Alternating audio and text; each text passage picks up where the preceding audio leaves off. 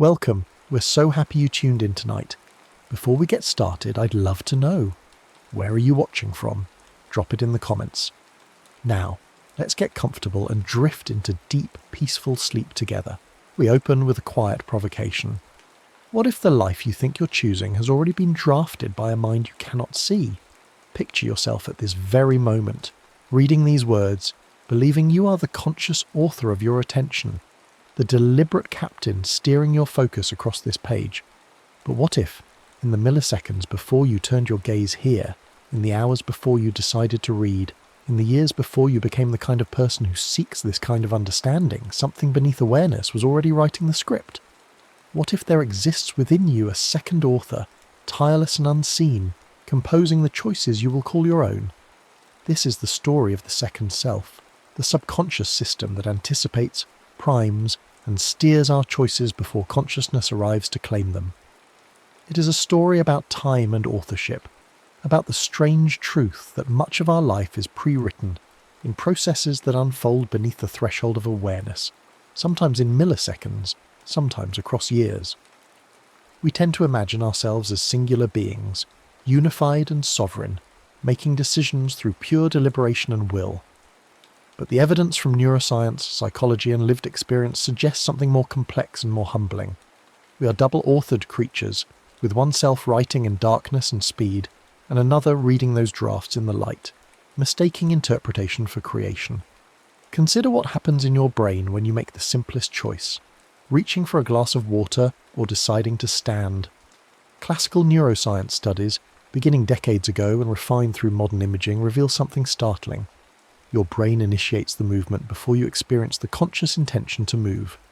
Readiness potentials, electrical signatures of motor preparation, appear in brain activity up to several seconds before you feel you have decided. The signal propagates through motor cortex, assembling the architecture of action, while your conscious awareness lags behind, like a narrator arriving to a scene already in motion.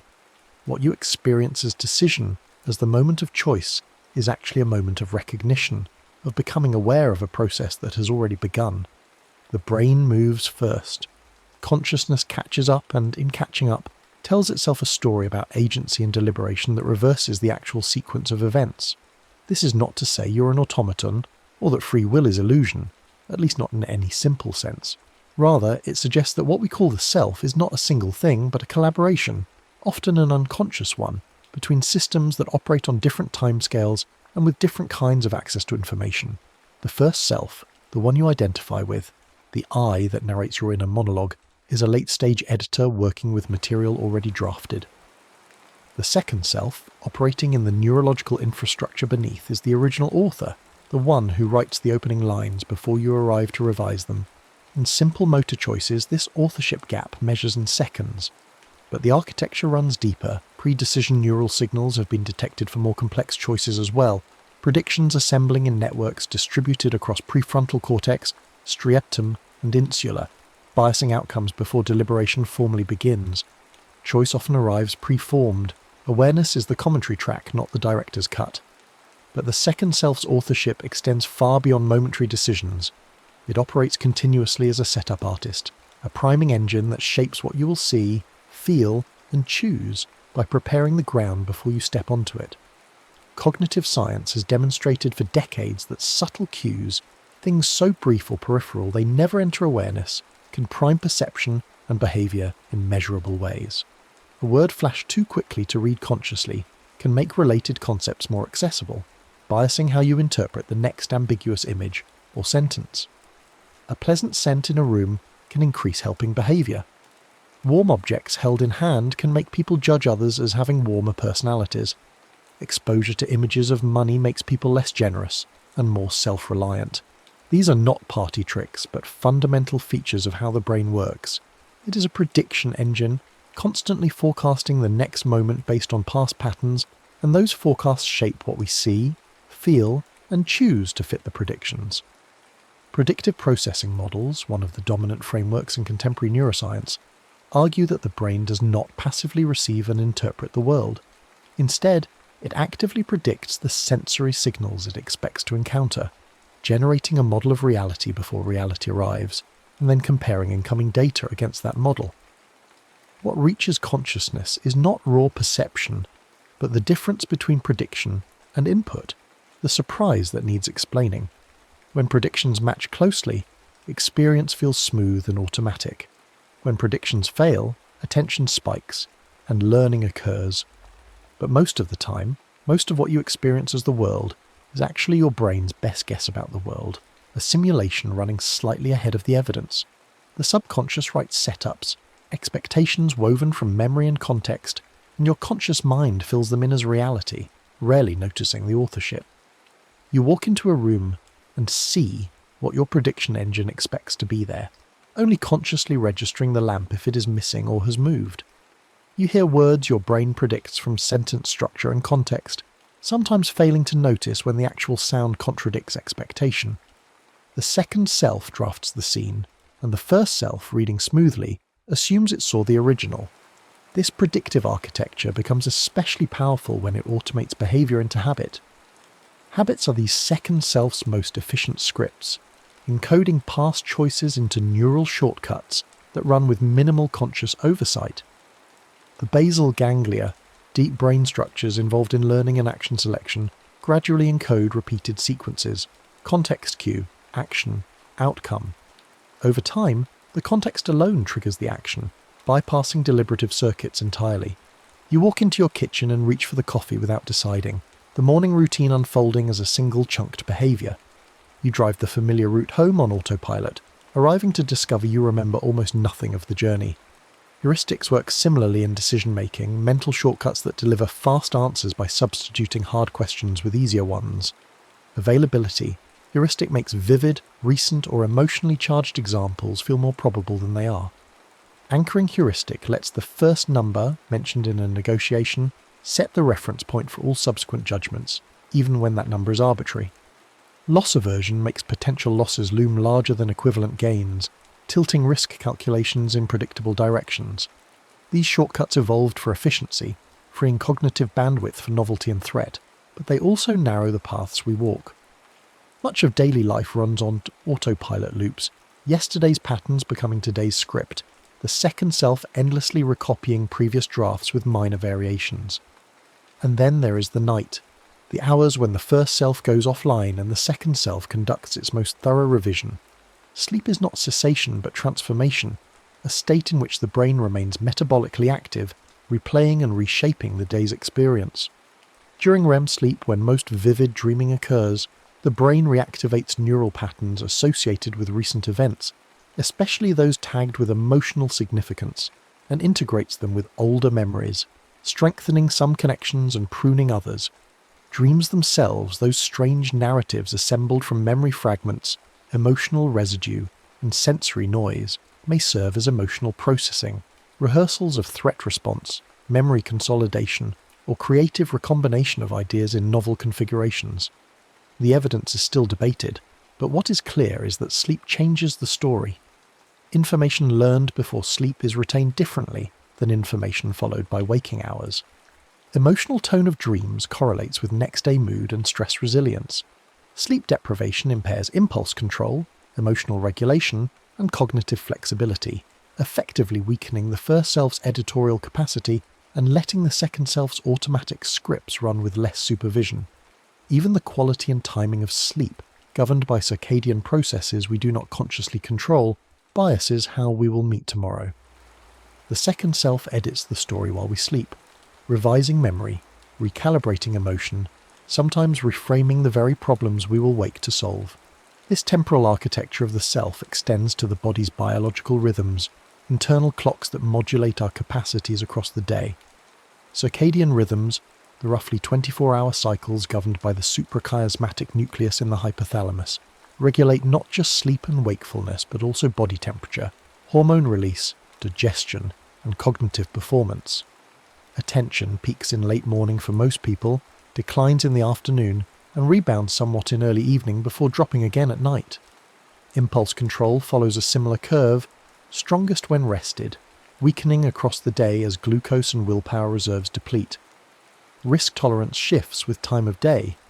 Judges are more likely to grant parole in the morning than before lunch, when decision fatigue sets in. Ultradian rhythms, cycles shorter than a day, modulate attention and energy in 90-minute waves, the same periodicity seen in sleep cycles. Hormonal tides add another layer. Cortisol peaks at waking to mobilize energy. Melatonin rises at night to promote sleep. Testosterone levels follow daily patterns that influence competitiveness and libido. Metabolic states matter too. Hunger makes people more irritable and impulsive. Blood sugar crashes impair executive function. All these rhythms operate largely outside awareness. Internal clock setting the beats our story tends to follow, the second self scheduling the conditions under which the first self will attempt to choose. But the second self is not only personal, it is also collective, woven from the cultural scripts and archetypal myths we inherit without choosing them. Language itself primes thought in subtle ways. The metaphors embedded in your native tongue, the way it structures time and agency, the concepts it makes easy or difficult to express, all shape the predictions your brain generates about how the world works.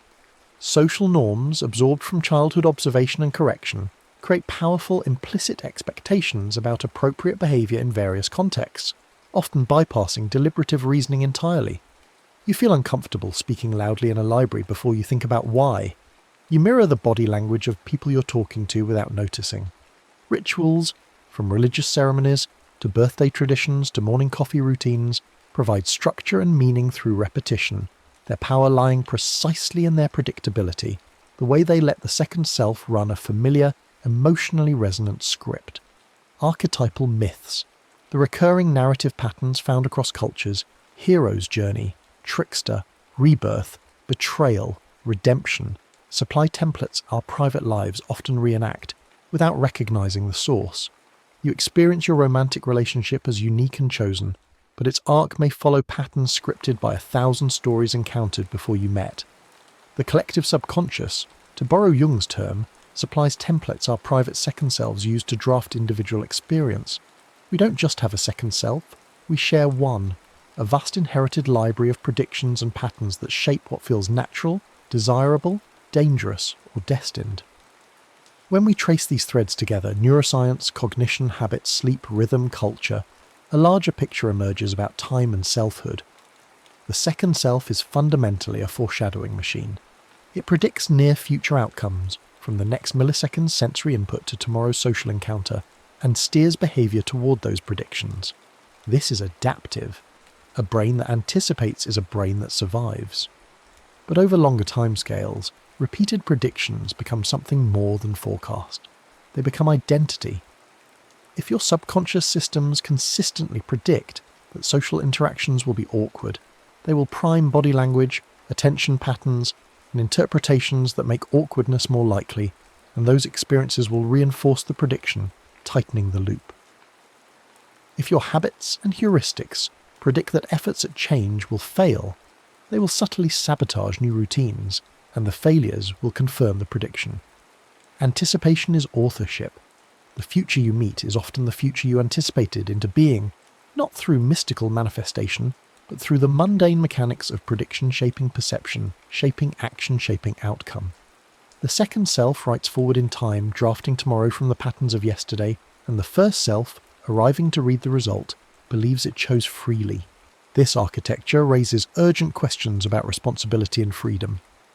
If the second self drafts choices before consciousness arrives, if subconscious predictions and primes shape behaviour more than deliberate reasoning, what becomes of moral responsibility, personal agency, the entire edifice of meaning built on the assumption that we are the authors of our actions? The question has troubled philosophers and neuroscientists, sometimes leading to hard determinism, the view that free will is simply illusion, and we are no more responsible for our actions than a falling rock is for its trajectory. But there is a more nuanced position, one that acknowledges the second self without erasing the first. Compatibilism, in various forms, argues that freedom is not about originating choices from nothing, not about being an unmoved mover, but about acting from one's own character, values, and deliberative processes, even if those themselves have causes. More practically, it suggests that freedom lies not in controlling the first impulse, which often we cannot, but in shaping the author, training the habits, environments, and attention patterns that generate those impulses. You cannot decide not to feel hungry, but you can decide what food is available when hunger arrives. You cannot will away the readiness potential, but you can practice noticing impulses before acting on them, creating a gap in which choice becomes possible. This shifts the locus of agency from the moment of decision to the structure of conditions surrounding it. Responsibility becomes less about the isolated choice and more about the longer work of curating the second self, training it through deliberate practice, environmental design, and narrative framing so that the drafts it produces align more closely with the life the first self wants to live. Sleep hygiene becomes an ethical practice because it protects the nocturnal editor's capacity to regulate emotion and consolidate learning. Media diet becomes consequential because the images, stories, and ideas you consume become the raw material from which the subconscious builds predictions. Deliberate rituals, intention setting, mindful interrupts, these are not mere self-help techniques, but levers for rewriting the draft before it reaches consciousness. The second self learns from experience, which means experience can be designed to teach it.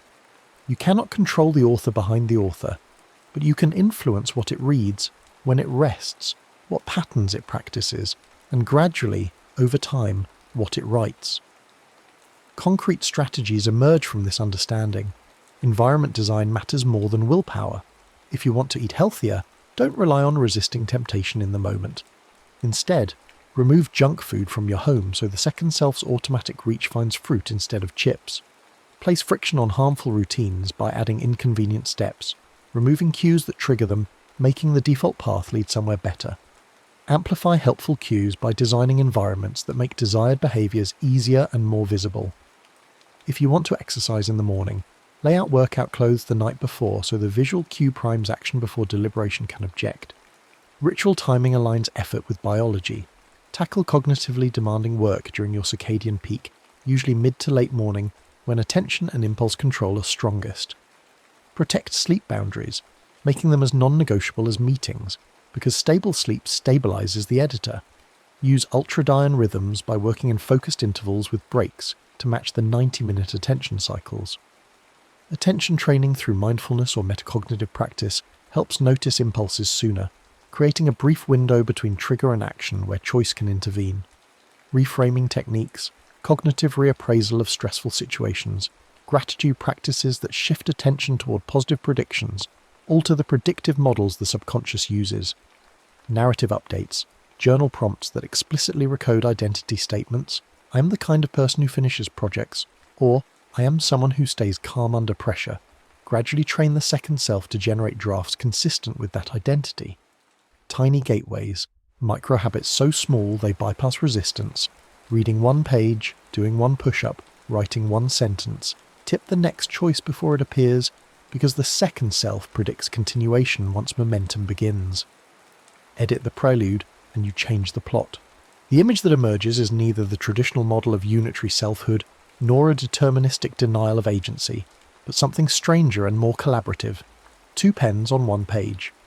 The second self writes fast in the dark, drafting from habit, rhythm, emotion, prediction, culture, biology, all the systems that move beneath awareness. The first self writes slowly in the light, revising, reflecting, sometimes catching patterns the subconscious missed, sometimes rationalizing drafts it cannot change.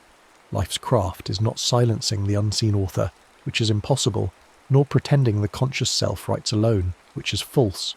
The craft is collaboration, learning the second self's language, rhythms and needs, and shaping the conditions, cues, stories and structures that guide what it writes. This is not control but influence, not mastery but partnership. You cannot rewrite the opening line that has already appeared, but you can learn to write the next paragraph differently, and in doing so change the trajectory of the story. The truth is that you have always been double-authored, always lived in the strange temporal gap between the brain's first movement and awareness's arrival. The question is not whether the second self exists. It does, in every impulse, every primed perception, every habitual action, every dream-revised memory, but whether you will work with it or against it, whether you will learn its patterns and needs and shape them, or simply be carried by drafts you never see coming. The subconscious writes the opening line, but the ending is still being drafted moment by moment, choice by choice, condition by condition, and you, the slow writer reading fast drafts, have more influence over that ending than you might think. Not unlimited influence, not godlike authorship, but enough. Enough to matter. Enough to steer, over time and with patience, toward a story worth reading. So the final question stands. If the subconscious writes the opening line, can we learn to write the next paragraph, and in doing so, change the ending? The answer is yes, but only if we first accept the collaboration. Only if we stop pretending we are singular authors and start learning to work with the author behind the author, the second self that has been writing your life all along. But accepting this collaboration requires something uncomfortable, surrendering the illusion of complete conscious control while simultaneously embracing a deeper form of responsibility. This paradox sits at the heart of what it means to live as a double-authored being. When you realize that your conscious mind is not the sole architect of your choices, the initial reaction might be deflation, even nihilism. If I didn't really choose, if my brain decided before I knew I was deciding, then what am I? What does anything mean? But this reaction itself reveals an assumption worth examining. The belief that significance requires absolute origination, that value depends on being an unmoved mover, a consciousness floating free of causation and biology. What if meaning lies not in transcending the second self, but in engaging it more skillfully? Consider an artist working with a particular medium. A sculptor does not choose the properties of bronze or marble. Those properties are given, constraints and affordances determined by physics and chemistry. Yet the sculptor is not thereby robbed of creativity or agency. Mastery consists precisely in understanding the medium deeply enough to work with its nature rather than against it, to make what the material wants to become while guiding it toward a vision. The second self is your medium. It has properties, tendencies, rhythms and patterns you did not choose.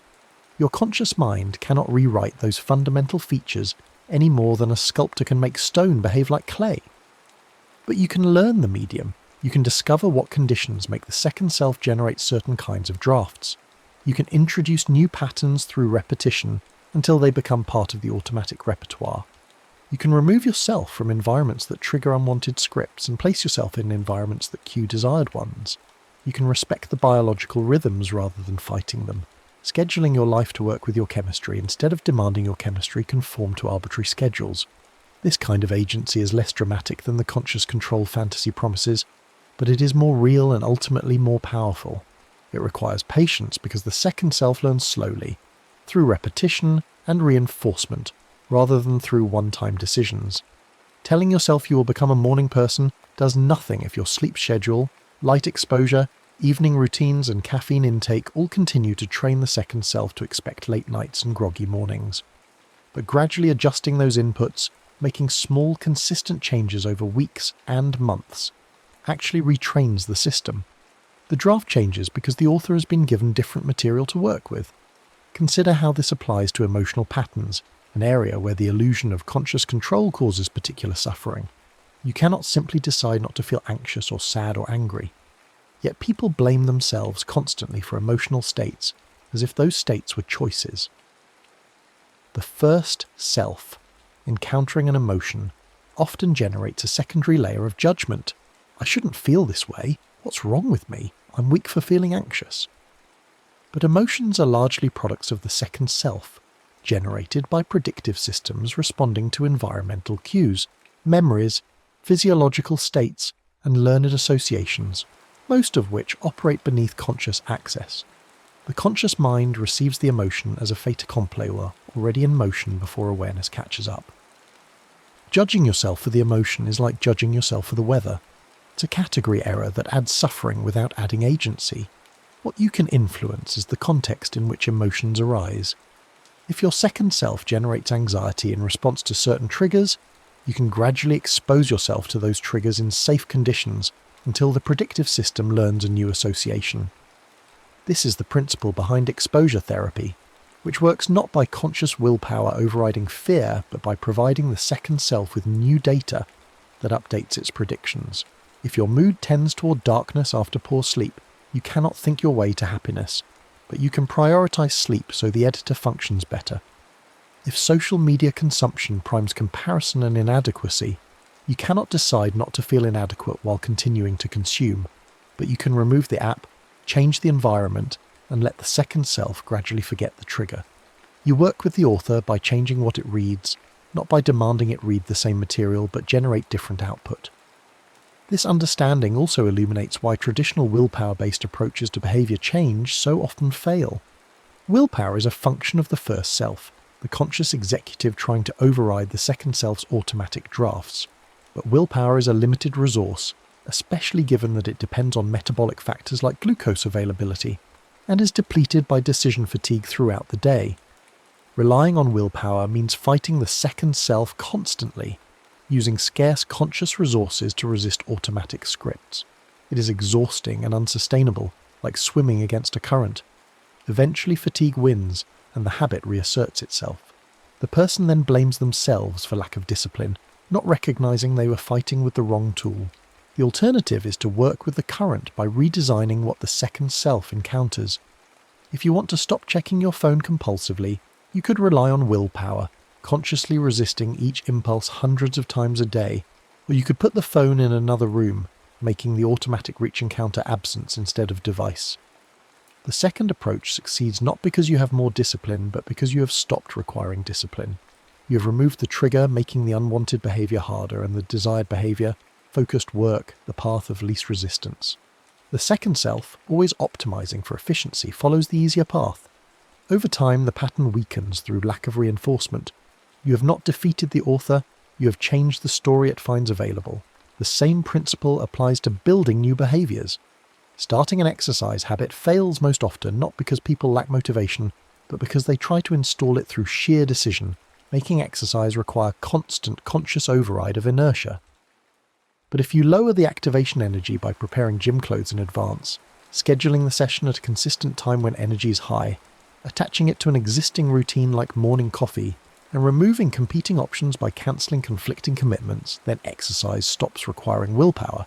It becomes the obvious next action, the thing the second self predicts will happen because all the conditions point that direction. After enough repetitions in consistent contexts, the behaviour becomes automatic, a new script the second self runs without conscious prompting. You haven't disciplined yourself into exercise. You have trained the author to include exercise in its drafts. There is something humbling and liberating in this reframe. Humbling because it means the conscious self is less powerful than the ego would like, less central to the operation than the illusion of control suggests. You are not the solo author commanding your life through pure will and reason. Much of what you do and feel and think emerges from systems you do not directly access or control. But it is liberating because it removes the burden of impossible standards. You're not failing when you cannot override biological drives through pure intention. You're not weak when habits prove hard to change through decision alone. These outcomes are not failures of character, but natural results of how the system actually works. Once you understand the system, you can work with it instead of blaming yourself for not being a different kind of system entirely. This perspective also changes how we relate to others. When you recognise that everyone is double-authored, that the person in front of you is navigating the same gap between conscious intention and subconscious authorship, it becomes harder to judge their actions as simple moral failures. The colleague who is chronically late may not be disrespectful. Their second self may have learned dysfunctional time estimation patterns from decades of inconsistent consequences, and their conscious resolutions to be punctual cannot override those deep scripts without significant retraining. The friend struggling with addiction is not weak-willed. They are fighting against a second self whose prediction and reward systems have been hijacked by substance-related cues, generating cravings before consciousness can intervene. Understanding this does not eliminate responsibility. People can still work to retrain their second selves, and consequences for harmful behaviour may still be necessary, but it shifts the frame from moral condemnation to compassionate recognition of difficulty. It also helps explain why advice and information so rarely change behaviour. Telling someone what they should do addresses the first self, the conscious narrator, which often already knows the right answer. The problem is not lack of information, but lack of alignment between the first and second self. The conscious mind knows smoking is harmful, but the second self has wired nicotine to stress relief, social belonging, and routine satisfaction through years of reinforcement. Giving more information about cancer risks does nothing to change those automatic associations. What helps is interventions that gradually retrain the second self. identifying triggers and avoiding them, building new stress relief routines, changing social contexts, using nicotine replacement to weaken the chemical hook while the other associations extinguish. Change requires reaching the author, and the author does not speak the language of facts and logic. It speaks the language of pattern, repetition, emotion, and context. This is why therapy often focuses on creating new experiences rather than discussing old ones. Insight is valuable. The first self benefits from understanding patterns, but insight alone does not rewrite the second self's scripts. What rewrites them is new data, exposures that contradict old predictions, behaviours practiced in new contexts until they become automatic, emotional processing that updates the affective tags on memories, relationships that provide safe conditions for the second self to experiment with different ways of being. The therapeutic relationship itself functions as a retraining environment, a context where the second self can encounter consistency, safety and attunement, gradually learning predictions it may have missed in earlier development. The recognition of our double authorship also bears on how we structure societies and institutions. Systems designed with the assumption that people are rational actors, fully conscious decision-makers weighing costs and benefits, consistently fail because they misunderstand human nature. People do not carefully calculate trade-offs in most decisions. Their second selves follow heuristics, respond to primes, and stick with defaults. This reality can be exploited maliciously through manipulative marketing, addictive product design, and choice architectures that benefit corporations at the expense of individuals. But it can also be leveraged for good through what behavioural economists call libertarian paternalism, designing choice environments that respect freedom, while making beneficial options easier and more salient. Default settings matter enormously because the second self tends to accept them. Making retirement savings opt-out instead of opt-in dramatically increases participation. Organ donation rates vary wildly between countries with identical demographics, but different default policies. Healthier cafeteria layouts increase nutritious food consumption without restricting choice. These interventions work not by overriding individual freedom, but by recognizing that the second self operates through pattern and ease and shaping the environment to make good defaults the natural path. The ethics of such design are complex, requiring transparency about intentions and oversight to prevent abuse, but the basic insight remains. If we are double-authored beings, then ethical systems must account for both authors, not just the conscious one. Education could be transformed by taking the second self seriously. Traditional schooling often treats students as if information transfer to the conscious mind produces learning, but deep learning, the kind that changes behaviour and capability, requires training the second self through practice, feedback, spaced repetition, and context variation. A student can consciously understand a mathematical concept yet fail to apply it in novel situations because the second self has not automated the pattern, recognition, and procedure execution through sufficient varied practice. Expertise in any domain is largely the accumulation of patterns in the second self, allowing rapid automatic response to situations that novices must consciously analyse. This is why masters in chess, music, sports, or surgery often cannot fully articulate what they do. The knowledge lives in systems beneath full conscious access, built through thousands of hours of training. Recognising this would mean valuing practice and repetition differently, not as tedious drill, but as the essential process of training the author. It would mean structuring learning to respect biological rhythms, avoiding late starts for adolescents whose circadian systems shift late, including movement and breaks to work with attention cycles, prioritising sleep as a learning tool rather than an expendable luxury. It would mean teaching students about their second selves, giving them the metacognitive tools to notice when they are running on autopilot, to recognise primes and triggers, to design their own environments for success. Self-knowledge would include understanding the author behind the author. As we approach the end of this exploration, we return to the question of endings themselves. If the second self writes forward in time through prediction, creating self-fulfilling prophecies that draft future from anticipated future, then our endings are not entirely predetermined, but neither are they entirely open. They emerge from the interaction of past patterns, present conditions, and conscious interventions. The life you will live 10 years from now is being drafted now, in the habits you reinforce, the environments you construct, the stories you tell about who you are, the attention you train, the sleep you protect, the cues you place in your path. Most of that drafting happens automatically, the second self extending yesterday's patterns into tomorrow. But some of it, enough of it, can be influenced by the choices you make today about the conditions that shape tomorrow's choices. This is neither the sovereignty promised by the illusion of complete free will, nor the helplessness implied by strict determinism. It is something in between, and perhaps more true. Constrained agency, the freedom to shape the shaper, the power to train the trainer. You cannot escape being double-authored, but you can become a better collaborator, learning what the second self needs and how it learns, providing it with conditions that lead toward the life your first self wants to consciously endorse. The gap between authorship and awareness will never close completely. You will always be catching up to processes that have already begun. But the gap can become a productive tension rather than a source of futility, the space where conscious intention meets automatic process and negotiates a path. The story of your life is being written right now by two authors. One works in the light, slowly, with reflection and intention. The other works in darkness, quickly, with pattern and prediction. They often misunderstand each other. They sometimes work at cross purposes, but they are both yours, both essential, both writing the only story you will ever live.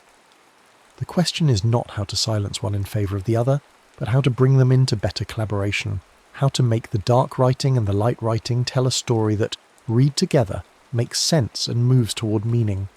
That is the craft of a human life, the endless work of becoming co-authors with ourselves, writing forward with two pens on one page, accepting what has already been written while shaping what comes next, living in the strange gift of time where the future is both determined and open, both drafted and unfinished, both inevitable and available for revision.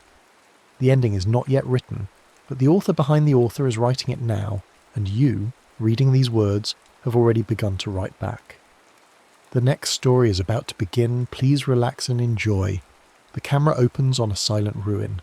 Stone columns half swallowed by desert sand, their surfaces carved with inscriptions no living person can read. The wind moves through empty corridors where emperors once walked, where markets once roared with commerce, where children once played in streets now buried beneath centuries of dust. A question emerges from this silence, carried on the narrator's voice like an echo from the depths of time itself. Does history repeat itself, or do we merely live long enough to forget what came before? This is not a question of academic curiosity alone. It strikes at the heart of human experience, at the meaning of progress, at the very nature of time itself. Throughout the millennia of recorded civilization, humanity has built monuments to eternity, proclaimed empires that would last forever, and believed with absolute conviction that their particular moment in history represented something fundamentally new and unprecedented. Yet when we step back and survey the landscape of human achievement across the ages, a different picture emerges, one not of linear progress marching confidently toward an ever brighter future, but of patterns repeating with uncomfortable regularity. Civilizations rise from humble beginnings, expand across territories and peoples, reach dizzying heights of cultural and economic achievement, grow corrupt and complacent in their prosperity, decline into chaos and division, collapse into fragments, and from those fragments, new civilizations eventually emerge to begin the cycle again. This documentary explores a provocative thesis, that humanity does not move through time in a straight line, but rather traces circles within circles, spirals within spirals, repeating fundamental patterns that our ancestors would recognize instantly, even as the surface details change with each iteration. The pattern becomes visible when we examine civilizations separated by vast distances in space and time, societies that could not possibly have influenced one another directly, yet whose life cycles follow remarkably similar trajectories.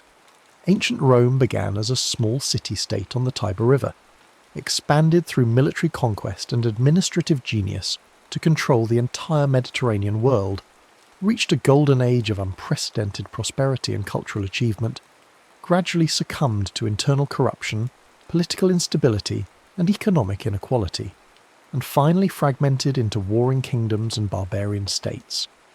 Yet this same essential rhythm appears in the story of ancient Egypt, which rose from scattered settlements along the Nile to create a unified kingdom that endured for 3,000 years, through multiple cycles of unification, prosperity, decline, and foreign conquest. The pattern appears again in China, which has experienced repeated cycles of unification under powerful dynasties, followed by fragmentation into warring states, only to be reunified again by a new dynasty that claims the mandate of heaven. The pattern appears in the Islamic caliphates, in the Mongol Empire, in the Spanish Empire, in the British Empire, and arguably in the American century that may now be approaching its own inflection point. These observations are not merely the retrospective musings of modern historians looking for patterns in chaos. Throughout history, keen observers have noticed the cyclical nature of human affairs and attempted to describe its mechanics. In the 14th century, the Arab historian Ibn Khaldun proposed a theory of dynastic cycles driven by what he called asabiyya, social cohesion or group solidarity. According to Ibn Khaldun, civilizations begin when a group with strong internal bonds and shared purpose conquers and displaces a decadent ruling class. In their early generations, these new rulers maintain the martial virtues and social solidarity that brought them to power. But as generations pass in prosperity and urban luxury, their descendants lose the qualities that made conquest possible. They become soft, divided, and vulnerable to the next wave of hardy conquerors from the periphery, beginning the cycle anew. In the 20th century, the British historian Arnold Toynbee examined 26 civilizations across human history and concluded that each followed a similar pattern of genesis, growth, breakdown, and disintegration. Toynbee argued that civilizations rise by successfully responding to challenges in their environment, but decline when their leadership becomes a rigid ruling class unable to adapt to new challenges. The specifics differed, but the underlying rhythm remained constant, a pattern of creative minorities becoming dominant minorities, of flexible institutions ossifying into brittle structures, of societies that once solved problems becoming unable to recognize that the old solutions no longer work. These historical observations have found surprising support from an unexpected quarter: data science and mathematical modelling applied to historical patterns. In recent decades, a field called cliodynamics has emerged, named after Clio, the Greek muse of history, and dynamics, the study of change over time.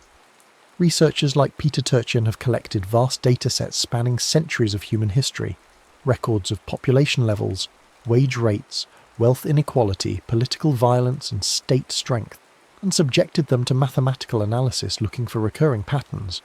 What they have found is both fascinating and disturbing. Societies appear to move through predictable oscillations in social well-being and instability. These oscillations are not random, but follow patterns that can be described mathematically, and even predicted with some degree of accuracy. According to these models, civilizations typically experience long waves of integration and disintegration lasting approximately 2 to 3 centuries. During integrative phases, states grow stronger, populations increase, economies expand, and inequality decreases as labour becomes relatively scarce and valuable. But as populations continue to grow and reach the carrying capacity of their economic system, labour becomes abundant and cheap. Wealth concentrates in the hands of elites, the middle class is squeezed, and social cooperation breaks down. Political elites multiply beyond the number of prestigious positions available, leading to intra-elite competition and conflict. The state, stretched thin by the demands of maintaining order in an increasingly unequal society, and facing fiscal crisis from declining tax revenues and rising expenses, begins to weaken. Social unrest increases, violence erupts, populations decline through conflict, famine, and disease, and the cycle bottoms out in a period of crisis and state breakdown. Only after this painful reset, during which inequality is forcibly reduced and population falls below the carrying capacity of the system, can a new integrative phase begin. The mathematical models are compelling, but they describe only the structural mechanics of historical cycles. To understand why these patterns repeat with such regularity, we must turn our attention to the human beings who collectively create history through their choices, behaviours, and psychological patterns. History repeats because human nature remains fundamentally unchanged across the millennia.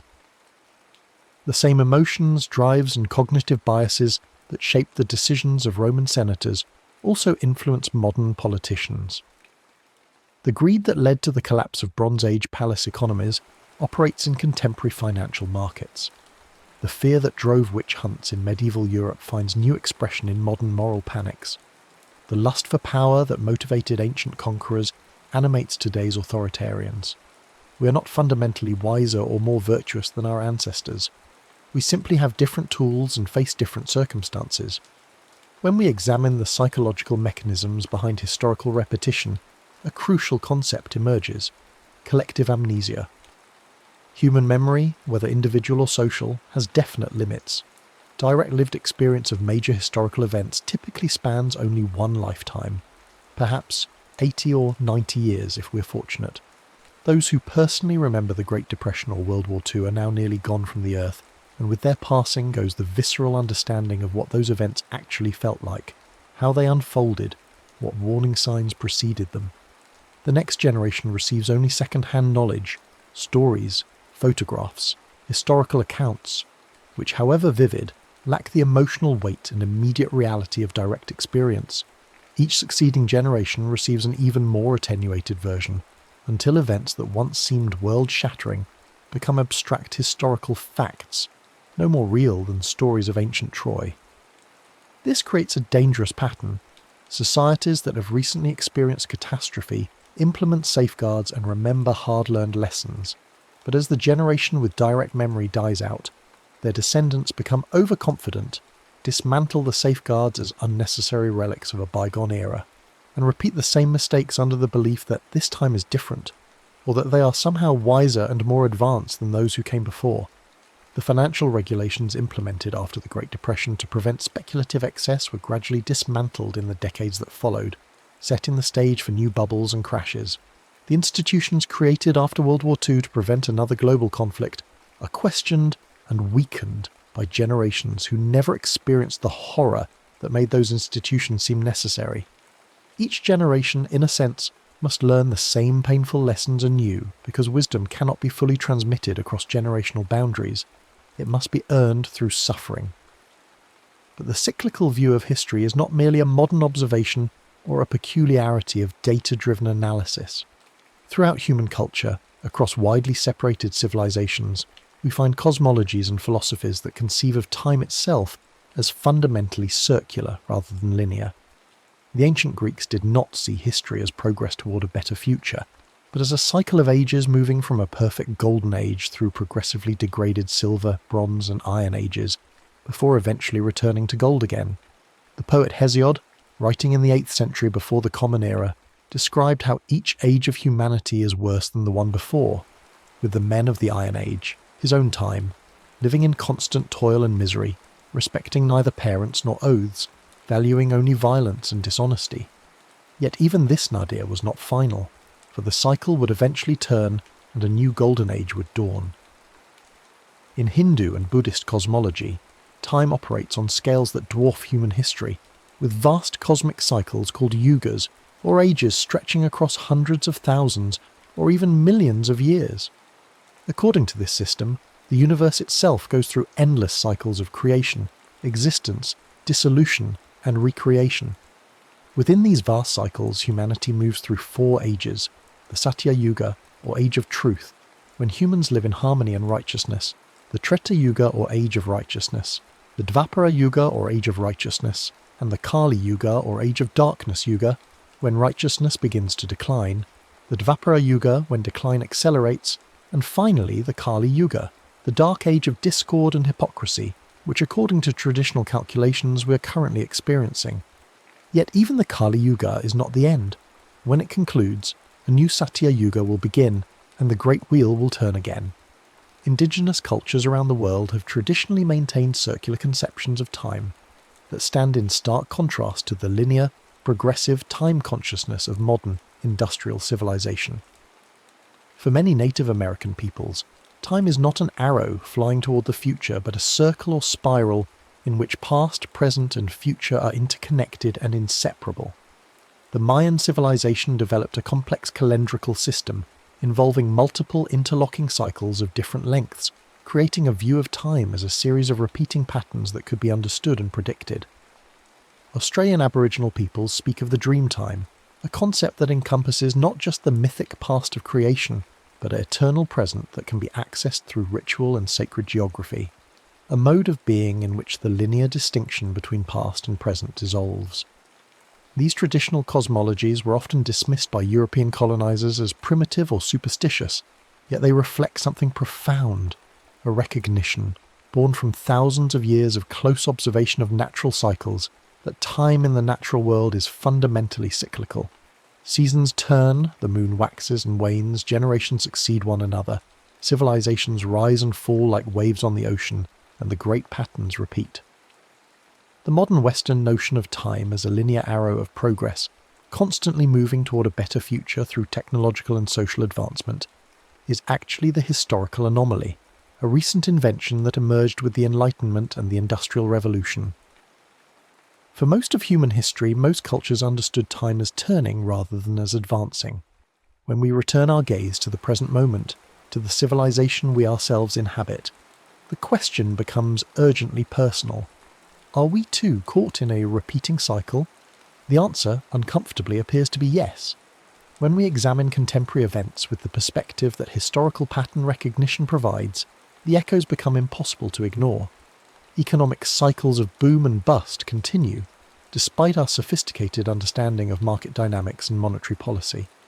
Asset bubbles inflate in real estate, in technology stocks, in cryptocurrencies, as each generation convinces itself that fundamental economic laws have somehow been superseded by new paradigms, only to experience the same painful crash that has punctuated every previous era of irrational exuberance.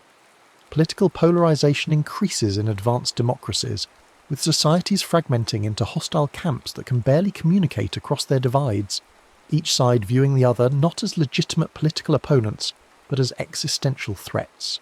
This is not unprecedented. The political violence and polarization of the late Roman Republic, the religious wars that tore Europe apart in the 16th and 17th centuries, and the ideological conflicts of the early 20th century all followed similar patterns of escalating division and dehumanization of opponents. Wealth inequality has reached levels not seen since the Gilded Age, or the years before the Great Depression, with vast fortunes concentrated in the hands of a tiny elite while working, and middle classes struggle with stagnant wages and declining social mobility. Throughout history, such extreme inequality has preceded periods of social upheaval and political instability, the French Revolution, the fall of the Roman Republic, the communist revolutions of the 20th century. Environmental degradation and resource depletion strain the carrying capacity of our civilization, just as deforestation, soil exhaustion, and climate change contributed to the collapse of the Maya, Easter Island, and countless other societies that overshot their ecological limits. The most striking parallel, perhaps, is in the realm of collective psychology and cultural mood. Advanced civilizations in their late stages tend to exhibit certain characteristic features: a sense of cultural exhaustion and cynicism, declining faith in institutions and shared narratives, increasing nihilism and hedonism among educated classes, nostalgic longing for an imagined golden past, apocalyptic anxiety about the future, and proliferation of new religious movements and ideologies promising salvation or renewal. These same features appeared in the late Roman Empire, in China during periods of dynastic decline, in Europe before the World Wars, and they are unmistakably present in contemporary Western civilization. We tell ourselves that our technology makes us different, that our scientific understanding gives us tools that previous civilizations lacked, that we can manage and control the forces that destroyed earlier societies. Yet technology, as often as not, accelerates rather than prevents cyclical patterns. The printing press, which promised to spread enlightenment, instead helped fuel the religious wars that devastated Europe. Industrialization, which promised prosperity for all, created new forms of inequality and exploitation that led to revolutionary violence. Nuclear weapons and industrial warfare made the 20th century the bloodiest in human history. Social media and algorithmic content curation, which promised to connect humanity and democratize information, have instead created echo chambers that amplify extremism and accelerate social fragmentation. Each new technology arrives accompanied by utopian promises and initially seems to transcend old limitations, but ultimately becomes entangled in the same human patterns of greed, tribalism, and short-sighted thinking that have always governed our behaviour. This recognition prompts perhaps the most important question we can ask. If we understand these cycles, If we can see the patterns and predict where they lead, can we escape them? Can human wisdom, accumulated and transmitted across generations, allow us to avoid repeating the mistakes of the past? The evidence, sadly, is not encouraging. Despite decades of historical scholarship documenting the patterns of civilizational collapse, despite mathematical models that predict social instability with uncomfortable accuracy, despite warnings from scientists about environmental limits and from economists about unsustainable inequality, contemporary societies continue rushing toward the same precipices that claimed their predecessors. This presents a profound paradox. Knowledge of the pattern does not seem sufficient to break the pattern.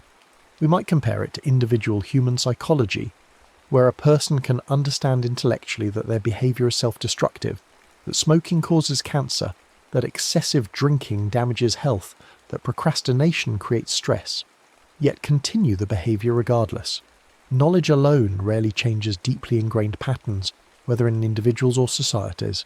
Change requires not just intellectual understanding, but emotional motivation, institutional support, and sustained effort over time, and all of these are difficult to maintain, especially when the consequences of inaction seem distant and abstract, while the benefits of the current course seem immediate and concrete. There are, however, moments in history when societies appear to have learned from past mistakes and implemented genuine reforms that broke destructive cycles, at least temporarily. The New Deal reforms in the United States, implemented in response to the Great Depression, created a more economically balanced society and helped avoid the revolutionary upheavals that plagued Europe in the same period. The post-World War II international order, for all its flaws, successfully prevented another global conflict between major powers for nearly 80 years, an achievement that would have seemed impossible to someone living through the first half of the 20th century. Japanese society, after experiencing the horrors of World War II, transformed itself into a largely pacifist culture with remarkably low levels of violence. These examples suggest that profound crisis can sometimes shock societies into genuine learning and adaptation. The question is whether such learning can occur before the crisis, whether wisdom can be preventative rather than merely reactive. Can a society that has not yet experienced catastrophe summon the will to make the difficult changes necessary to avoid it? History suggests the answer is usually no. Humans are notoriously poor at responding to slow-moving threats, far better at reacting to immediate emergencies than at preventing future ones. Climate change may be the ultimate test of this aspect of human nature. We have clear scientific evidence of a gathering catastrophe, yet struggle to take the collective action necessary to prevent it, precisely because the worst consequences seem to lie in the future, while the costs of action are immediate. Some thinkers have argued that awareness of cyclical patterns can itself become a tool for transcending them, that by understanding the stages of civilizational rise and fall, we can recognize where we are in the cycle and take corrective action before it is too late. This argument has some merit, just as an individual who understands the stages of addiction has a better chance of recovery than one who does not. A society that recognizes it is in a late-stage decline might be able to implement reforms before complete collapse occurs. But this requires something very difficult: collective self-awareness and the political will to act on that awareness, even when action requires sacrifice and the payoff lies in the distant future. It requires politicians who can think beyond the next election cycle, citizens who can subordinate immediate desires to long-term collective welfare, and institutions strong enough to implement and sustain reforms over decades or generations. These conditions are rare in human societies, rarer still in declining civilizations where institutional legitimacy is already eroding and short-term thinking predominates. The very conditions that make reform necessary are often the same conditions that make reform impossible, a tragic paradox that appears repeatedly throughout history. Rome needed reform desperately in its final centuries, and many intelligent Romans recognized this, yet the political system had become so sclerotic and dysfunctional that meaningful reform could not be implemented. Similar dynamics played out in the final decades of the Soviet Union, in pre-revolutionary France, in late imperial China. By the time the need for fundamental change becomes undeniable, the capacity to implement change has often been lost. As we approach the conclusion of this exploration, we return to the image with which we began: ruins in the desert, monuments to vanished certainties, stone testimony to the fact that all human achievements are temporary. But perhaps we should not view this reality with despair. The cyclical nature of history, after all, means that endings are not final. Civilizations fall, yes, but the fall creates the conditions for new growth. The collapse of Rome was a catastrophe for those who lived through it, yet it cleared away a rigid system and eventually gave birth to the diverse civilizations of medieval and modern Europe. The Bronze Age collapse around 1200 BCE destroyed powerful kingdoms and disrupted trade networks across the Eastern Mediterranean, yet from the ashes emerged the classical Greek civilization that would influence all of subsequent Western thought. The Mongol conquest devastated settled civilizations across Asia, yet ultimately facilitated unprecedented cultural exchange and helped set the stage for the Renaissance and the Age of Exploration. Viewed from within, collapse is catastrophe. Viewed from a longer perspective, it is transformation, a necessary part of the great cycle of death and rebirth that characterizes not just civilizations, but all complex systems in nature. Civilizations, like stars in the cosmos, follow a life cycle that seems to be built into their very nature.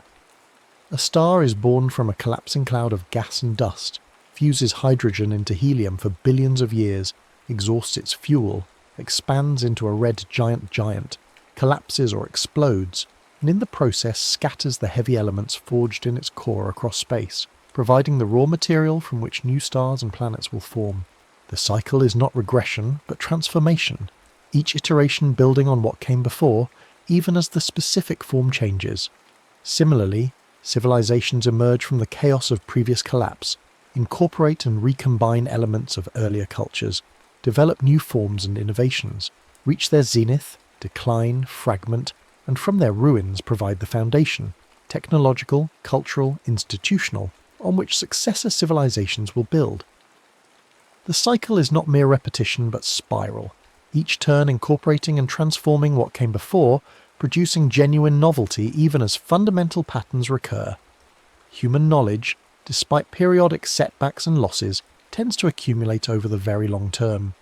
We know things that the Romans did not, and they knew things that their barbarian conquerors did not. Yet eventually medieval civilization recovered and surpassed Roman achievements.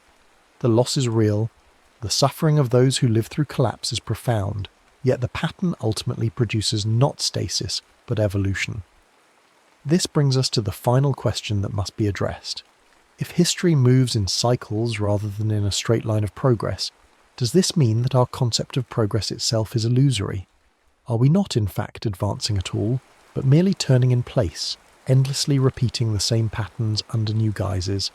This question strikes at the heart of modern Western self-conception, which has been built on the idea of progress, that we are more enlightened than our ancestors, that each generation improves on the previous one, that history is moving, however haltingly, toward a better future. Yet the evidence of cyclical patterns challenges this comforting narrative. Perhaps we are not progressing but oscillating, not climbing but turning on a wheel, not advancing toward enlightenment but repeatedly falling into the same traps of human nature. Perhaps the technological marvels that seem to distinguish us from ancient civilizations are merely surface variations on eternal themes, new clothes on the same old human drama of ambition, hubris, and fall. Perhaps, in the end, we are no wiser than the ancients, merely more elaborately equipped. And yet, even as we acknowledge the cyclical patterns, we must also recognize that there has been, over the very long arc of history, something that looks like directional change. Human societies have, broadly speaking, become less violent over time, despite horrific exceptions. We have developed moral intuitions and international norms that, however imperfectly followed, represent genuine advances in ethical thinking, the abolition of slavery, recognition of human rights, growing acknowledgement of our obligations to non-human nature and future generations. We have accumulated scientific knowledge about the natural world that, while subject to revision, represents genuine understanding that previous ages lacked. We have developed technologies that, despite their dangers and unintended consequences, have alleviated suffering and expanded human capabilities in ways that would seem miraculous to our ancestors. Perhaps the truth lies somewhere between the linear and the circular view, in the image of a spiral. History that turns and returns, repeating fundamental patterns yet moving, however slowly and imperfectly, towards some destination we cannot yet clearly see. Perhaps we are trapped on the wheel, yes, but the wheel itself is rolling forward, carrying us through necessary cycles towards something new, even as each turn seems to bring us back to familiar territory. There is something else worth considering as we contemplate these vast patterns, the role of individual human agency within the cycle. If history moves according to predictable rhythms, does this mean that individual choices matter less than we believe?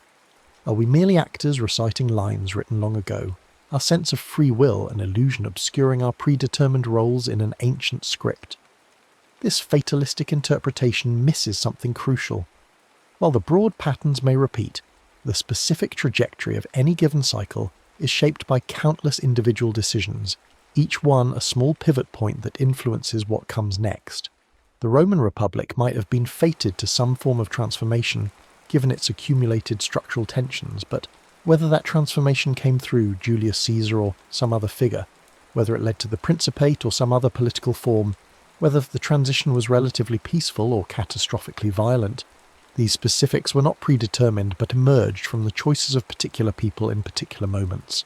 We exist simultaneously at two levels of historical reality: the individual level where our choices genuinely matter and shape outcomes, and the systemic level where larger forces create currents that are difficult for any individual to resist. A person caught in a riptide has real choices about how to swim, and those choices determine whether they survive or drown, yet they did not choose to be in the riptide and cannot through willpower alone cancel its existence. Understanding cyclical patterns does not remove individual responsibility or render personal choices meaningless. Rather, it provides context for understanding which choices are most likely to matter and where efforts at intervention might be most effective.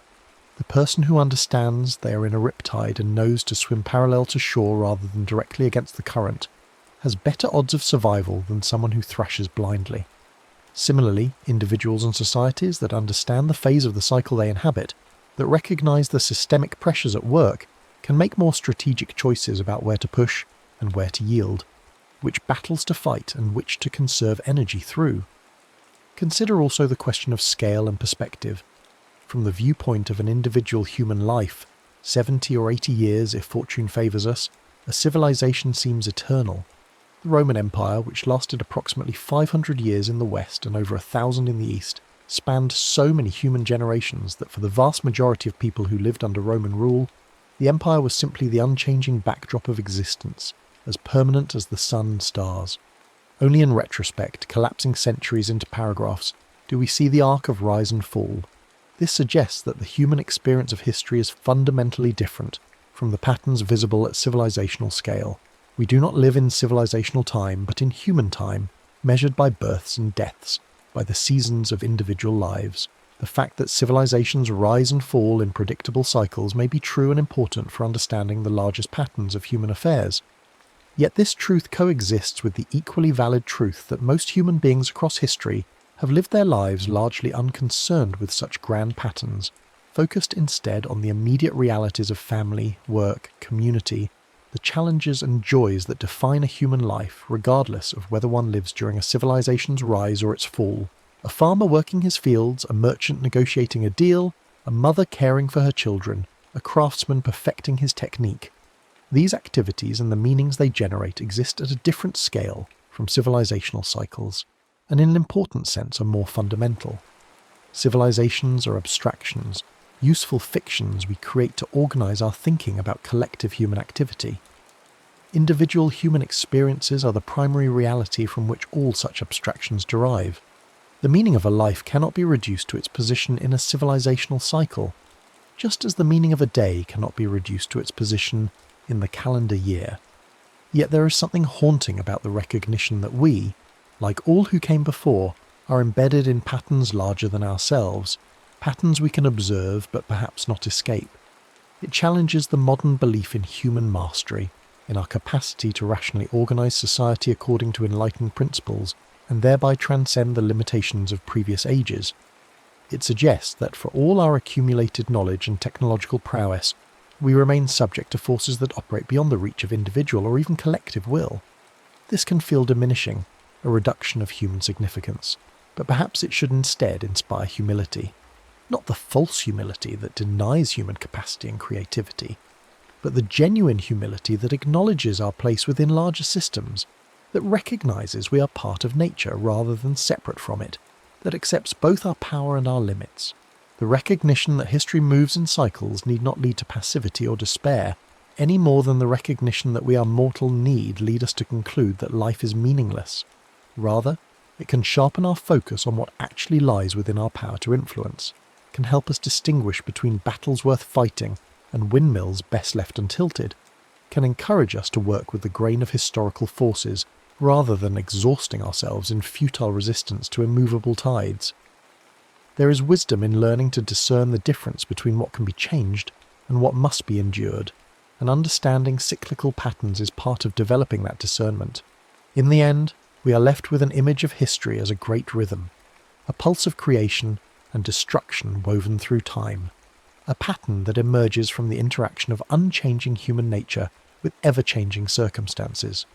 We are simultaneously the makers of history and its prisoners, both free agents choosing our path and actors in a drama whose basic plot has been rehearsed countless times before. This need not be cause for despair.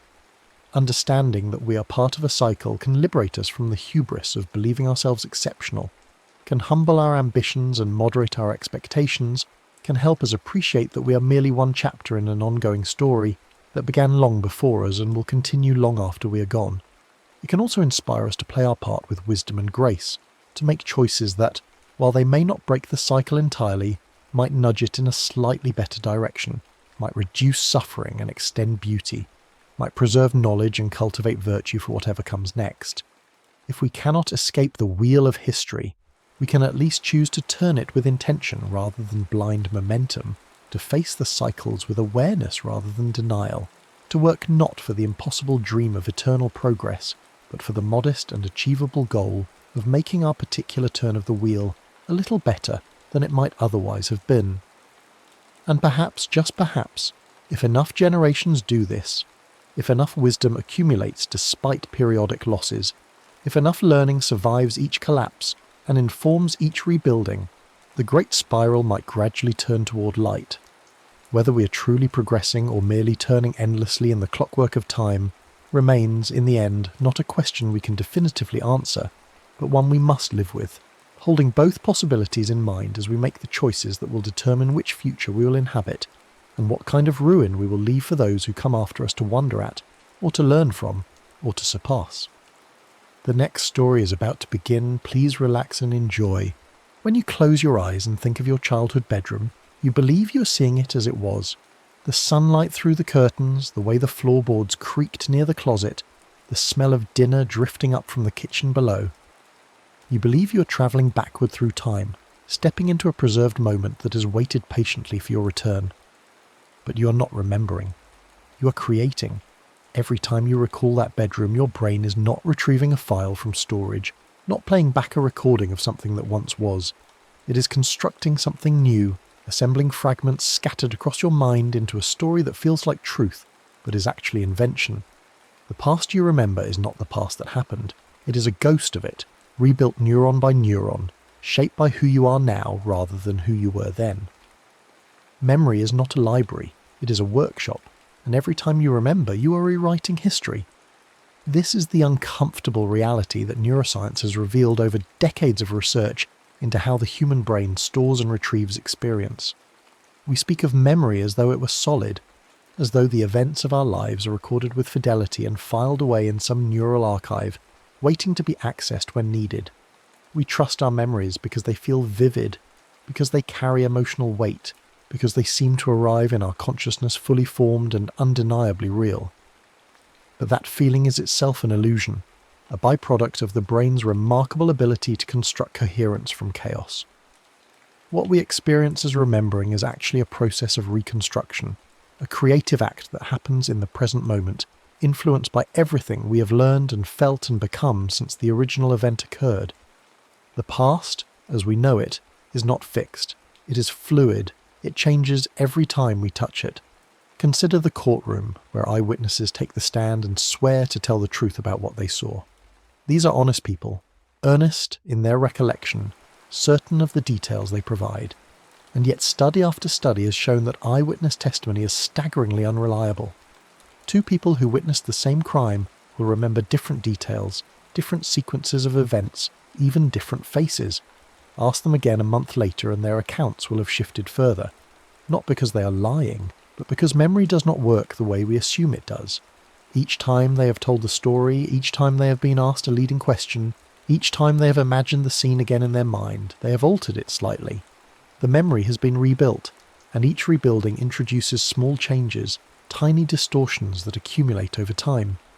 What began as a genuine perception of reality becomes something else entirely, a narrative constructed from fragments of truth, gaps filled in by assumption, emotion, and suggestion.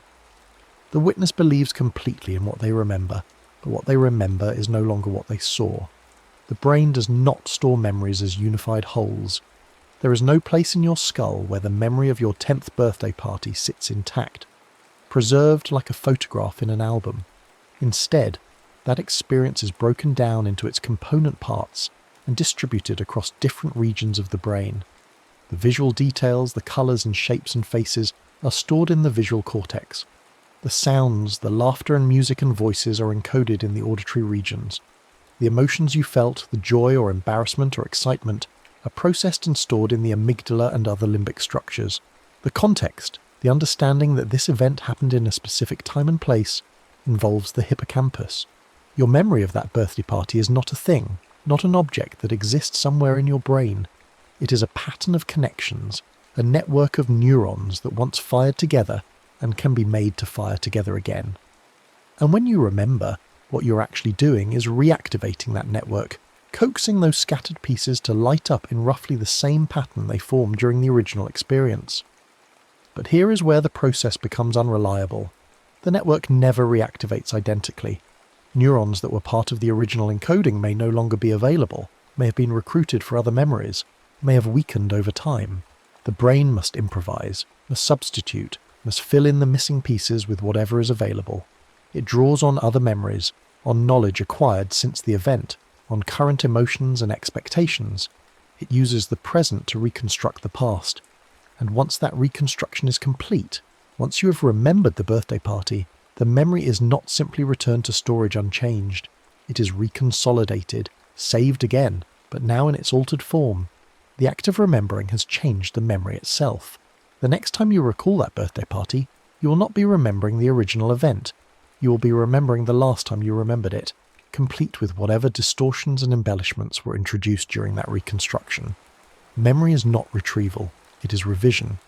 This process is called reconsolidation, and it represents one of the most significant discoveries in neuroscience over the past few decades.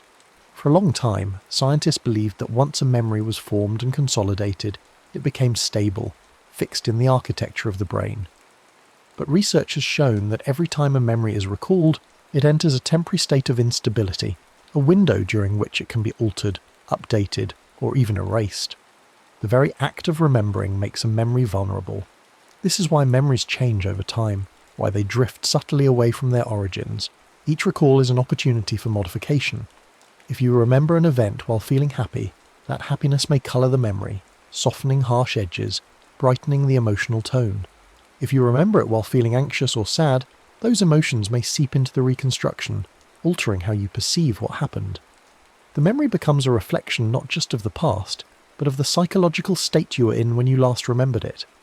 The past is filtered through the present, again and again, until what remains is something far removed from the original experience. Visualize it this way: a group of neurons firing in concert, forming a pattern like a constellation. This is the moment being encoded. Time passes. You recall the event. The brain attempts to light up the same pattern, but some stars have dimmed, others have moved, new ones have appeared in their place. The constellation is similar, recognizable, but not identical. You recall it again months later and more stars have shifted. The pattern is still there, still the same memory in some essential sense, but its shape has changed. Recall it a dozen times over a decade, and the constellation bears only a passing resemblance to what it once was. The memory has evolved. It has become something new, while retaining just enough of the original structure to feel authentic. This is how memory works for all of us, all the time. We are not accessing the past. We're echoing it, each echo a little fainter, a little more distorted, a little more influenced by the person doing the remembering. And who is that person? Not the same person who experienced the event. You have changed since then, grown and learned, suffered and healed, developed new beliefs and perspectives. The self that recalls the memory is not the self that formed it. And so the memory is reconstructed through the lens of who you have become. This is where memory becomes deeply entangled with identity, where the past is reshaped to serve the needs of the present self. We do not remember our lives as they were. We remember them as we need them to have been, as makes sense given who we are now. This is not conscious manipulation. It is not dishonesty. It is the automatic, inevitable consequence of how memory works. The brain is not trying to preserve the past with accuracy. It is trying to construct a coherent narrative of the self, a story that explains how you came to be who you are. And if the past must be edited to make that story work, the brain will edit it without hesitation, without your awareness, without leaving any trace that revision has occurred. Consider trauma. People who have experienced profound suffering often find that their memories of the traumatic event are fragmented, distorted, sometimes entirely absent. This is not because the brain failed to encode the experience. It is because the memory is being reconstructed in a psychological environment flooded with fear, pain, and the need for self-preservation. The brain may suppress certain details, amplify others, rearrange the sequence of events to create emotional distance or narrative coherence. The memory of trauma is not a faithful record of what happened. It is the mind's attempt to process something overwhelming, to fit something unbearable into the structure of a life that must continue. And as the person heals, as time passes and therapy and support change their psychological landscape, the memory may change again. Details may emerge that were previously inaccessible. The emotional intensity may diminish. The story of what happened may shift as the survivor reinterprets the event in light of new understanding. The past is not fixed. It bends and reshapes itself around the needs of the present. Joy does this too, in subtler ways. Happy memories tend to become rosier over time, the difficult parts fading, the pleasant moments growing brighter. This is not self-deception exactly, though it functions much like it. It is the brain's bias toward maintaining psychological well-being, toward constructing a past that supports a positive sense of self. You remember your college years as a time of freedom and discovery, and perhaps they were, but you forget the loneliness, the anxiety about the future, the nights spent in doubt and confusion. Not because those experiences were insignificant, but because they do not serve the narrative you have built about who you were and how you became who you are now. The brain is an editor, constantly revising the manuscript of your life, cutting scenes that do not advance the plot, enhancing moments that reinforce the themes, and you, the conscious self, trust this editor implicitly, unaware that the past you remember has been tailored to fit the person you have become. This phenomenon is sometimes called autobiographical editing, the unconscious process by which we rewrite our personal histories to preserve a stable sense of identity. Over years and decades, the edits accumulate. The story of your life, as you tell it to yourself and others, diverges steadily from the raw data of lived experience. You remember your parents as more loving or more distant than they actually were, depending on your current relationship with them. You remember yourself as braver or more foolish in a past decision, based on how that decision turned out. You remember old friendships as deeper or more superficial, depending on whether those people are still in your life. The past is not a fixed foundation on which your identity rests. It is a construct that changes to support the identity you are building in the present moment. Memory is not about accuracy. It is about meaning. And meaning requires narrative, and narrative requires selection, emphasis, and revision. The malleability of memory is not just an individual phenomenon. It operates at the level of societies and cultures as well.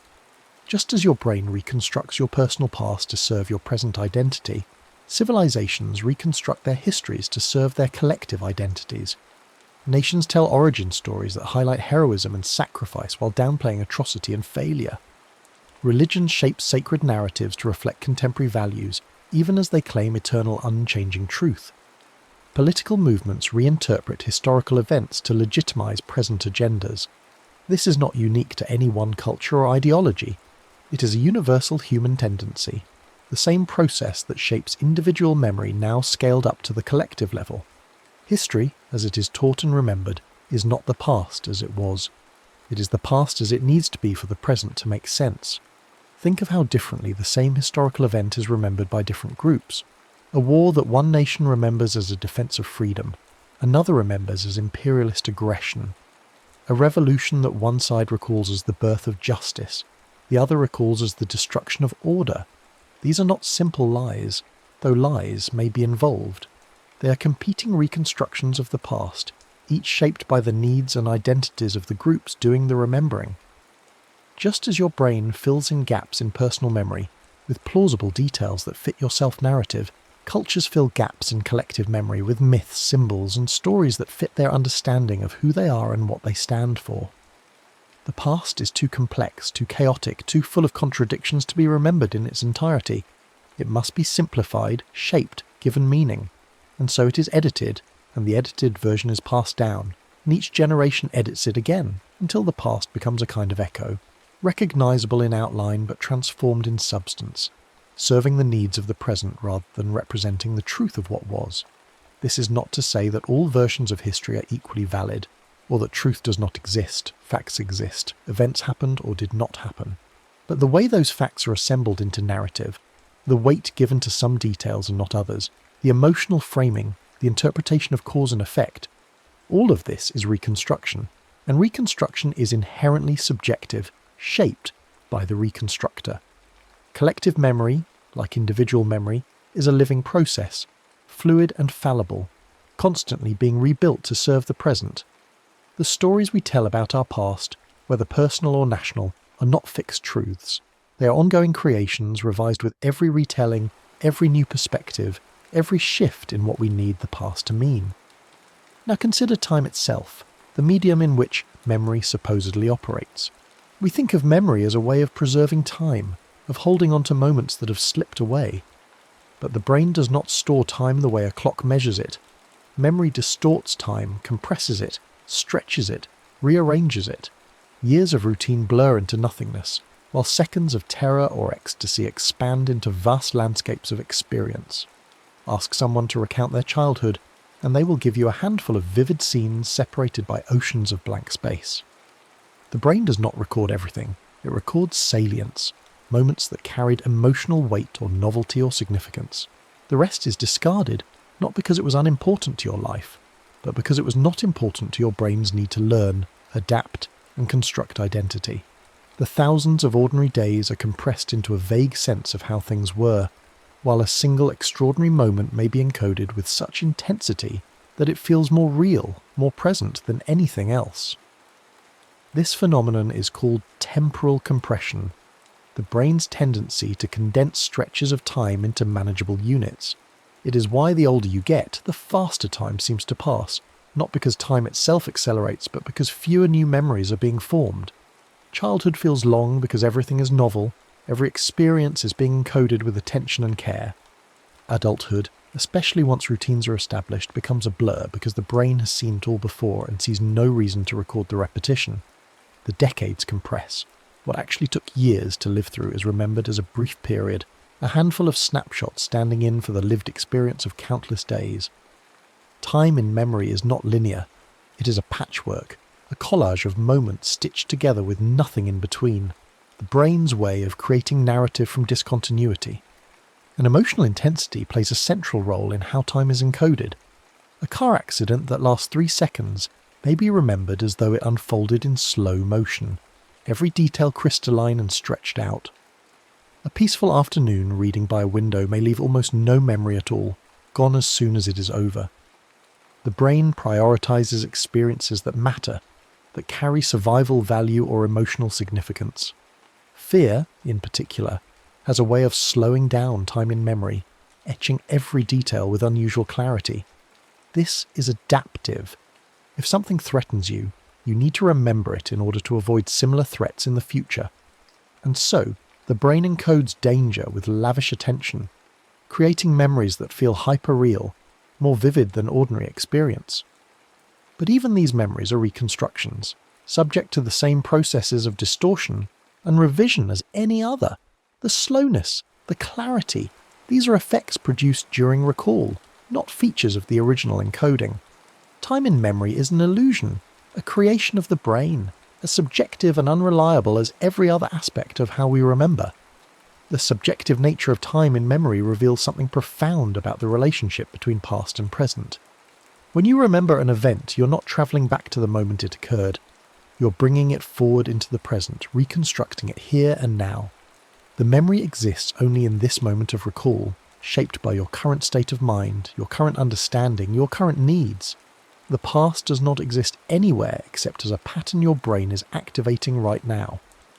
And once this moment of recall ends, the past disappears again, leaving behind only the altered memory that will be recalled differently next time. The past is not a place you can visit. It is a process that happens in the present, over and over, each time creating something slightly different, an echo that grows fainter and more distorted with every repetition. But perhaps distortion is not the right word. Perhaps transformation is better, because what memory loses in accuracy, it gains in function. Forgetting, far from being a failure of the brain, is one of its most important capabilities. If you remembered everything, you would be paralysed by detail, unable to extract patterns or meaning from the noise of experience. The brain forgets in order to learn, discards specifics in order to generalise, lets go of the past in order to navigate the future. Every act of forgetting is an act of creation, making space for new memories, new ideas, new versions of the self. The past must fade so that imagination can flourish. This is not a bug in the system, it is the system working as designed. Consider what it would mean to remember perfectly, to have every moment of your life preserved with total fidelity. At first, this might seem like a gift, an end to the frustration of forgotten names and misplaced keys. But think deeper. You would remember every mistake you ever made with agonizing clarity, every moment of pain and humiliation and grief preserved in perfect detail. You would remember every version of yourself, every belief you once held and later abandoned, every person you once were and no longer are. There would be no mercy of distance, no softening of edges, no ability to move on. The past would be an unbearable weight, crushing the present under its accumulated mass. Forgetting is not weakness, it is liberation. It allows you to change, to grow, to become someone new, without being forever shackled to who you were. The brain does not preserve the past for its own sake. It preserves only what is useful, and it constantly revises even that in light of new information and new needs. Memory is not a monument to what was. It is a tool for navigating what comes next. And so we arrive at a strange conclusion. The act of forgetting, of losing detail and distorting events and rewriting history, is not a flaw in how memory works. It is central to how memory creates meaning. By letting go of the unimportant, by editing the past to fit the present, the brain transforms raw experience into narrative, into identity, into knowledge that can guide future action. The past, as you remember it, is not the truth. But it is your truth, the version of history that makes sense given who you are now. And perhaps that is more valuable than accuracy. Perhaps what matters is not that memory preserves the past, but that it allows you to live in the present and move toward the future. The echo of the past is enough. It does not need to be the original sound. Which brings us to the haunting question at the heart of all this. If every memory is rebuilt differently each time we recall it, if the past changes with every act of remembering, then what is the past? Does it exist at all outside of our reconstructions of it? Or is the past simply a story we tell ourselves, a narrative built from fragments and imagination, forever changing, never fixed, always in the process of becoming something new? When you remember your childhood bedroom, are you remembering something that was, or are you inventing something that never existed in quite the way you now perceive it? The answer, uncomfortable as it may be, is that the past as you remember it is not the past as it was. The bedroom has been rebuilt by your brain, shaped by decades of subsequent experience, coloured by your current emotions, filled in with details borrowed from other rooms, other times. The version you remember is the one that fits the story of your life as you understand it now. And that story will change. A year from now, 5 years, 20, you will remember the bedroom differently again. The past will continue to evolve because the past is not a thing. It is a process. It is something you do, not something you access. And yet we need the past. We need to believe in it. to feel that our lives have continuity, that we are the same person we were yesterday and 10 years ago. Identity depends on memory, on the ability to construct a narrative that links who we are now to who we were then. Without memory, the self dissolves into an eternal present, disconnected and incoherent. And so the brain gives us memory, gives us the past, but not as it was. It gives us the past as we need it to be, as will support the self we are becoming. This is not deception, it is necessity. The past is rebuilt not to fool us, but to serve us, to provide the foundation for identity and meaning and growth. So perhaps the question should not be whether memory is accurate, but what memory is for. It is not for preserving history. It is for creating selves. It is not for recording truth. It is for generating meaning. The brain is not a camera or a hard drive. It is a storyteller, and like all storytellers, it shapes the narrative to serve the themes it cares about. The past is rewritten because the present demands it, because you are not the same person you were, because the story must evolve as you evolve.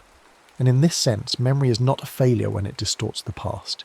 It is succeeding at its true purpose, which is not to look backward with fidelity, but to move forward with coherence. We live in a world built on memory, on the assumption that what we remember is real and reliable.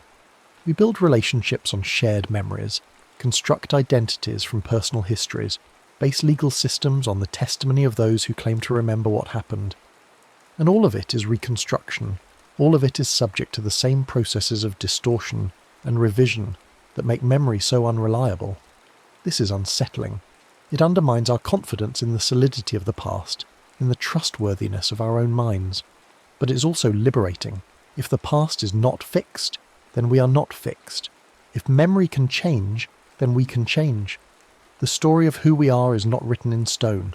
It is being written now in this moment as we remember and reinterpret and reconstruct. The past does not determine the present. The present determines the past, and that means we have more power than we realize to shape the narrative of our lives, to decide what the past means and who we want to be in light of it. The echo of memory resonates through time, fainter with each repetition, transformed by each journey from past to present and back again. It is not the original sound, but it carries something of it, enough to give us a sense of where we came from, enough to anchor identity and continuity. And perhaps that is all we need. Not perfect recall, but the sense of a story, a thread connecting then to now. The brain gives us that thread, rebuilt and revised with every remembering, an echo that defines us even as it drifts further from the truth of what was. The past as we remember it may not be the past as it happened, but it is the past that made us who we are, and in that sense, it is the truest past of all. Yet this truth comes with consequences we rarely acknowledge. When two people remember the same event differently, we assume one must be right and the other wrong, that one memory is accurate while the other is distorted. But neuroscience suggests a more unsettling possibility. Both memories are reconstructions. Both are partial truths shaped by different perspectives, different emotional states, different needs. Neither person is lying. Neither is simply mistaken. They are both doing what the brain does, building a version of the past that makes sense from where they stand now. This is why family gatherings so often descend into arguments about what really happened years ago. Siblings remember their childhood home differently, because they were different people living different experiences in the same physical space. The youngest remembers protection and attention. The oldest remembers responsibility and burden. The middle child remembers being overlooked.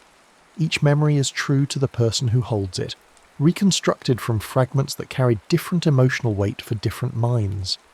There is no objective past to settle the dispute, because the objective past exists nowhere except as patterns of neural activation that differ in every brain.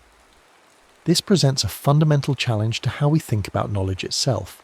We build our understanding of the world on memory, on the ability to learn from experience and carry those lessons forward. But if every memory is unreliable, if the past changes each time we access it, then how can we trust anything we think we know? The answer lies in recognizing that memory was never designed for perfect accuracy. It was designed for survival, for extracting useful patterns from experience, for allowing organisms to adapt to changing environments. A perfectly accurate memory would be useless in a world that constantly changes. because it would encode circumstances that no longer apply. What matters is not whether you remember exactly what the predator looked like, but whether you remember enough to avoid similar threats in the future.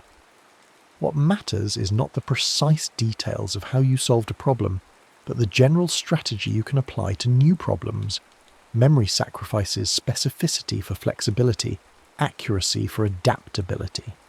It gives us not the truth of what was, but something more valuable, the wisdom to navigate what comes next. And so we live with memories that are simultaneously false and true, reconstructions that bear only partial resemblance to their origins, yet carry genuine insight distilled from experience. This paradox sits at the heart of what it means to be human. We are not rational creatures who occasionally make errors in judgment. We are storytelling creatures who construct reality through narrative, who create meaning by selecting and interpreting and revising. The past is our first and most persistent story, the foundation upon which all other stories are built. And like all stories, it is shaped by the teller, by the audience, by the purpose for which it is told. Your memory of meeting your best friend for the first time has been rebuilt dozens or hundreds of times, altered subtly by every subsequent interaction, every fight and reconciliation, every shared experience that deepened or strained the relationship. The memory you have now is coloured by your current feelings about that person, by whether the friendship has flourished or faded. You may remember yourself as more confident or more awkward than you actually were, may remember the other person as more impressive or more ordinary depending on how the relationship unfolded. The truth of that first meeting is lost, replaced by a version that fits the narrative of the friendship as you understand it now. This happens with all relationships, with all experiences that matter enough to be remembered repeatedly. Your memory of falling in love has been rebuilt so many times that it bears little resemblance to the actual sequence of events. If the relationship ended badly, you may now remember warning signs you did not actually notice at the time, your brain retroactively inserting skepticism to make sense of the outcome. If the relationship endured, you may remember the beginning as more magical than it was, the brain smoothing away the uncertainty and awkwardness to create a romantic origin story. Neither version is accurate, but both serve a purpose. They help you understand your life as a coherent narrative, as a story with causes and effects that make sense. The brain is not interested in preserving the messiness of reality. It is interested in creating meaning from that messiness, in finding patterns that can guide future choices. And so it edits ruthlessly, transforms constantly, rebuilds the past in service of the present. The implications extend beyond personal memory into the realm of expertise and learning. When we think of experts, we imagine people who have accumulated vast stores of accurate knowledge, who can recall facts and procedures with precision. But expertise is not about perfect memory. It is about pattern recognition, about having encountered enough situations that the brain can quickly reconstruct relevant knowledge when needed. A chess master does not remember every game they have ever played with photographic clarity. They remember patterns, positions that recur across many games, strategies that proved effective or ineffective. These memories are generalizations, abstractions distilled from countless specific experiences that have been largely forgotten. The details fade, but the patterns remain, constantly being revised as new experiences confirm or contradict them. This is how learning works at a fundamental level. The brain does not accumulate information like a database. It transforms information through repeated reconstruction, each recall an opportunity to strengthen important patterns and discard irrelevant details. Forgetting is not the opposite of learning. It is part of learning, the process by which the brain separates signal from noise, meaning from minutiae. Even our sense of continuity across time, the feeling that you are the same person who woke up this morning and the same person who graduated high school years ago, depends on memory's reconstructive process. You have no direct access to your past self. You know who you were only through memories that have been rebuilt countless times, shaped by everything that has happened since. The story of how you became who you are is a story you tell yourself, assembled from fragments, filled in with assumptions, revised with every major life change. When something significant happens, when you experience loss or achievement or transformation, you may find yourself remembering your past differently, reinterpreting events in light of new understanding. What once seemed like a random detour now appears as a crucial turning point. What felt like failure is reframed as necessary growth. The facts have not changed, but their meaning has. And in changing their meaning, you have changed the past itself. Identity is not built on a foundation of objective history. It is built on remembered history, on the ongoing reconstruction of who you have been in order to explain who you are becoming. This is simultaneously empowering and destabilizing. Empowering because it means you're not trapped by your past, not bound to a fixed history that determines your present. The past can be reinterpreted, reframed, given new meaning.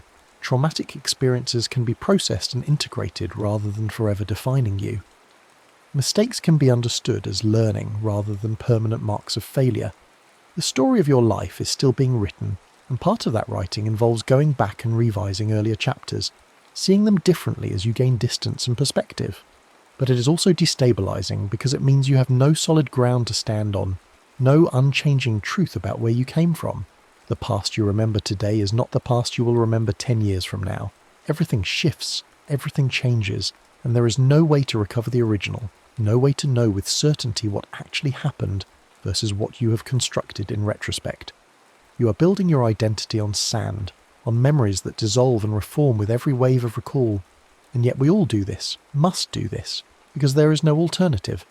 Memory is the only tool we have for knowing our own history, and memory is inherently reconstructive.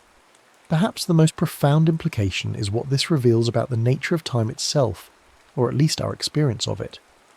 We think of time as a river flowing in one direction, carrying us from past through present toward future. But consciousness does not experience time this way. Consciousness exists only in the present moment, and in that present moment both past and future are constructions. The future is imagined, obviously, a projection of possibilities that may or may not come to pass. But the past is also imagined, reconstructed from fragments in a process not fundamentally different from how we envision the future. Both are acts of mental time travel, journeys made in the present moment to places that do not actually exist except as patterns of neural activity. The past is gone. The future has not arrived. Only now is real, and now contains nothing but the brain's ongoing efforts to create coherence from memory and anticipation. We are not beings who exist across time, accumulating experiences and carrying them forward. We are beings who exist in an eternal present, constantly reconstructing where we have been and where we might go, neither reconstruction fully real, both necessary for the story we tell ourselves about who we are. The echo of memory is all we have of yesterday, and it is enough, because it is all we ever had. The next story is about to begin. Please relax and enjoy. The sun hung fat and lazy over the backyard that summer, the kind that pressed down on everything like warm honey, and you, 7 years old with grass-stained knees and a popsicle melting faster than you could lick it, had all the time in the world. The afternoon stretched forward and back like taffy, endless in both directions. You could count the minutes in bug catches, in the number of times your mother called you in for water, in the exact pattern of shade creeping across the fence. That single day contained universes. It had weight. It had rooms you could walk through years later and still smell the cut grass, still feel the sticky purple drip on your wrist. Now you're older. Not old, just older. And last year is a smudge. A few birthday candles, a work project that bled into 3 months, an argument you can't quite reconstruct, and a vacation that felt like it happened to someone else. The rest is a hum, a grey stretch of sameness that folded in on itself and vanished like steam. You blinked, and 12 months collapsed into what feels like a long weekend. Where did it go? You ask, as if time were a set of keys you misplaced. But time didn't go anywhere. Time never does. It ticks forward at the same merciless pace it always has, 1 second per second, as reliable as gravity, and just as indifferent to your feelings about it. What changed wasn't the clock. What changed was you. Specifically, what changed was the way your brain now watches that clock, records it, compresses it, and plays it back to you in a version so condensed it barely casts a shadow. Time doesn't speed up, but perception does, and the story of why your childhood summer felt like an epoch, while your adult year feels like a sneeze, is written not in calendars but in neurons, in the architecture of memory, in the way your brain decides what to keep and what to discard like breadcrumbs no one bothered to follow. Your brain does not have a clock, not the way a watch does, with gears and springs and a face that tells the truth whether you like it or not. What it has instead is something far stranger and more fragile, a collection of internal rhythms, guesses and neural approximations that add up to what we experience as duration. It's a system built less on precision and more on good enough estimation. The kind of thing evolution cobbled together because knowing roughly how long a predator has been circling is more useful than knowing exactly. And so we walk through life with a sense of time that is at its core constructed, invented. A story the brain tells itself about how long things have been happening, based on clues that have almost nothing to do with actual seconds ticking by. The brain estimates duration through what researchers call temporal binding windows, brief intervals during which separate sensory events get stitched together into a single experience. A sound and a flash of light, arriving milliseconds apart, feel simultaneous because your brain binds them into one moment. The width of that window, the speed at which your neurons process and integrate information, shapes how you perceive the passage of time. When the brain is processing quickly, when it's firing efficiently and binding events in rapid succession, time feels stretched. More ticks, more moments, more duration. When processing slows, when the system lags, time compresses. Fewer ticks, fewer moments, less to hold on to. There's also neural latency, the tiny delay between when something happens in the world and when your brain registers it.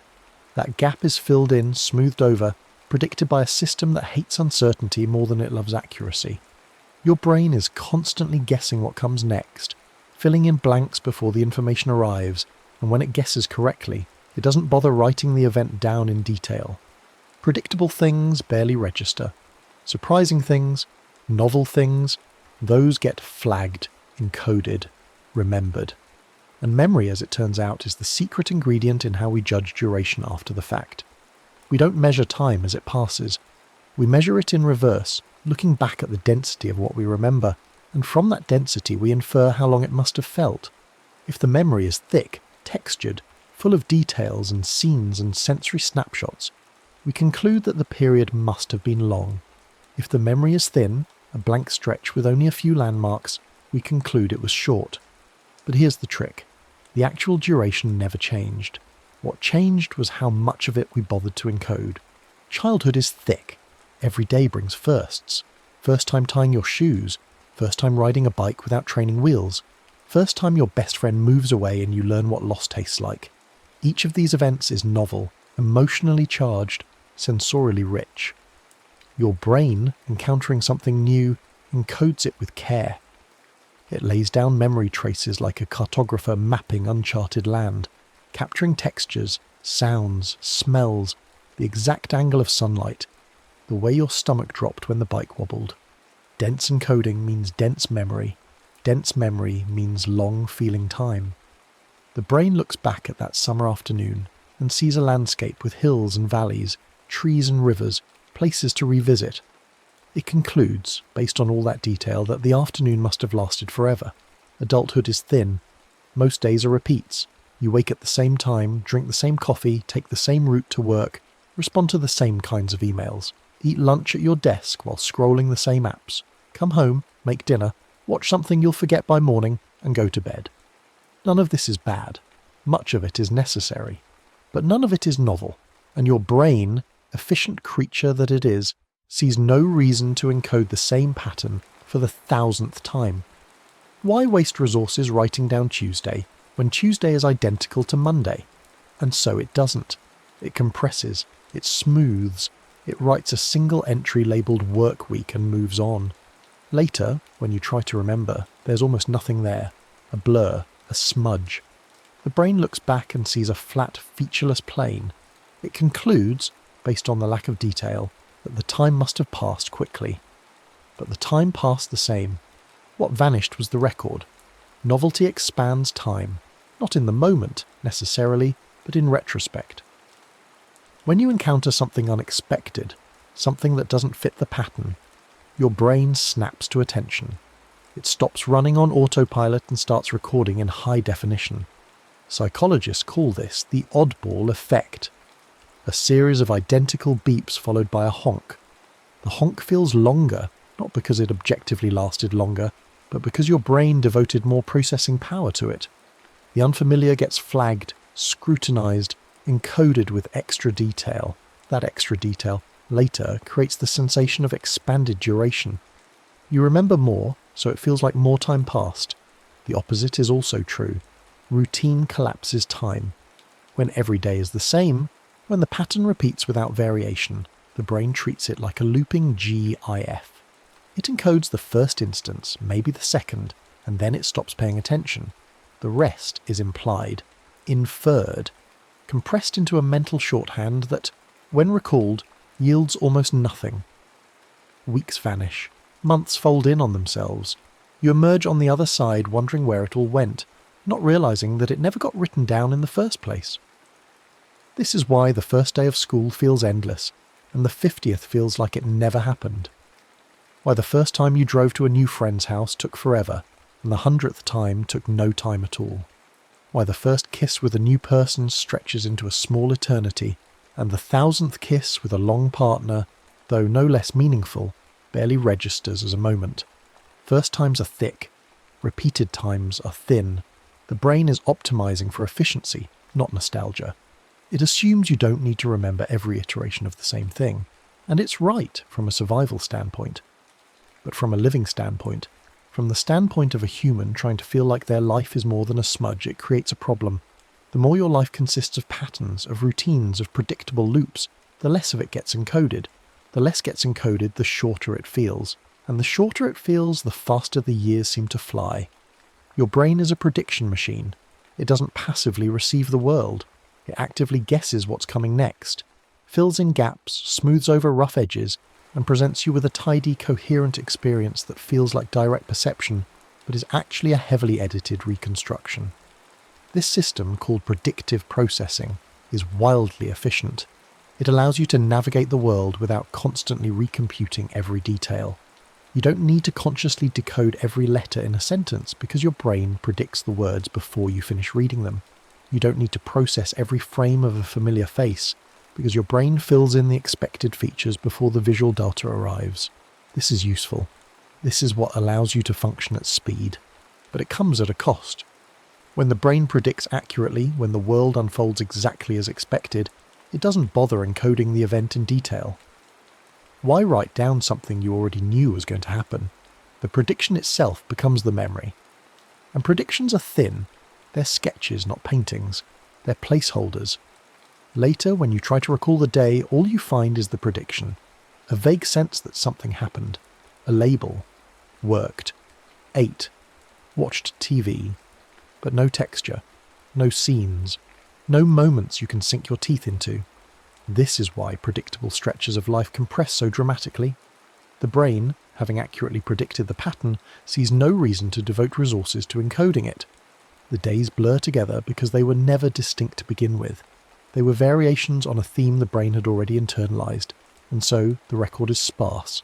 A year of repetition leaves behind the memory footprint of a week. The more predictable your life becomes, the more the brain compresses it. The more it compresses it, the faster time seems to move. You're not losing time, you're losing the record of time.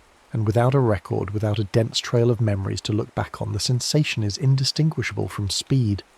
The year didn't fly by. It just failed to leave a mark. Emotion stretches time, but not in the way you'd think. High arousal, the kind that comes with fear or awe or sudden joy, doesn't actually make the moment last longer as it's happening. The clock still ticks at the same rate. What changes is how you remember it. When you're in a heightened emotional state, your brain floods the system with neurochemicals. Adrenaline, noradrenaline, dopamine. These chemicals enhance encoding. They tell the brain, this matters, write it down, remember this. And the brain obliges. It lays down memory traces with extra detail, extra vividness, extra sensory information. Later, when you recall the event, that density of detail creates the impression of expanded time. The moment feels long because you remember so much of it. The car swerved. You remember the screech of tyres, the smell of burnt rubber, the angle of the sun through the windshield, the exact expression on the driver's face. All of that gets encoded in what was objectively a 2-second event. But 2 seconds encoded with the density of 20 seconds feels, in retrospect, like 20 seconds. Boredom does the opposite. low arousal, the kind that comes with waiting in line or sitting through a meeting that should have been an email, makes time drag in the moment but compress in memory. While you're bored, you're acutely aware of every second. You check the clock. You sigh. You feel the weight of duration pressing down on you like a damp blanket. But your brain, lacking any stimulation worth encoding, writes almost nothing down. Later, the boring stretch is a blank. You remember that you were bored, but you don't remember the boredom itself. The memory is thin. And thin memories, as we've established, feel short. This is the paradox of prospective versus retrospective time. Prospective time is how long something feels while it's happening. Retrospective time is how long it feels when you look back. Boredom stretches prospective time and compresses retrospective time. Novelty and emotion do the opposite. They make the moment feel normal as it passes and long when you remember it. The more emotionally charged and novel your life, the slower time feels in hindsight. The more flat and routine, the faster it vanishes. Attention is the gate. It decides what becomes time and what dissolves into nothing. You can be present in a moment, physically there, body occupying space. But if your attention is elsewhere, splintered across a dozen distractions, the moment doesn't register. It doesn't encode. It doesn't become memory. And without memory, it doesn't contribute to your sense of duration. You lose it. Not because it didn't happen, but because you weren't there for it.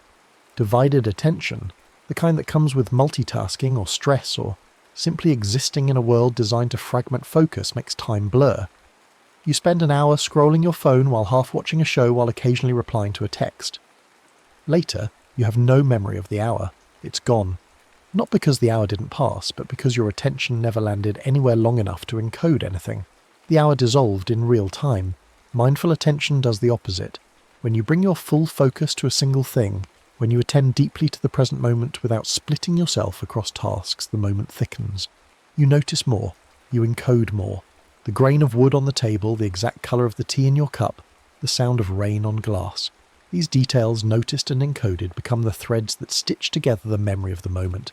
Later, the memory is rich, and rich memories feel long. This is why people report that meditation done consistently seems to slow their experience of time. Not because meditation bends physics, but because it trains attention. And attention determines what gets remembered. What gets remembered determines how long life feels. You can't change the clock, but you can change how much of the clock you actually experience by deciding where you place your gaze. Cultures that organise life around events rather than clocks experience time differently. In many traditional societies, time is measured not by hours, but by happenings. Planting time, harvest time, the time before the rains, the time after the wedding. Life is structured around anchors, rituals, transitions, moments that mark before and after. These anchors create memory density. They break the monotony. They introduce rhythm and variation and a sense of narrative progression. Time doesn't fly when there are clear chapters.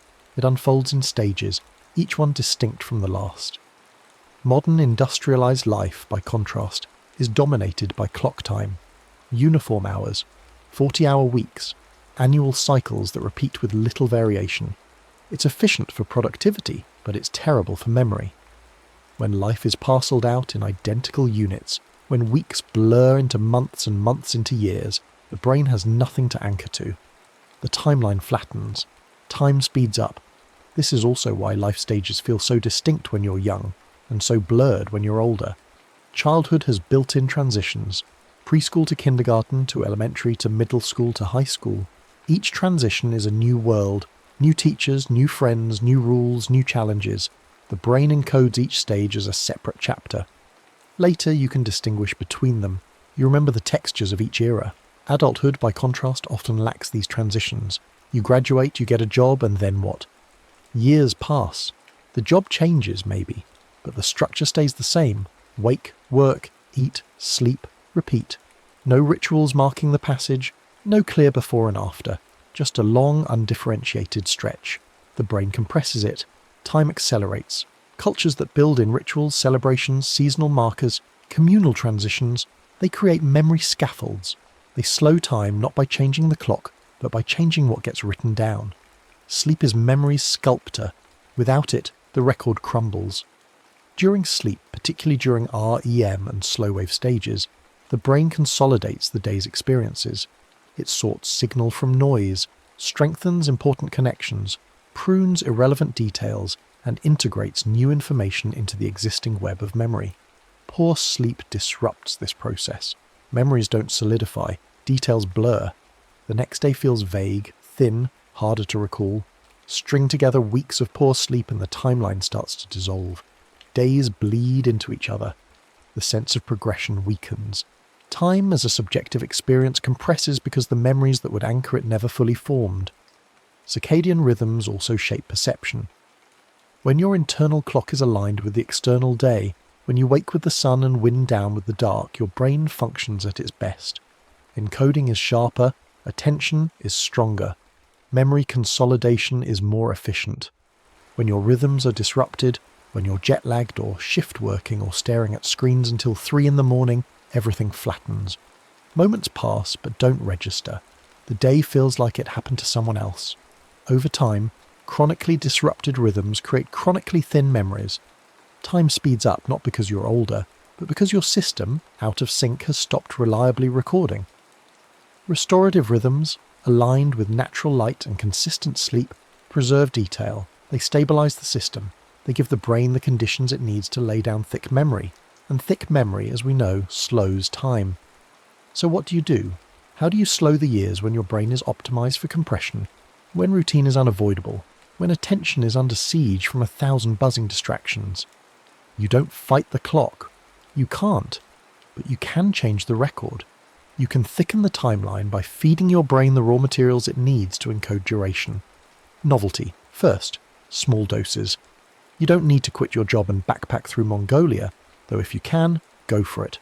What you need are micro-adventures, interruptions in the pattern. Take a different route home. Not every day, but once a week. Drive through a neighbourhood you've never seen. Walk a trail instead of your usual sidewalk. Eat lunch somewhere new. Try a recipe you've never made. Read a genre you usually avoid.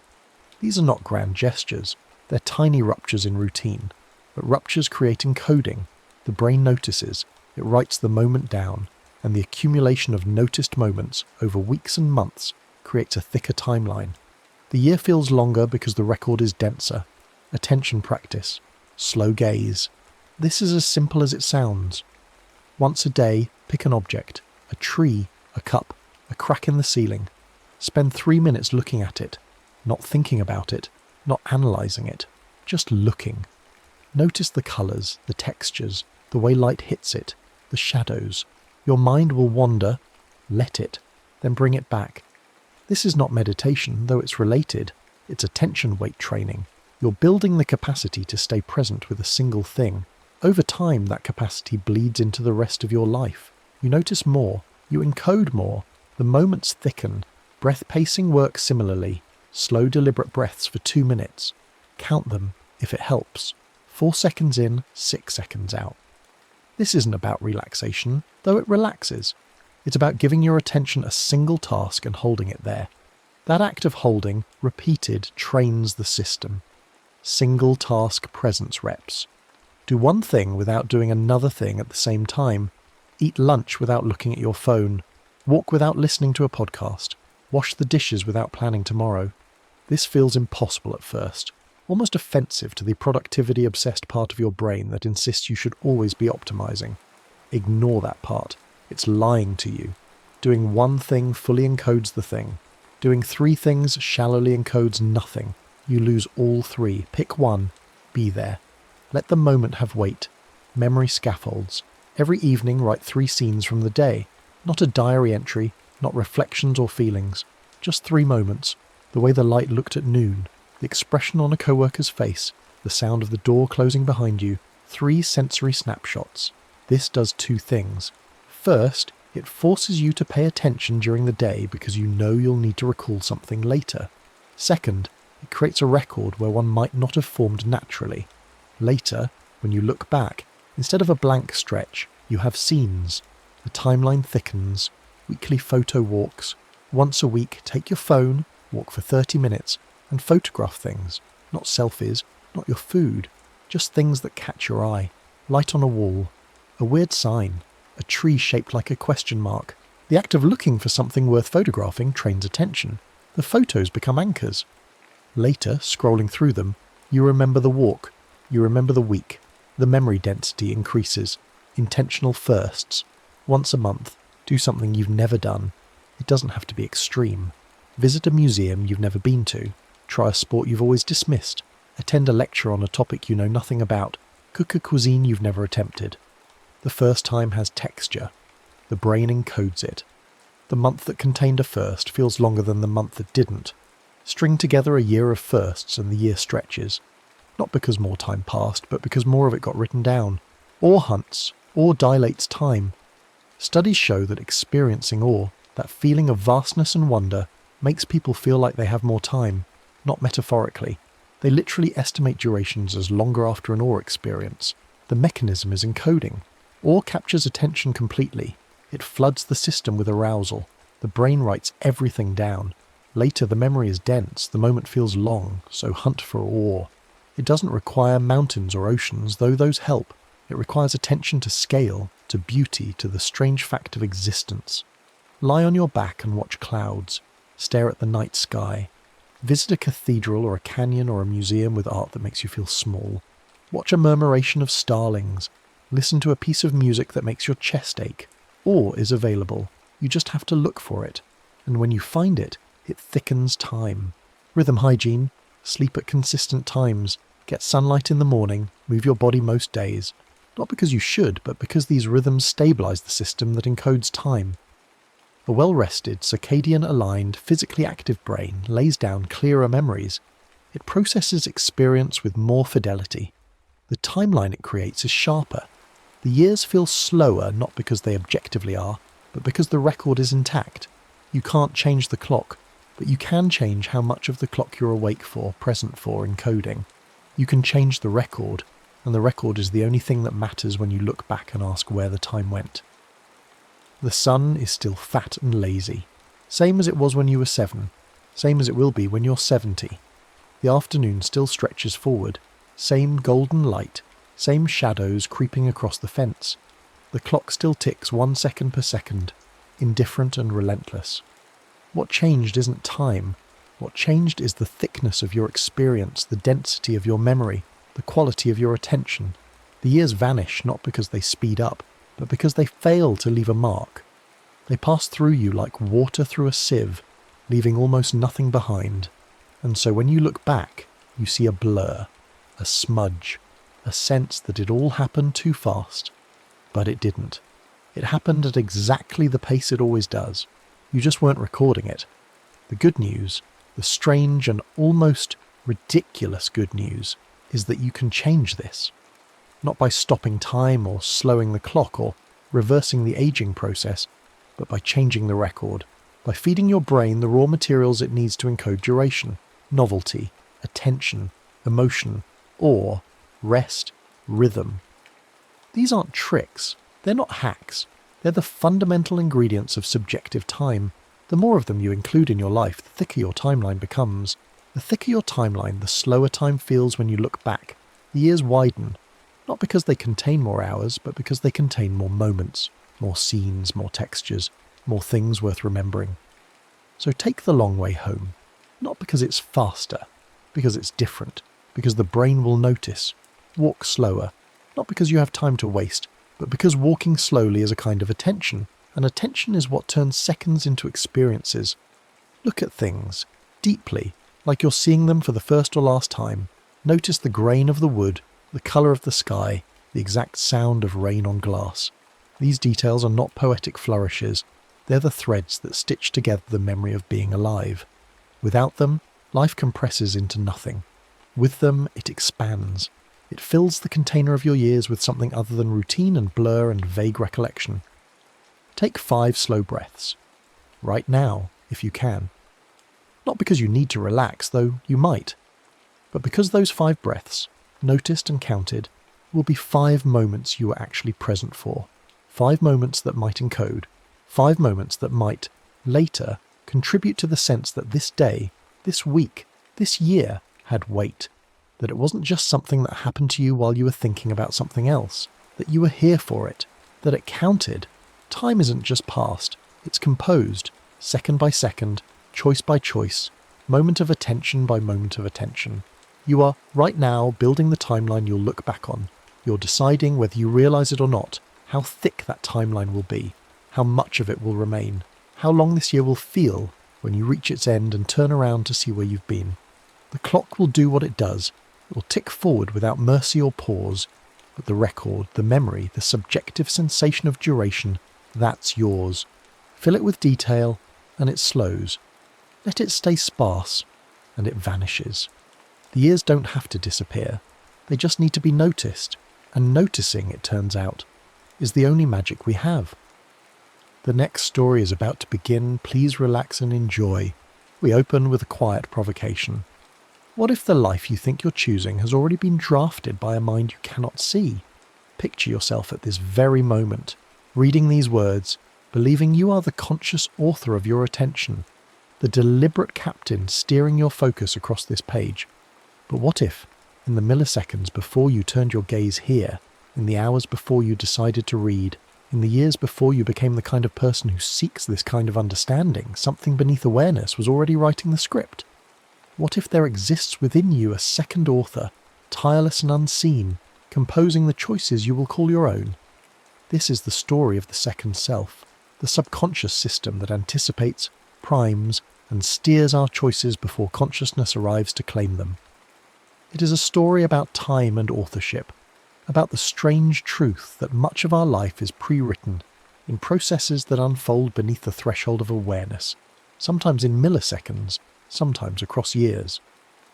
We tend to imagine ourselves as singular beings, unified and sovereign, making decisions through pure deliberation and will.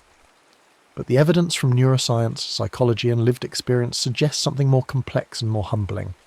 We are double-authored creatures, with one self writing in darkness and speed, and another reading those drafts in the light, mistaking interpretation for creation. Consider what happens in your brain when you make the simplest choice, reaching for a glass of water or deciding to stand. Classical neuroscience studies, beginning decades ago and refined through modern imaging, reveal something startling. Your brain initiates the movement before you experience the conscious intention to move. Readiness potentials, electrical signatures of motor preparation, appear in brain activity up to several seconds before you feel you have decided. The signal propagates through motor cortex, assembling the architecture of action, while your conscious awareness lags behind, like a narrator arriving to a scene already in motion.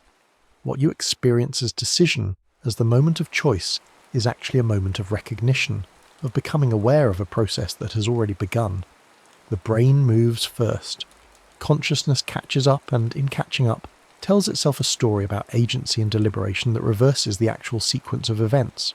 This is not to say you're an automaton, or that free will is illusion, at least not in any simple sense. Rather, it suggests that what we call the self is not a single thing, but a collaboration, often an unconscious one, between systems that operate on different timescales and with different kinds of access to information. The first self, the one you identify with, the I that narrates your inner monologue, is a late-stage editor working with material already drafted.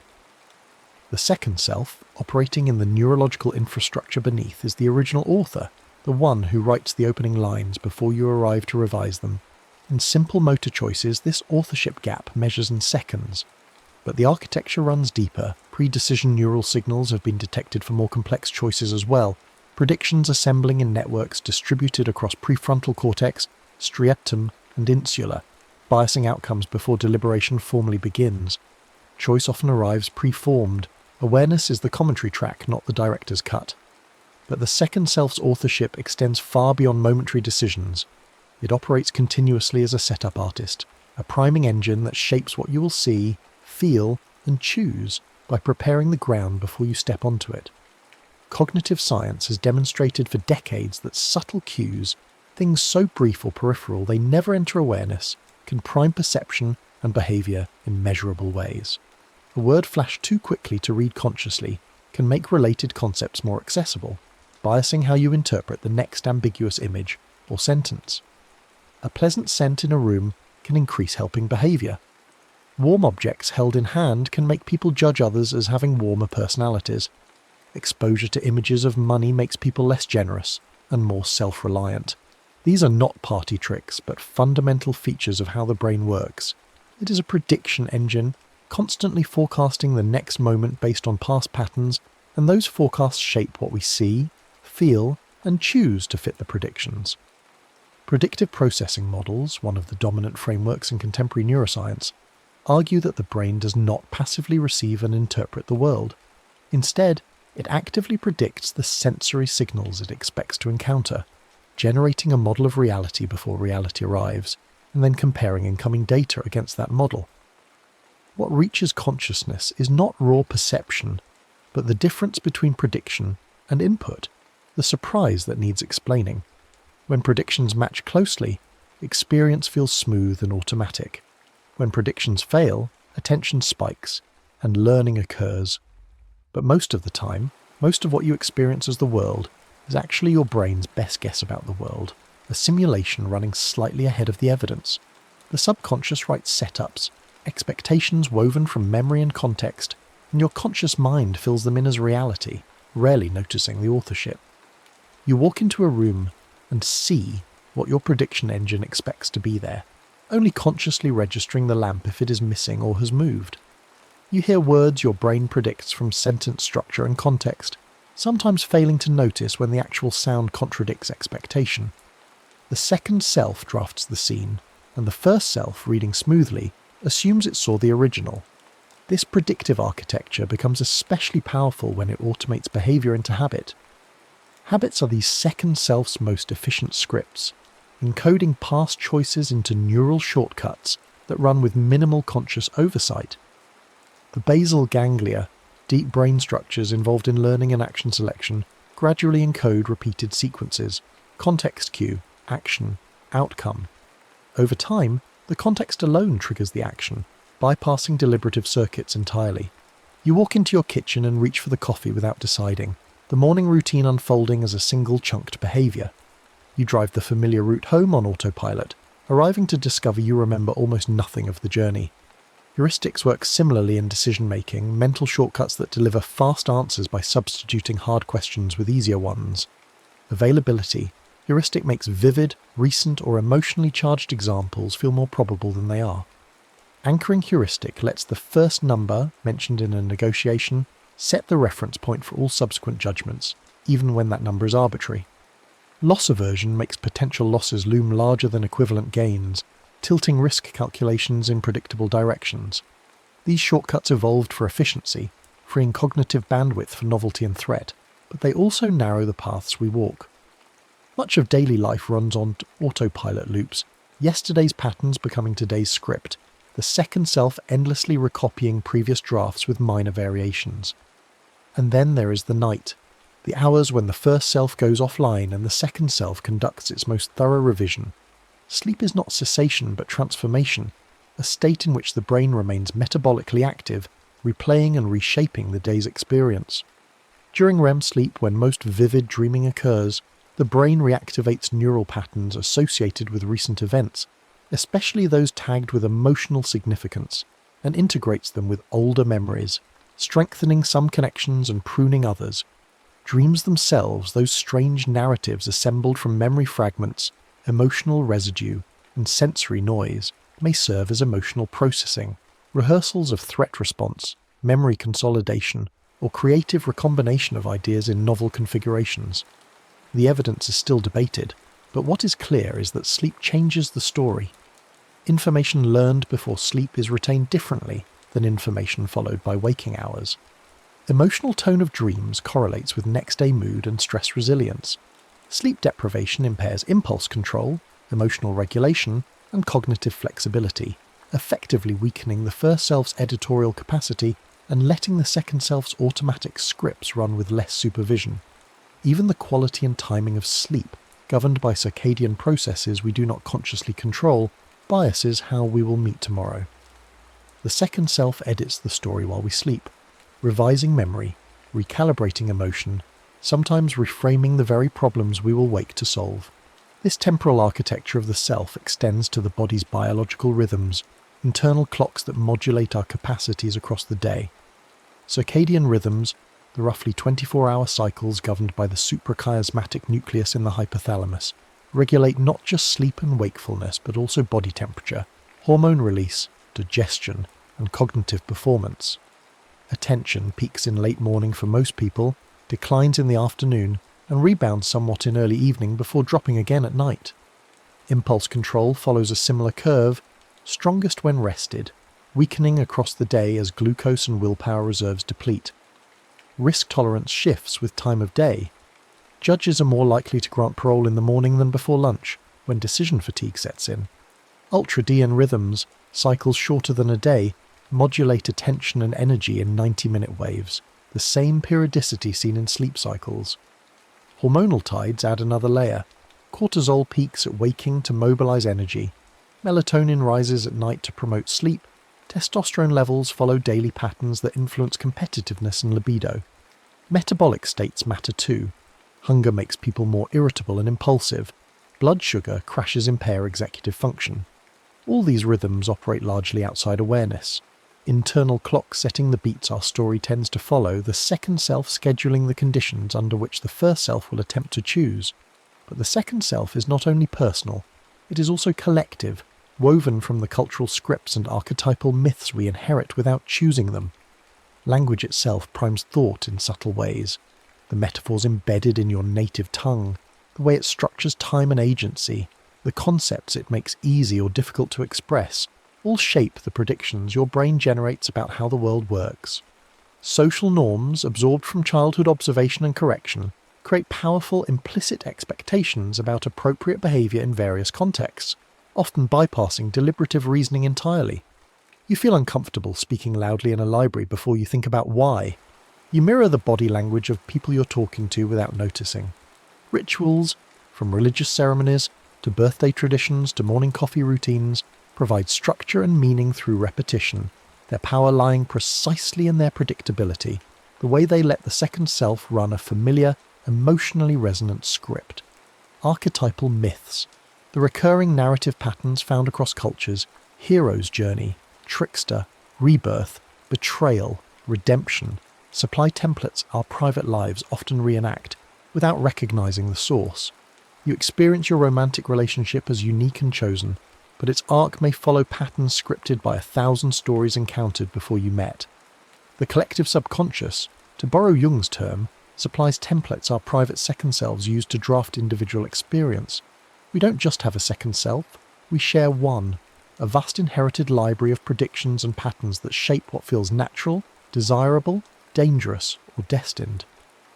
When we trace these threads together, neuroscience, cognition, habits, sleep, rhythm, culture, a larger picture emerges about time and selfhood. The second self is fundamentally a foreshadowing machine. It predicts near-future outcomes, from the next millisecond's sensory input to tomorrow's social encounter, and steers behaviour toward those predictions. This is adaptive. A brain that anticipates is a brain that survives. But over longer timescales, repeated predictions become something more than forecast. They become identity. If your subconscious systems consistently predict that social interactions will be awkward, they will prime body language, attention patterns, and interpretations that make awkwardness more likely, and those experiences will reinforce the prediction, tightening the loop. If your habits and heuristics predict that efforts at change will fail, they will subtly sabotage new routines, and the failures will confirm the prediction. Anticipation is authorship. The future you meet is often the future you anticipated into being, not through mystical manifestation, but through the mundane mechanics of prediction shaping perception, shaping action, shaping outcome. The second self writes forward in time, drafting tomorrow from the patterns of yesterday, and the first self, arriving to read the result, believes it chose freely. This architecture raises urgent questions about responsibility and freedom. If the second self drafts choices before consciousness arrives, if subconscious predictions and primes shape behaviour more than deliberate reasoning, what becomes of moral responsibility, personal agency, the entire edifice of meaning built on the assumption that we are the authors of our actions? The question has troubled philosophers and neuroscientists, sometimes leading to hard determinism, the view that free will is simply illusion, and we are no more responsible for our actions than a falling rock is for its trajectory. But there is a more nuanced position, one that acknowledges the second self without erasing the first. Compatibilism, in various forms, argues that freedom is not about originating choices from nothing, not about being an unmoved mover, but about acting from one's own character, values, and deliberative processes, even if those themselves have causes.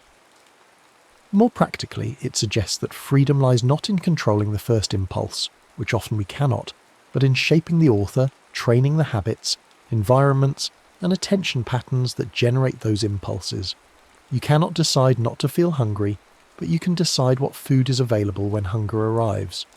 You cannot will away the readiness potential, but you can practice noticing impulses before acting on them, creating a gap in which choice becomes possible. This shifts the locus of agency from the moment of decision to the structure of conditions surrounding it. Responsibility becomes less about the isolated choice and more about the longer work of curating the second self, training it through deliberate practice, environmental design, and narrative framing so that the drafts it produces align more closely with the life the first self wants to live. Sleep hygiene becomes an ethical practice because it protects the nocturnal editor's capacity to regulate emotion and consolidate learning. Media diet becomes consequential because the images, stories, and ideas you consume become the raw material from which the subconscious builds predictions. Deliberate rituals, intention setting, mindful interrupts, these are not mere self-help techniques, but levers for rewriting the draft before it reaches consciousness. The second self learns from experience, which means experience can be designed to teach it.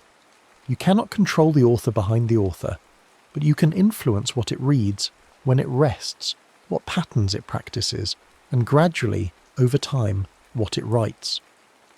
Concrete strategies emerge from this understanding. Environment design matters more than willpower. If you want to eat healthier, don't rely on resisting temptation in the moment. Instead, remove junk food from your home so the second self's automatic reach finds fruit instead of chips. Place friction on harmful routines by adding inconvenient steps, removing cues that trigger them, making the default path lead somewhere better. Amplify helpful cues by designing environments that make desired behaviours easier and more visible.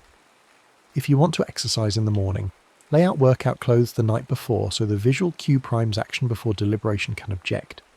Ritual timing aligns effort with biology.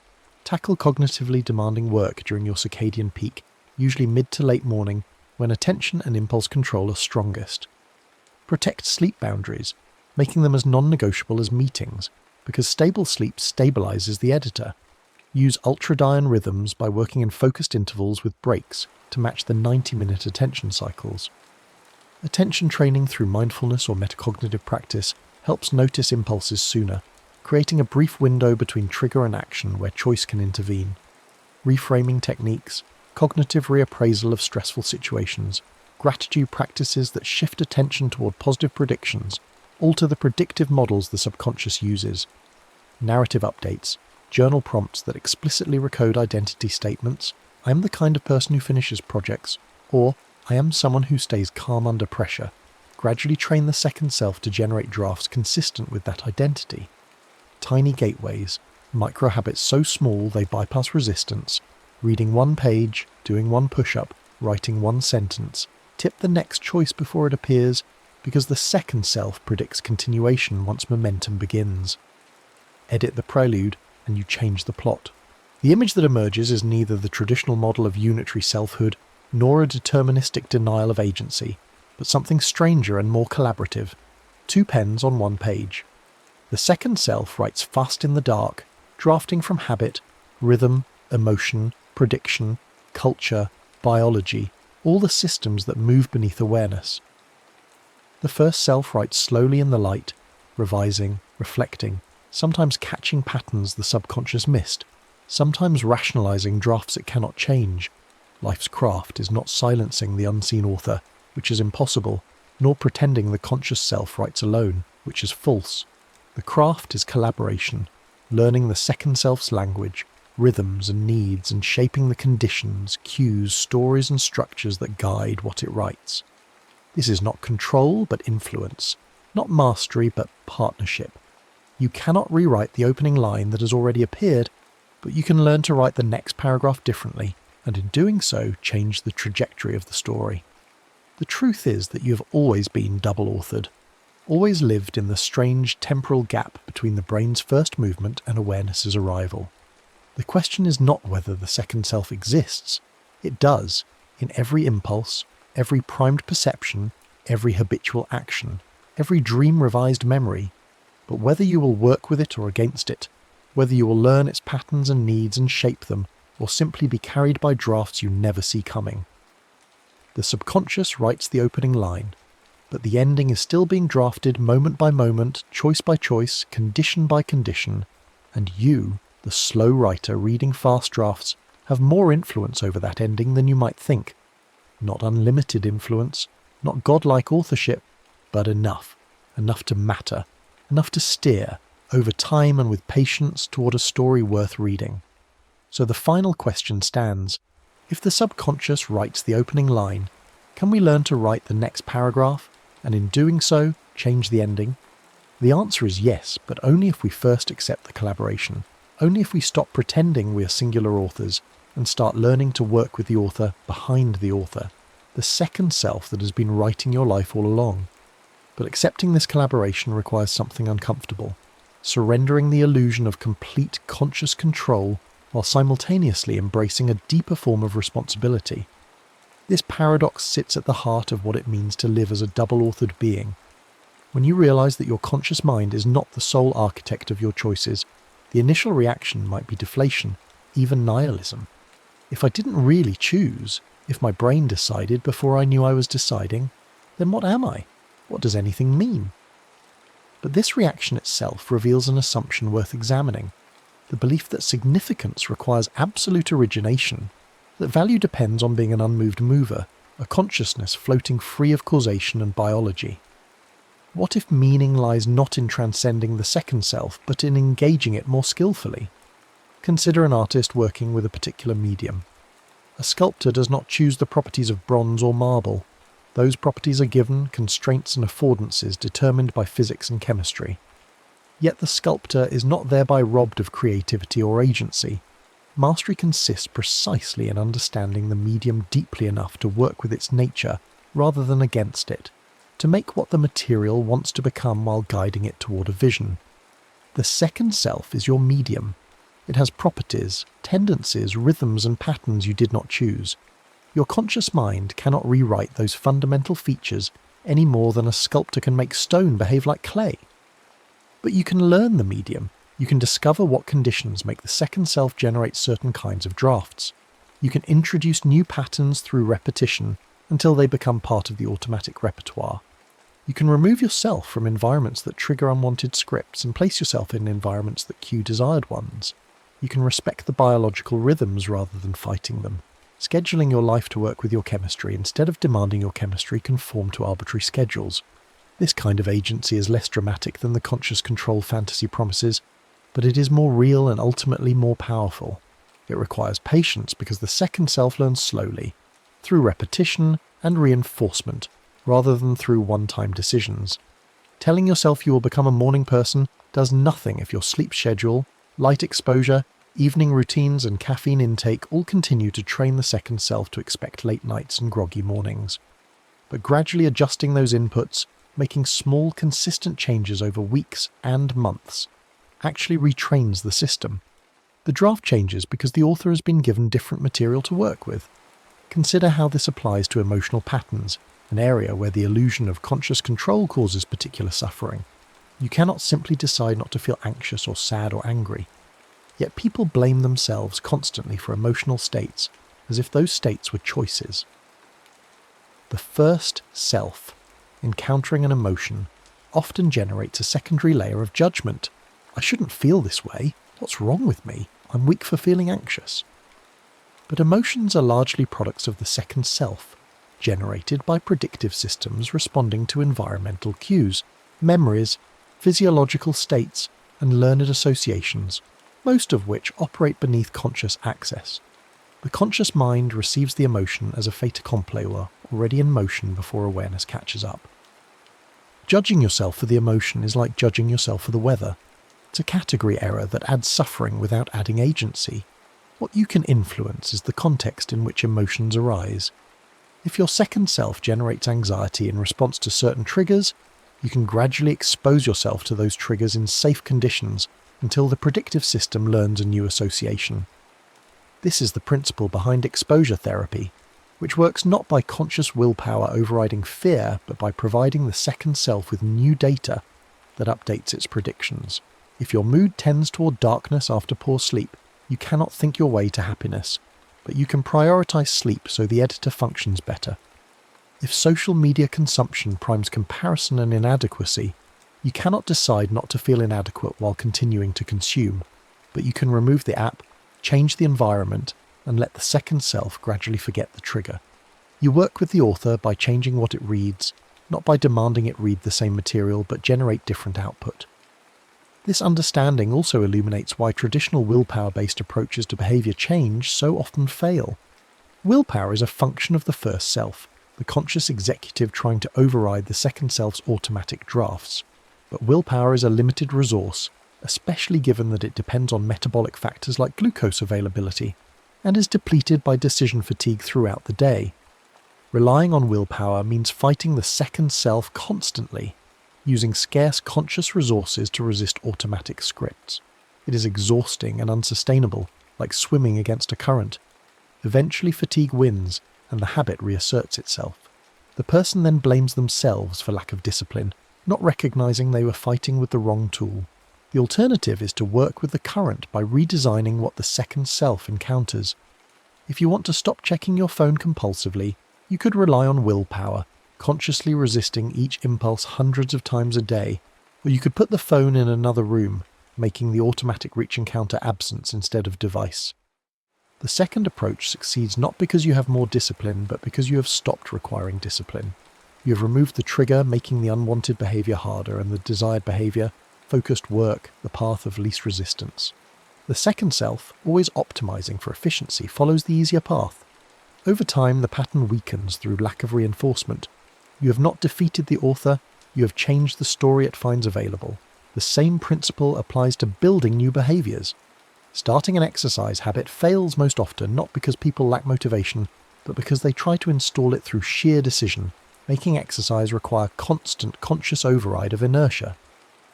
But if you lower the activation energy by preparing gym clothes in advance, scheduling the session at a consistent time when energy is high, attaching it to an existing routine like morning coffee, and removing competing options by cancelling conflicting commitments, then exercise stops requiring willpower.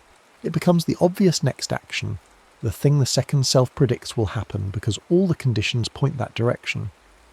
After enough repetitions in consistent contexts, the behaviour becomes automatic, a new script the second self runs without conscious prompting. You haven't disciplined yourself into exercise, you have trained the author to include exercise in its drafts.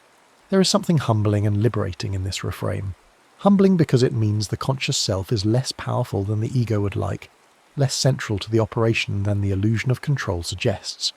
You are not the solo author commanding your life through pure will and reason. Much of what you do and feel and think emerges from systems you do not directly access or control. But it is liberating because it removes the burden of impossible standards. You're not failing when you cannot override biological drives through pure intention. You're not weak when habits prove hard to change through decision alone. These outcomes are not failures of character, but natural results of how the system actually works. Once you understand the system, you can work with it instead of blaming yourself for not being a different kind of system entirely. This perspective also changes how we relate to others. When you recognize that everyone is double-authored, that the person in front of you is navigating the same gap between conscious intention and subconscious authorship, it becomes harder to judge their actions as simple moral failures. The colleague who is chronically late may not be disrespectful. Their second self may have learned dysfunctional time estimation patterns from decades of inconsistent consequences, and their conscious resolutions to be punctual cannot override those deep scripts without significant retraining. The friend struggling with addiction is not weak-willed. They are fighting against a second self whose prediction and reward systems have been hijacked by substance-related cues, generating cravings before consciousness can intervene. Understanding this does not eliminate responsibility. People can still work to retrain their second selves, and consequences for harmful behaviour may still be necessary, but it shifts the frame from moral condemnation to compassionate recognition of difficulty. It also helps explain why advice and information so rarely change behaviour. Telling someone what they should do addresses the first self, the conscious narrator, which often already knows the right answer. The problem is not lack of information, but lack of alignment between the first and second self. The conscious mind knows smoking is harmful, but the second self has wired nicotine to stress relief, social belonging, and routine satisfaction through years of reinforcement. Giving more information about cancer risks does nothing to change those automatic associations. What helps is interventions that gradually retrain the second self, identifying triggers and avoiding them, building new stress relief routines, changing social context, using nicotine replacement to weaken the chemical hook while the other associations extinguish. Change requires reaching the author, and the author does not speak the language of facts and logic. It speaks the language of pattern, repetition, emotion, and context. This is why therapy often focuses on creating new experiences rather than discussing old ones. Insight is valuable. The first self benefits from understanding patterns, but insight alone does not rewrite the second self's scripts. What rewrites them is new data, exposures that contradict old predictions, behaviours practiced in new contexts until they become automatic, emotional processing that updates the affective tags on memories, relationships that provide safe conditions for the second self to experiment with different ways of being. The therapeutic relationship itself functions as a retraining environment, a context where the second self can encounter consistency, safety and attunement, gradually learning predictions it may have missed in earlier development. The recognition of our double authorship also bears on how we structure societies and institutions. Systems designed with the assumption that people are rational actors, fully conscious decision-makers weighing costs and benefits, consistently fail because they misunderstand human nature. People do not carefully calculate trade-offs in most decisions.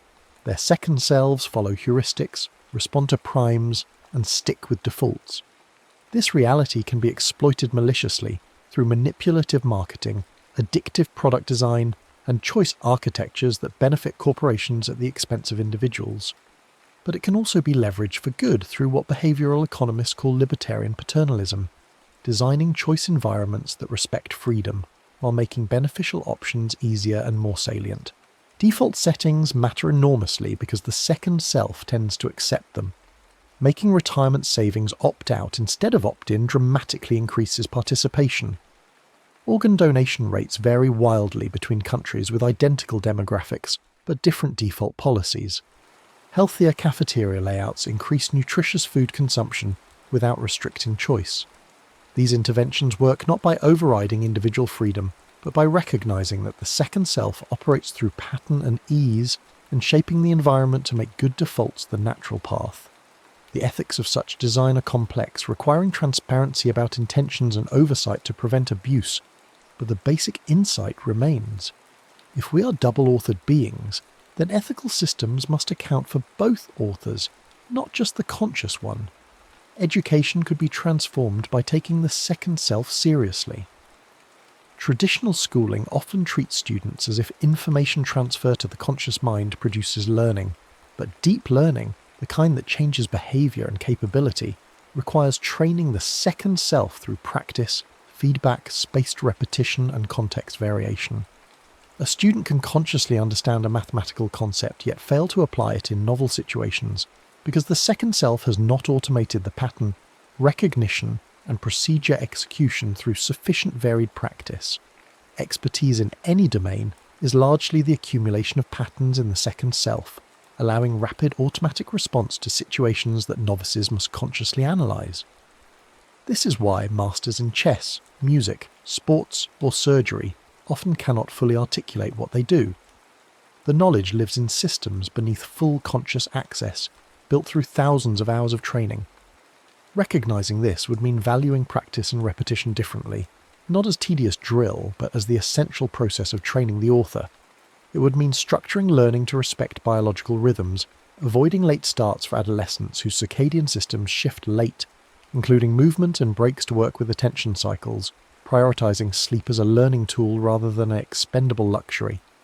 It would mean teaching students about their second selves, giving them the metacognitive tools to notice when they are running on autopilot, to recognise primes and triggers, to design their own environments for success.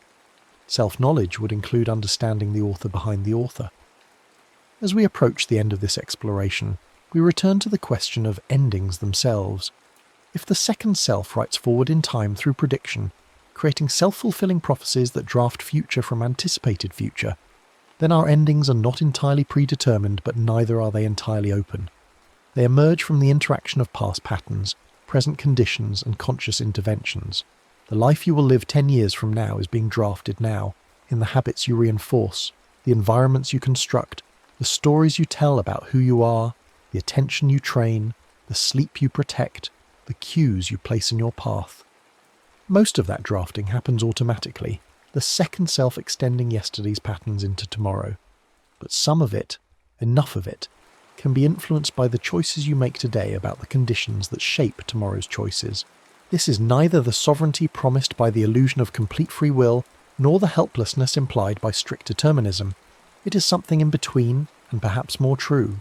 Constrained agency, the freedom to shape the shaper, the power to train the trainer. You cannot escape being double-authored, but you can become a better collaborator, learning what the second self needs and how it learns, providing it with conditions that lead toward the life your first self wants to consciously endorse. The gap between authorship and awareness will never close completely. You will always be catching up to processes that have already begun. But the gap can become a productive tension rather than a source of futility, the space where conscious intention meets automatic process and negotiates a path. The story of your life is being written right now by two authors. One works in the light, slowly, with reflection and intention. The other works in darkness, quickly, with pattern and prediction. They often misunderstand each other. They sometimes work at cross purposes, but they are both yours, both essential, both writing the only story you will ever live. The question is not how to silence one in favour of the other, but how to bring them into better collaboration, how to make the dark writing and the light writing tell a story that, read together, makes sense and moves toward meaning.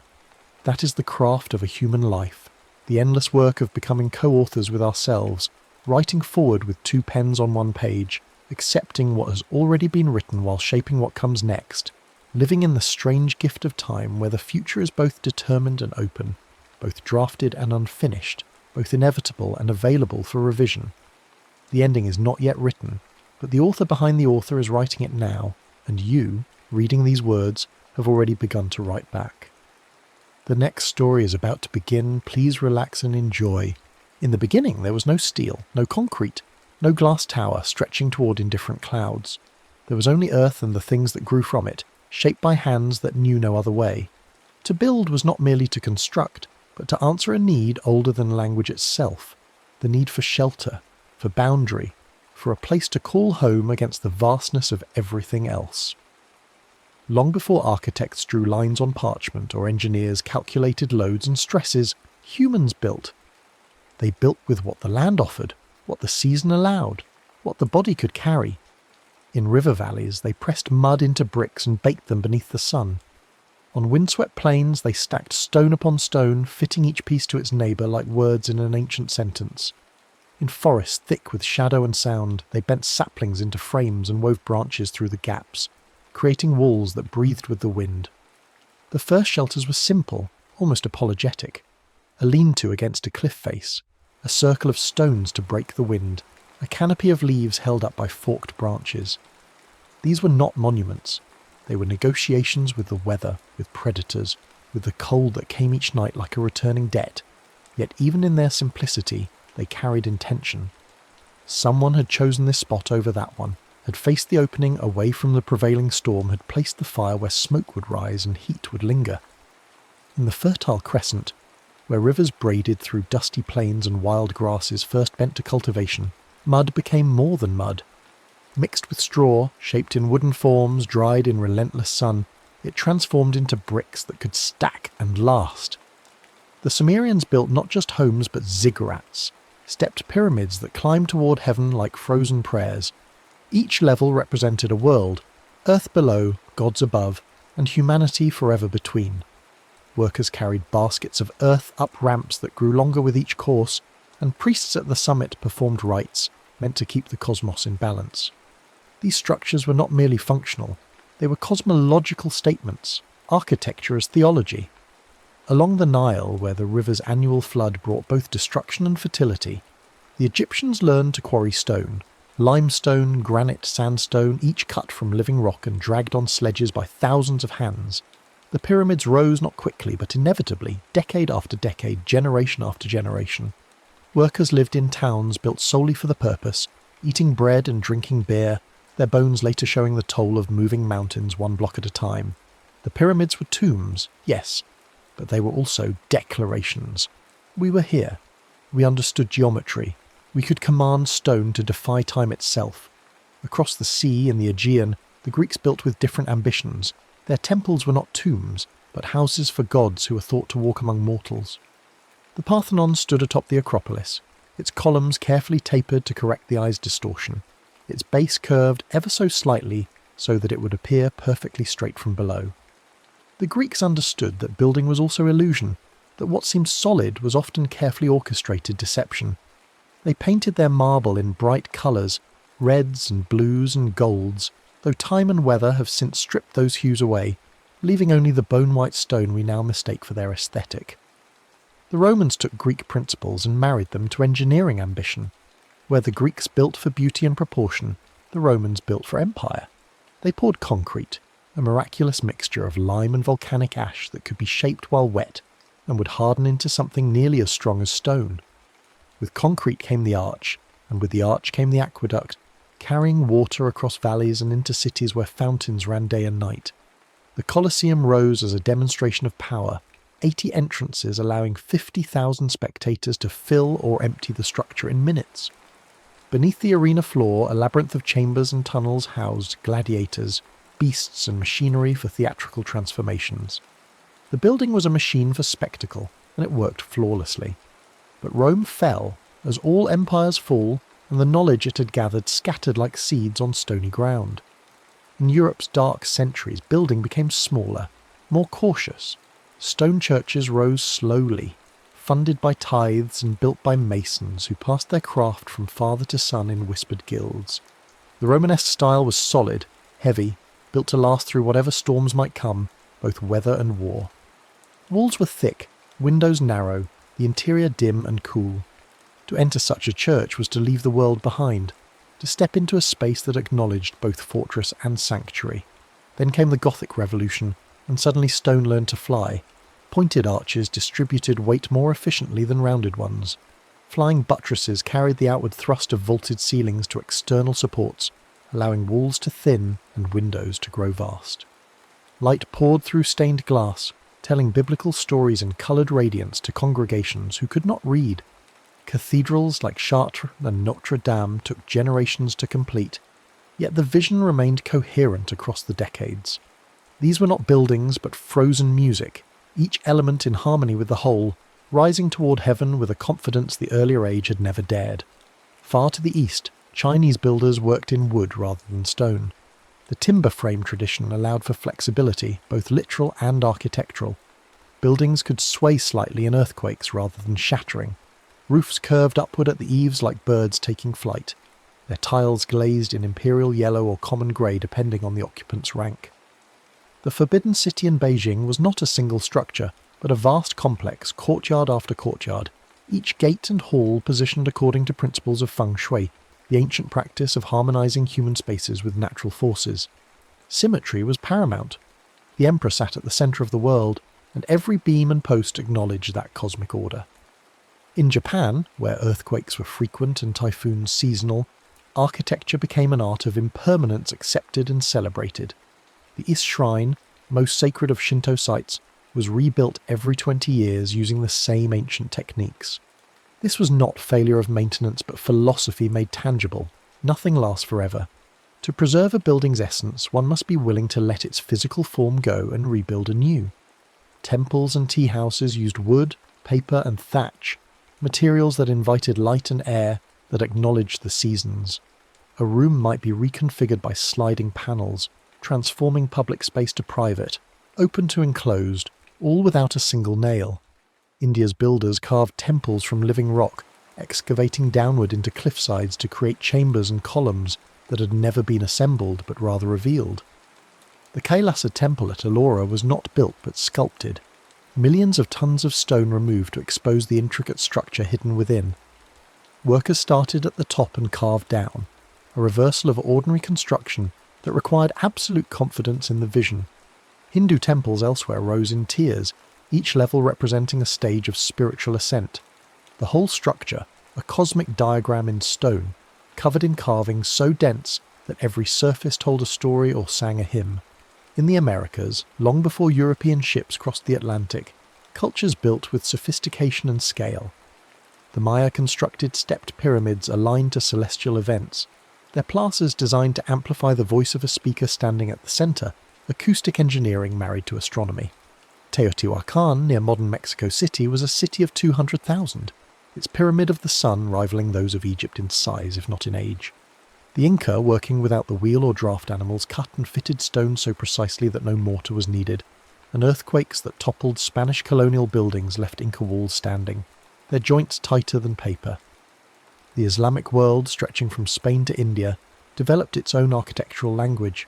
The mosque required a courtyard for gathering, a prayer hall oriented toward Mecca, and a minaret from which the call to prayer could echo across the city. Decoration favoured geometry and calligraphy over representational art, creating patterns that seemed to multiply infinitely, visual metaphors for the infinite nature of the divine. The Alhambra in Granada was a palace of water and light, its reflecting pools doubling the intricacy of carved stucco, its gardens arranged to evoke paradise as described in the Quran. Medieval Europe saw the rise of castles, architecture as defence. Thick walls, narrow windows called arrow loops, gates protected by murder holes through which boiling oil could be poured. Yet even these fortresses had their beauty, towers rising like accusations against the sky, banners snapping in wind that never ceased. To build a castle was to claim land, to assert power, to dare rivals to try their strength against stone. Many stand still, though their owners are dust, their battles forgotten, their names known only to scholars who sift through crumbling records. The Renaissance returned to classical ideals, but with new tools. The printing press spread architectural treatises, allowing ideas to travel faster than before. Brunelleschi in Florence solved the puzzle of the cathedral dome, using a double shell and herringbone brick pattern to span a space wider than any built since Rome. Palladio codified proportions and symmetries that would influence buildings for centuries, from English country houses to American plantations. Architecture became a gentleman's pursuit, a liberal art practiced by educated men who studied Vitruvius and Euclid as much as they supervised construction. The Industrial Revolution changed everything. Iron and steel became available in quantities unimaginable before. The Crystal Palace in London, built for the Great Exhibition of 1851, was a cathedral of glass and cast iron, prefabricated sections assembled on site in months rather than years. It was a building that could not have existed a century earlier, and it announced a new age. Railways required stations, factories required sheds, cities required bridges. Engineering and architecture, once distinct, began to merge. In America, the skyscraper was born from necessity and ambition. Land in city centres was expensive, so the only direction to build was up. Steel frames made it possible, elevators made it practical, and capitalism made it inevitable. The first skyscrapers were still dressed in historical costume, Gothic ornament applied to steel bones, but soon a new aesthetic emerged. Lewis Sullivan declared that form should follow function, and though he himself never entirely abandoned ornament, his student Frank Lloyd Wright would push the principle further. Wright's prairie houses stretched horizontally, emphasising the flatness of the Midwestern landscape, their low roofs and open plans rejecting the vertical Victorian compartments that came before. In Europe, the Bauhaus school tried to strip architecture down to essentials. No ornament, no historicism, only function and honest materials. Glass, steel and concrete arranged according to the needs of modern life. The results were often stark, even brutal, but they were undeniably of their time. When the Nazis closed the Bauhaus, its teachers scattered, carrying these ideas to America and beyond, where they would shape the glass-box towers of the mid-20th century. Le Corbusier preached architecture as a machine for living, his buildings raised on pilotis, pillar supports that lifted the structure off the ground and allowed air and space to flow beneath. His Villa Savoy was a manifesto in white stucco, its ribbon windows and roof garden announcing that the old rules no longer applied. Critics argued his vision was cold, inhuman, better suited to drawings than to life, yet his influence was undeniable. Cities around the world bear the marks of his thinking, for better and worse. Wright, meanwhile, pursued an organic architecture, buildings that grew from their sites rather than being imposed upon them. Falling Water, his masterpiece, cantilevered over a waterfall in Pennsylvania, its terraces echoing the stone ledges of the stream below. It leaked, as his buildings often did, but it was unforgettable, a poem written in stone and water and light. After the Second World War, cities rebuilt with urgency. Modernism offered a vision of clean, rational efficiency.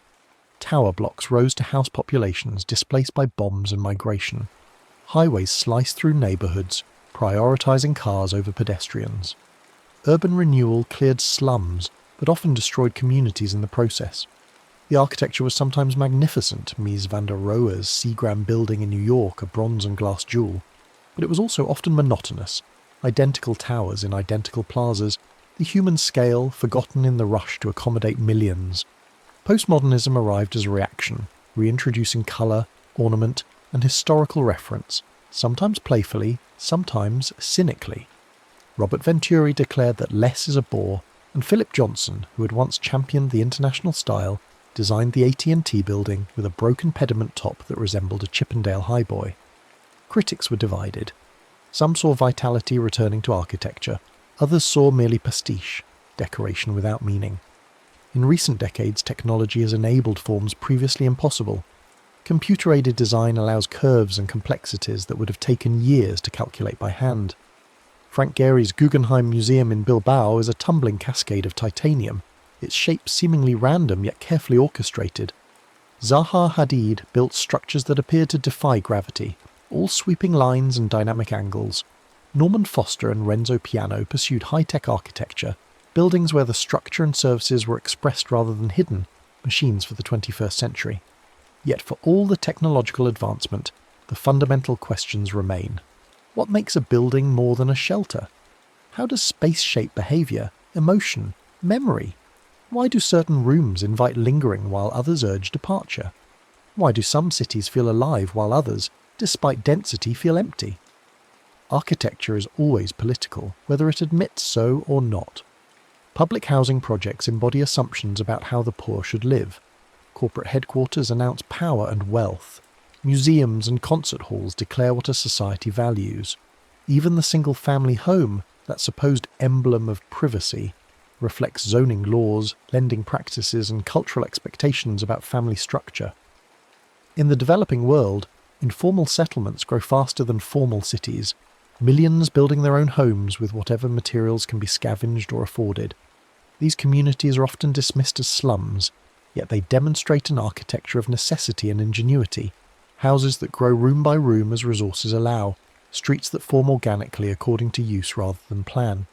Some architects have begun to study these settlements, not as problems to be solved, but as lessons in adaptability and resilience. Climate change now forces architecture to reckon with consequences it long ignored. Buildings consume enormous amounts of energy, both in construction and operation. Concrete production alone accounts for a significant percentage of global carbon emissions. The glass towers that defined the late 20th century are often energy nightmares, requiring massive heating and cooling to remain habitable. Architects now speak of passive solar design, green roofs, natural ventilation, materials that sequester carbon rather than emit it. Some look to vernacular traditions for guidance, those ancient techniques that kept people comfortable without fossil fuels.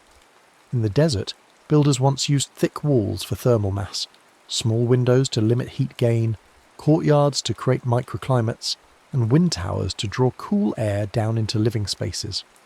In tropical regions, houses were raised on stilts for ventilation and flood protection, roofs steeply pitched to shed rain, walls made of woven materials that allowed air to pass. These were not primitive solutions, but sophisticated responses to specific conditions, knowledge accumulated over generations. The modern challenge is to incorporate such wisdom with contemporary needs and materials.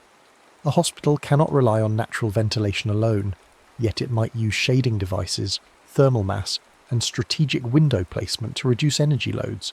An office tower might integrate photovoltaic panels, rainwater collection, and green spaces that cool the air and provide psychological respite. Some architects advocate for building less, renovating and adapting existing structures rather than demolishing and starting fresh. The most sustainable building, they argue, is the one already standing. This requires a shift in thinking, valuing patina and history over novelty, accepting that perfection is less important than continuity. Throughout history, architecture has been shaped by available materials and technologies, but also by beliefs about beauty, order, and meaning. The Gothic cathedral and the glass skyscraper serve different purposes and speak different languages, yet both attempt to elevate human experience beyond the merely functional. Both say, in their way, that we are more than animals seeking shelter. We are creatures who build meaning into our surroundings, who shape space to shape ourselves. Children playing in a well-designed playground learn about risk and cooperation. Workers in a thoughtfully planned office feel respected and valued. Patients in a hospital with access to daylight and views of nature recover faster. These are not romantic notions, but documented effects. Architecture acts on us whether we notice or not, influencing mood, behaviour, even health. Yet architecture is also limited. It cannot solve poverty, though it can make poverty more or less bearable. It cannot create community, though it can provide spaces where community might form. It cannot guarantee happiness, though it can remove some obstacles to happiness. The danger lies in expecting too much, in believing that the right building will perfect human nature. History is littered with utopian projects that became dystopias, housing estates that bred isolation and crime, new towns that never came alive. The best architecture acknowledges human complexity, providing structure without rigidity, order without oppression. It allows for adaptation, for uses the designer never imagined. A plaza designed for formal ceremonies becomes a skateboarding spot. A library reading room becomes a place for quiet work or community meetings. A park meant for leisurely strolls becomes a site for protests and celebrations. Buildings that permit such appropriation are generous.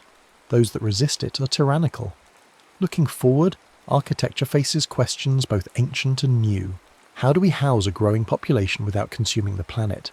How do we build cities that are dense yet humane, efficient yet beautiful? How do we preserve cultural identity in an increasingly globalized world? How do we make architecture accessible, both economically and physically, to all people? There are no simple answers. Some advocate for modular construction, factory-built units assembled on site, promising speed and affordability. Others champion traditional craftsmanship, arguing that meaning resides in the handmade, the particular, the slow. Some design with algorithms and artificial intelligence, exploring forms no human mind would conceive. Others sketch by hand, trusting intuition over computation. Perhaps the truth lies not in choosing between these approaches, but in recognizing that different contexts demand different responses. A rural village and an urban core have different needs. A museum and a factory serve different purposes. A home in Norway and a home in Nigeria must respond to different climates, cultures, and economies. What remains constant is the human need for shelter, and the human impulse to make that shelter meaningful. We paint walls, hang pictures, arrange furniture, plant gardens. We turn houses into homes through accumulation and care, through memory and habit. Architecture provides the frame, but we supply the life. And so the story continues. Cranes lift steel beams into place. Masons lay bricks in courses that will outlast them. Engineers calculate loads and stresses. Architects sketch visions of what might be. Workers pour concrete that will harden into foundations for lives not yet lived. The materials change, the technologies evolve, but the essential act remains. We build because we must. We build because we can. We build because in shaping our surroundings, we shape ourselves. From mud and stone, from timber and glass, from dreams and necessity, we raise walls against the chaos and call the space within our own. The buildings will stand or fall, be loved or forgotten, but the impulse to build, like the need to sleep and wake, belongs to everyone, and by morning we carry its quiet work into the day. And so the story continues.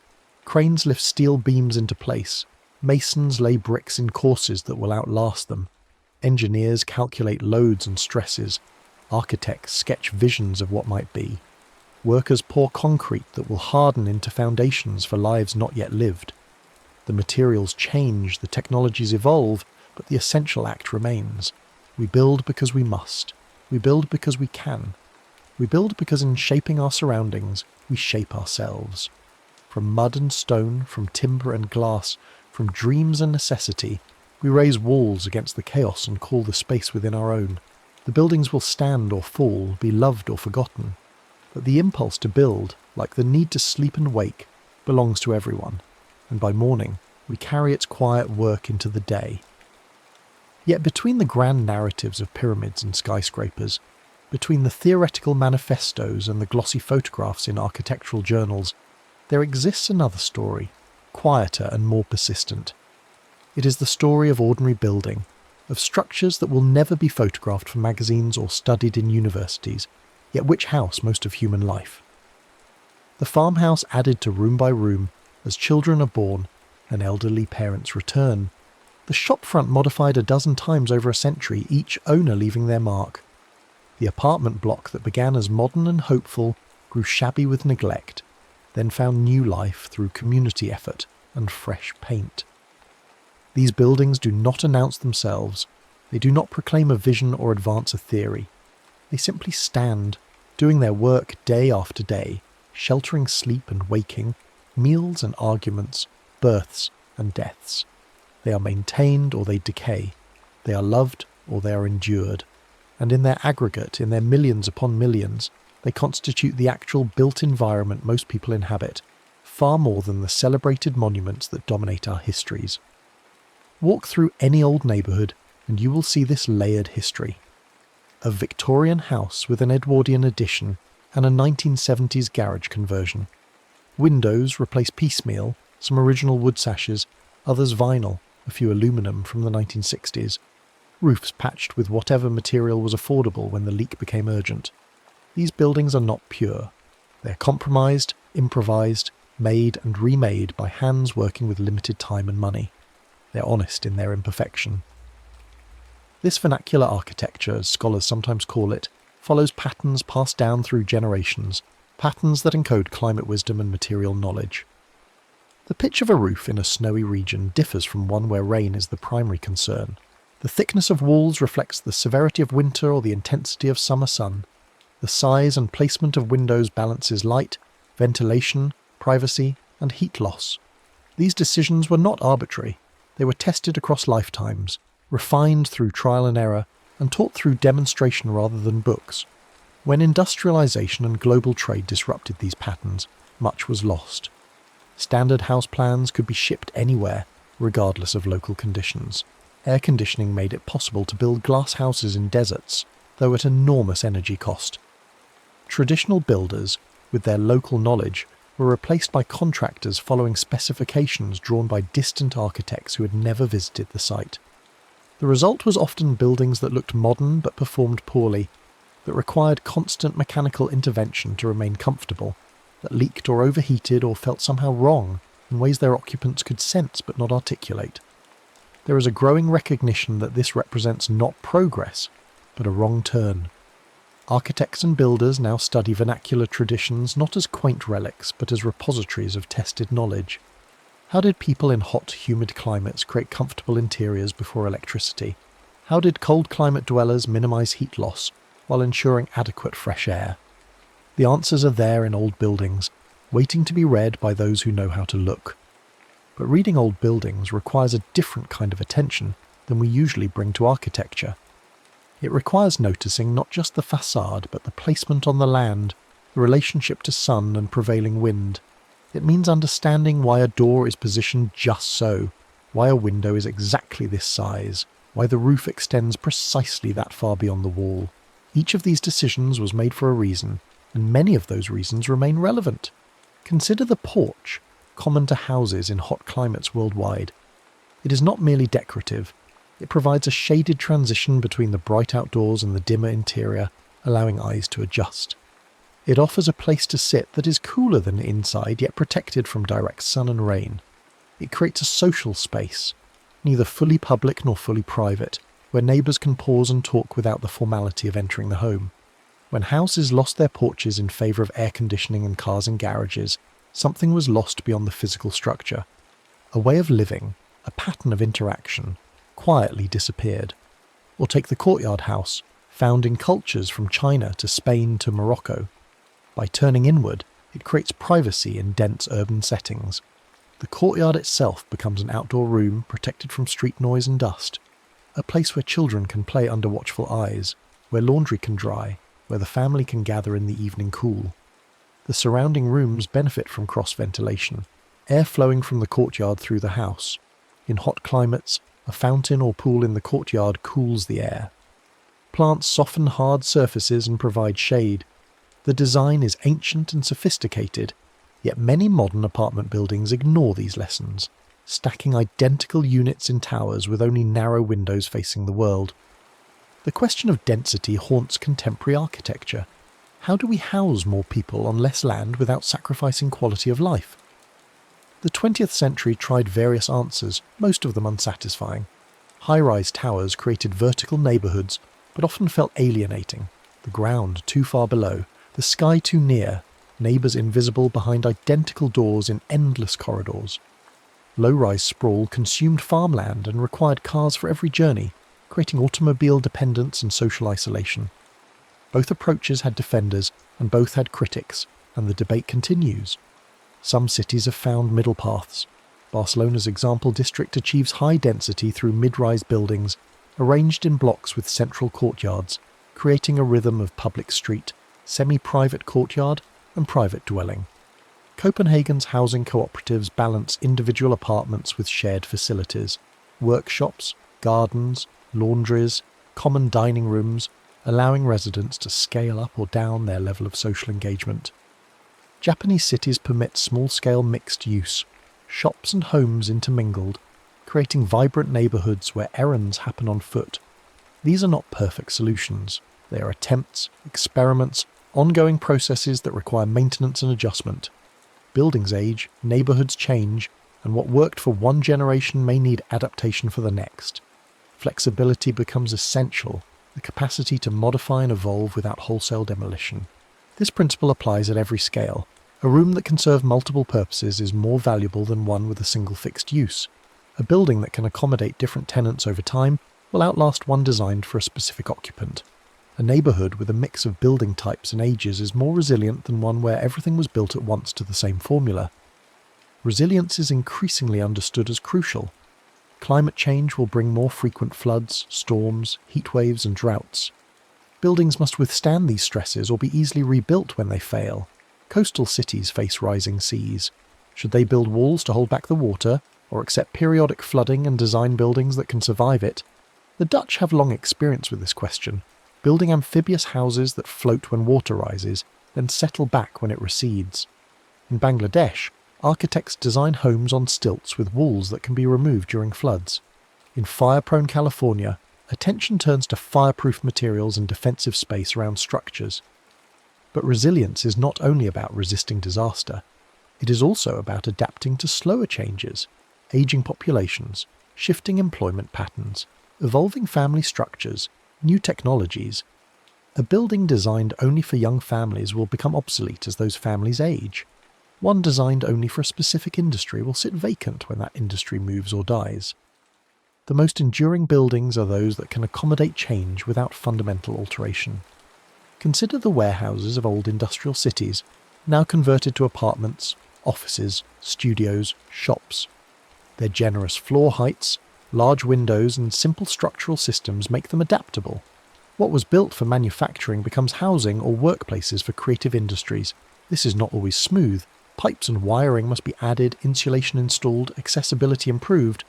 But the bones are good, and bones matter more than skin. Some architects now design with future adaptation in mind, creating buildings with layers that change at different rates. The structure, most permanent, is made robust and simple. The skin, which may need updating as materials and technologies improve, is designed to be replaced without affecting the structure. The interior, which will certainly be reconfigured many times over the building's life, is made as flexible as possible. This approach, sometimes called long life, loose fit, treats buildings not as finished products, but as frameworks for ongoing adaptation. It is a humble vision, far from the heroic architectural gestures of the past, but perhaps more realistic. Buildings are not immortal. Even the pyramids are slowly eroding, but buildings can last longer than they often do if we design them to be maintained, repaired, and modified rather than used up and discarded. This requires different economic models, different expectations, different relationships between builders, owners, and occupants. In Japan, the traditional carpenter was called upon throughout a building's life to repair and adjust it, a relationship that could span generations. The craftsman knew the building intimately, understood its quirks and weaknesses, could diagnose problems from subtle signs. When such relationships are severed, when construction is industrialized and anonymous, this knowledge is lost. Buildings become black boxes, their occupants helpless when something goes wrong, dependent on specialists who may or may not understand the original design intent. There is a movement now to document buildings more thoroughly, creating digital models that show not just the visible surfaces but the hidden systems, the structure, the rationale behind design decisions. These models can be passed to future caretakers, preserving institutional memory that otherwise dissipates when people retire or move on. It is a new kind of craftsmanship, one that uses computers rather than chisels, but serves the same purpose, passing knowledge forward. Yet for all the technology, for all the advances in materials and techniques, the essential craft of building remains stubbornly physical. Concrete must be poured and cured, bricks must be laid level and plumb, joints must be sealed against weather. These tasks require skill developed through practice, attention to detail, pride in workmanship. When such skills are devalued, when construction is seen only as cost to be minimized, quality suffers and buildings fail prematurely. The construction site is a temporary city, a community of specialists who must coordinate their work with precision. The foundation crew, the framers, the electricians, the plumbers, the finish carpenters, each depends on those who came before and prepares for those who follow. When this coordination works, it is like watching an orchestra perform a complex score. When it fails, the result is chaos, delay, and defects that may not appear until years later. Many building failures are not dramatic collapses but slow deteriorations, water infiltrating where joints were poorly sealed, materials degrading because they were incompatible, systems failing because maintenance access was never considered. These failures are often invisible until they are catastrophic, and by then the original builders are long gone, the documentation lost or never created, the responsibility diffuse and unassignable. This is why building codes exist, why inspections happen, why professional licenses are required. Not to stifle creativity, but to ensure minimum standards of safety and durability. The codes are written in blood, each requirement added after some failure, injured or killed people. The requirements for fire exits, for structural margins, for electrical grounding. These are not arbitrary. They are lessons learned the hard way. Yet codes can also ossify, can preserve outdated practices and resist innovation. Finding the balance between safety and flexibility is an ongoing negotiation. Some jurisdictions allow experimental buildings under special permits, monitoring their performance to see if new approaches work. Others are more conservative, changing codes only slowly and reluctantly. Both approaches have merit and both have costs. In the end, architecture is a social art, always negotiating between individual vision and collective needs, between innovation and tradition, between idealism and pragmatism. The architect may design in isolation, but the building is realized through collaboration, through compromise, through the messy process of turning drawings into physical reality. And once built, the building is interpreted and used by people who may not care about the architect's intentions, who will adapt and modify it according to their own needs. This is not failure. This is how buildings live. They are not static objects but dynamic participants in human life, shaping us even as we shape them.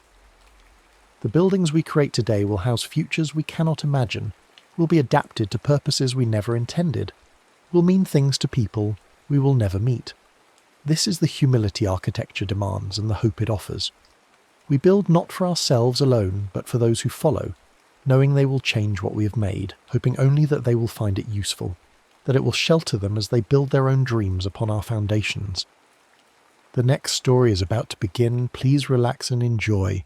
Before the maps were drawn and the borders carved, before the names we know today were written into treaties and textbooks, there was a continent vast and varied, shaped not by lines on paper, but by the pulse of rivers, the turning of seasons, and the slow caravan of human ambition across landscapes older than memory itself. Africa, in the ages before Europeans arrived with their compasses and their certainties, was not a void waiting to be discovered.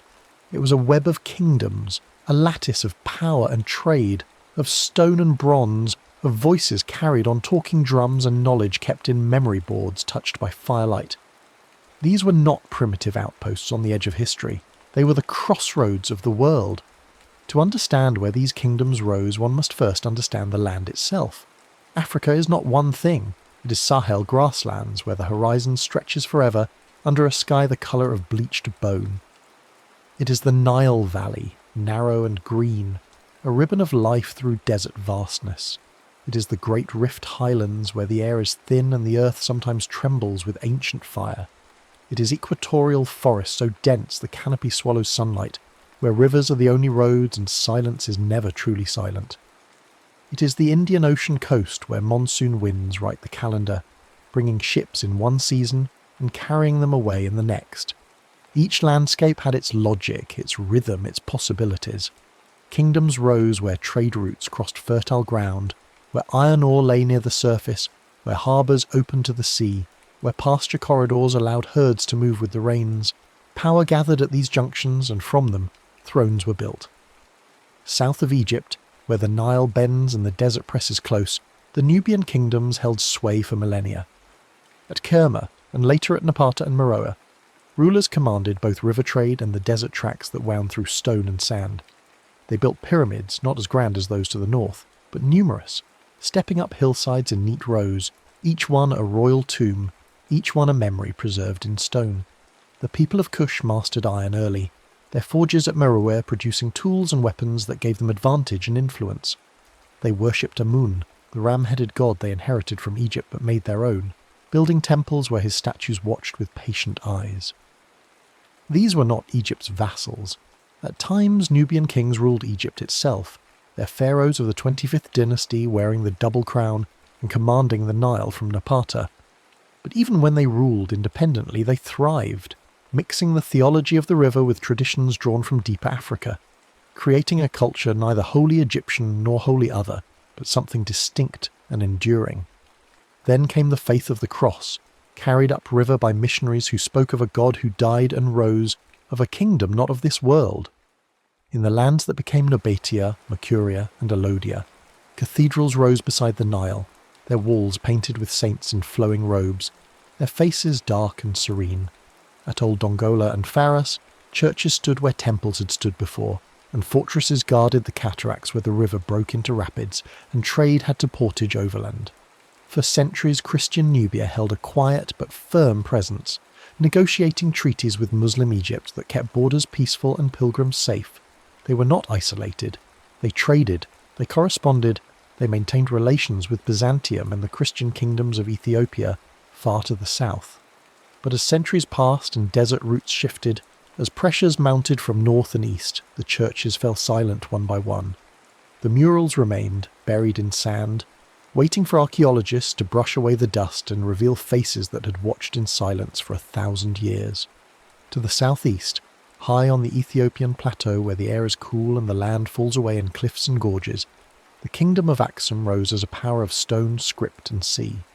They erected stelae, towering obelisks carved from single blocks of granite, some of them over 100 feet tall, their faces etched with windows and doors as if they were buildings reaching toward the sky. They developed the Zayas script, one of the world's few indigenous alphabets, and used it to mint coins stamped with royal names and Christian symbols, a declaration of sovereignty in metal and ink. Axum's merchants commanded the Red Sea ports, linking the interior's gold and frankincense to markets in Rome, Persia and India.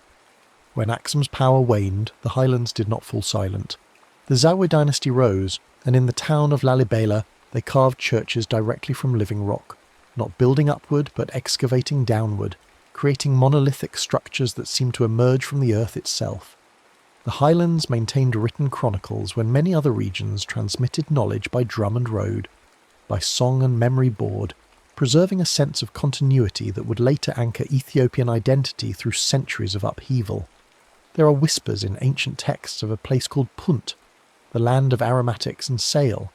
Pharaohs sent expeditions there, recording in temple reliefs the myrrh trees brought back, the incense, the rare animals, the exotic goods that made the journey worthwhile. Scholars still debate where exactly Punt lay, somewhere along the Horn of Africa or perhaps across the narrow strait in Arabia. But whether it was a single polity or a network of coastal entrepôts, it connected Africa to the Indian Ocean world millennia before European ships rounded the Cape. The monsoon winds were the key, predictable currents of air that blew ships eastward in one season and westward in another, a natural clock that sailors learned to read, waiting for the right moment to depart, trusting the wind to carry them home. In the forests and grasslands of what is now Nigeria, cultures rose that left behind art so accomplished it challenges every assumption about the supposed primitiveness of pre-colonial Africa. The Nok culture, flourishing over 2,000 years ago, fired terracotta sculptures of human heads with elaborate hairstyles, expressive faces, and a technical mastery that speaks to organised workshops and artistic traditions passed from master to apprentice. They worked iron early, smelting and forging tools and weapons, while much of Europe still relied on bronze. Centuries later, at If, artists cast copper alloy heads of such naturalistic beauty that when they were first shown in Europe, many refused to believe Africans had made them. The faces are calm, regal, marked with delicate scarification, crowned with beaded caps. They were not made for export or display. They were ritual objects kept in shrines, used in ceremonies that bound the living to the ancestors, the king to the land, the people to the cosmos. The absence of written records does not mean the absence of complexity. It means the complexity was encoded differently, in objects and rituals, in knowledge held by guilds and passed through initiation. To the north of If, the Oyo Empire commanded the savannah with cavalry and tributary towns. Horses thrived in the drier grasslands, and Oyo's mounted warriors could move quickly, projecting power across distances that infantry could not match. Trade caravans fed the capital, bringing kola nuts from the south, salt from the Sahara, textiles and metalwork from workshops where artisans worked under royal patronage. The city itself was a place of courtyards and drums, of markets where languages mingled, of rituals that reinforced the king's divine authority and the social order that sustained the state. To the south, in the forests where horses could not survive the tsetse, the kingdom of Benin engineered defences of a different kind. They dug moats and raised earthen walls around their settlements, networks of fortifications so extensive that their combined length exceeded the Great Wall of China. Inside the walls, Benin's bronze casters perfected plaques that recorded battles, diplomatic missions, ceremonies, and daily life in metal relief. These were not decorations. They were archives, history made tangible, mounted on palace pillars where they could be read like books by those who knew the visual language, passing down the story of the kingdom from generation to generation. Further north, in the Sahel where desert and grassland meet, the Hausa city-states rose as centres of commerce and learning. At Kano, Katsina, Zaria, and others, mud brick walls encircled markets busy with the exchange of cloth, leather, dyes, grain, and livestock. Scholars copied manuscripts in Arabic, preserving texts on law, theology, medicine, and history. The cities were rivals, but they shared a common culture, a common language, and a common understanding that prosperity came from trade.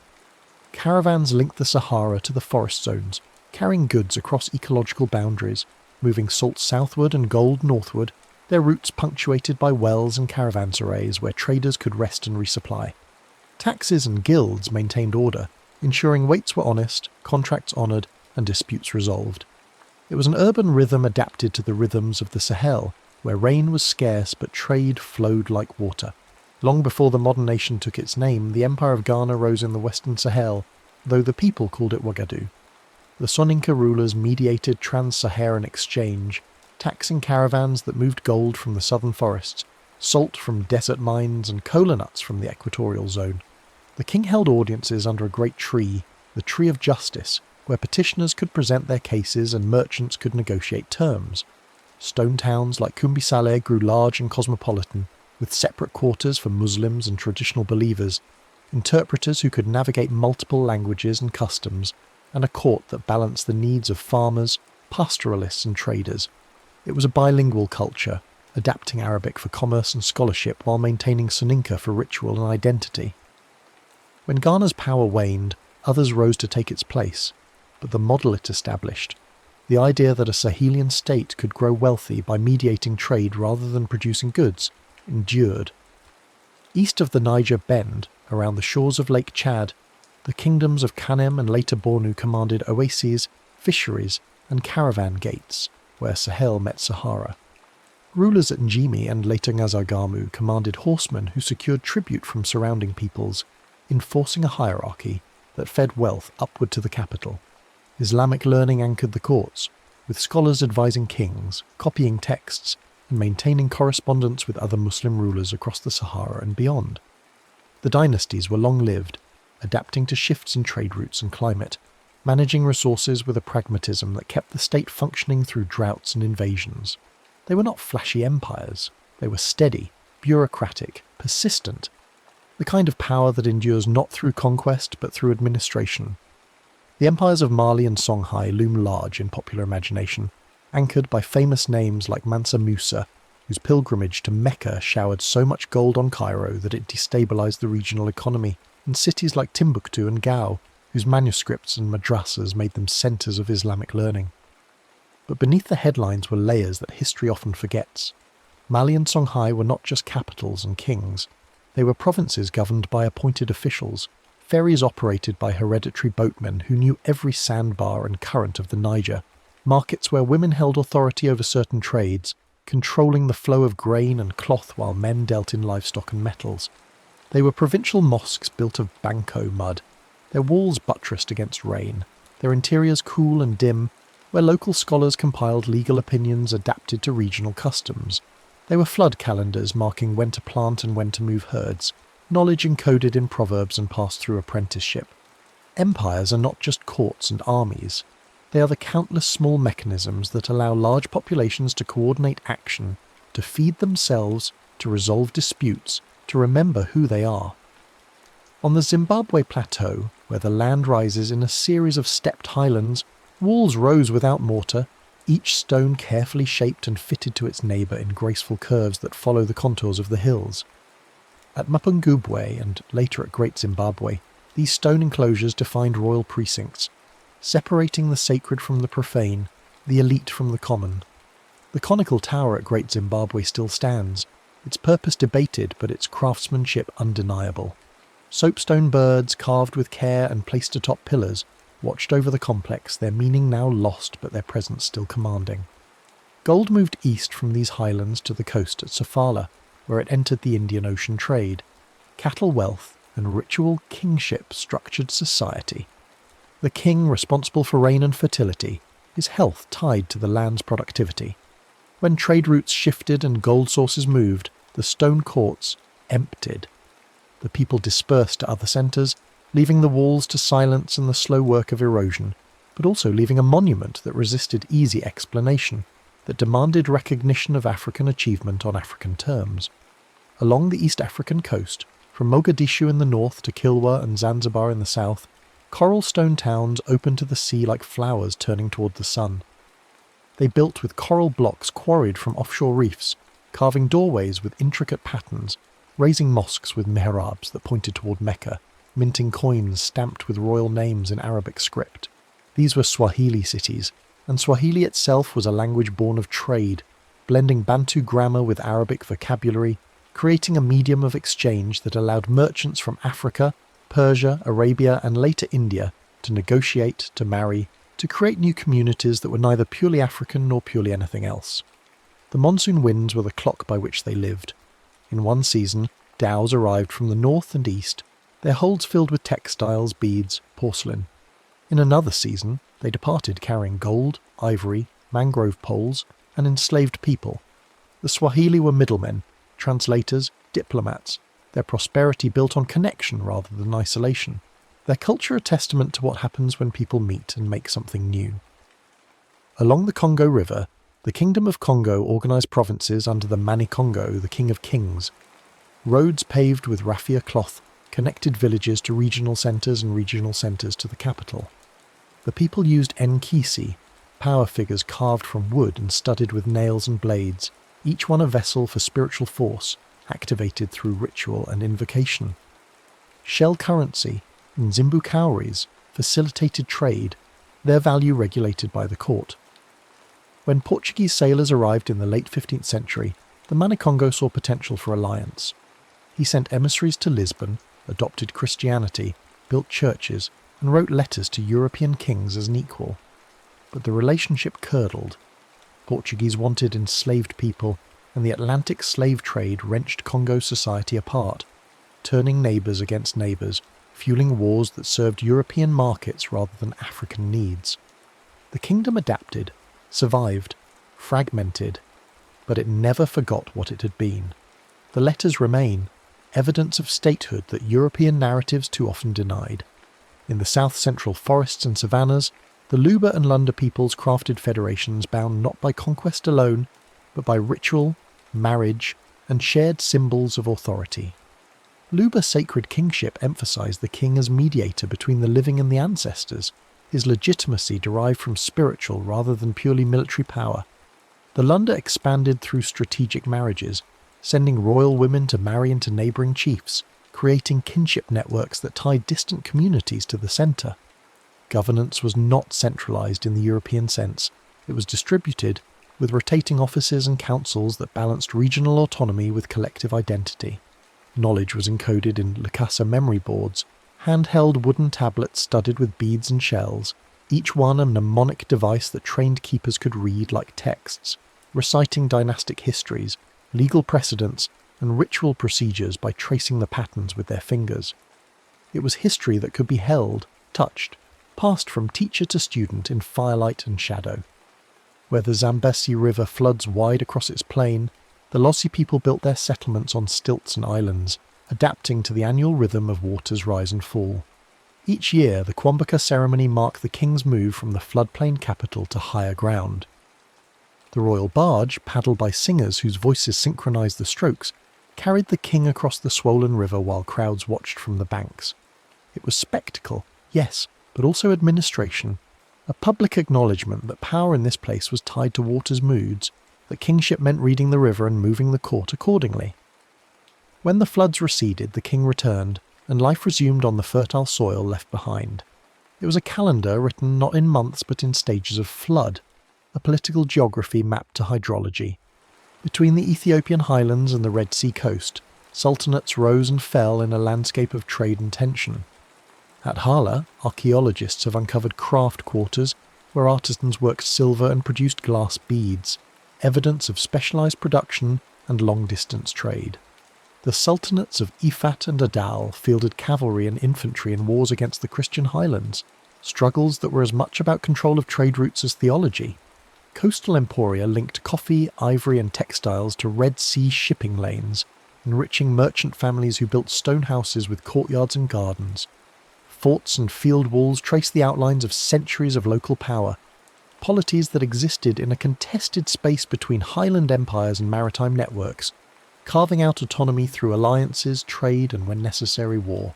In the equatorial forests of the Congo Basin, where roads by land are few and difficult, rivers became the highways of power.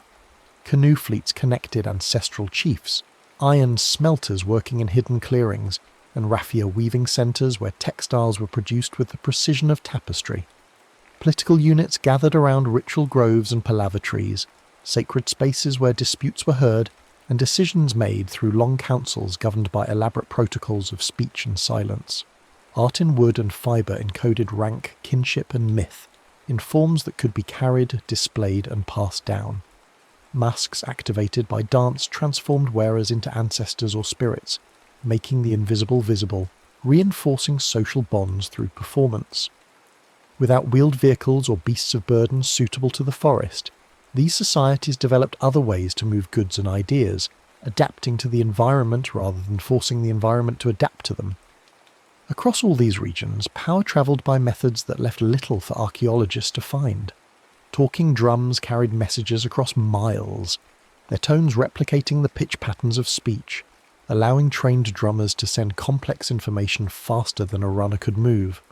Griots, hereditary oral historians, sustained genealogies and epic narratives, their memories trained from childhood to hold thousands of lines, their performances both entertainment and archive.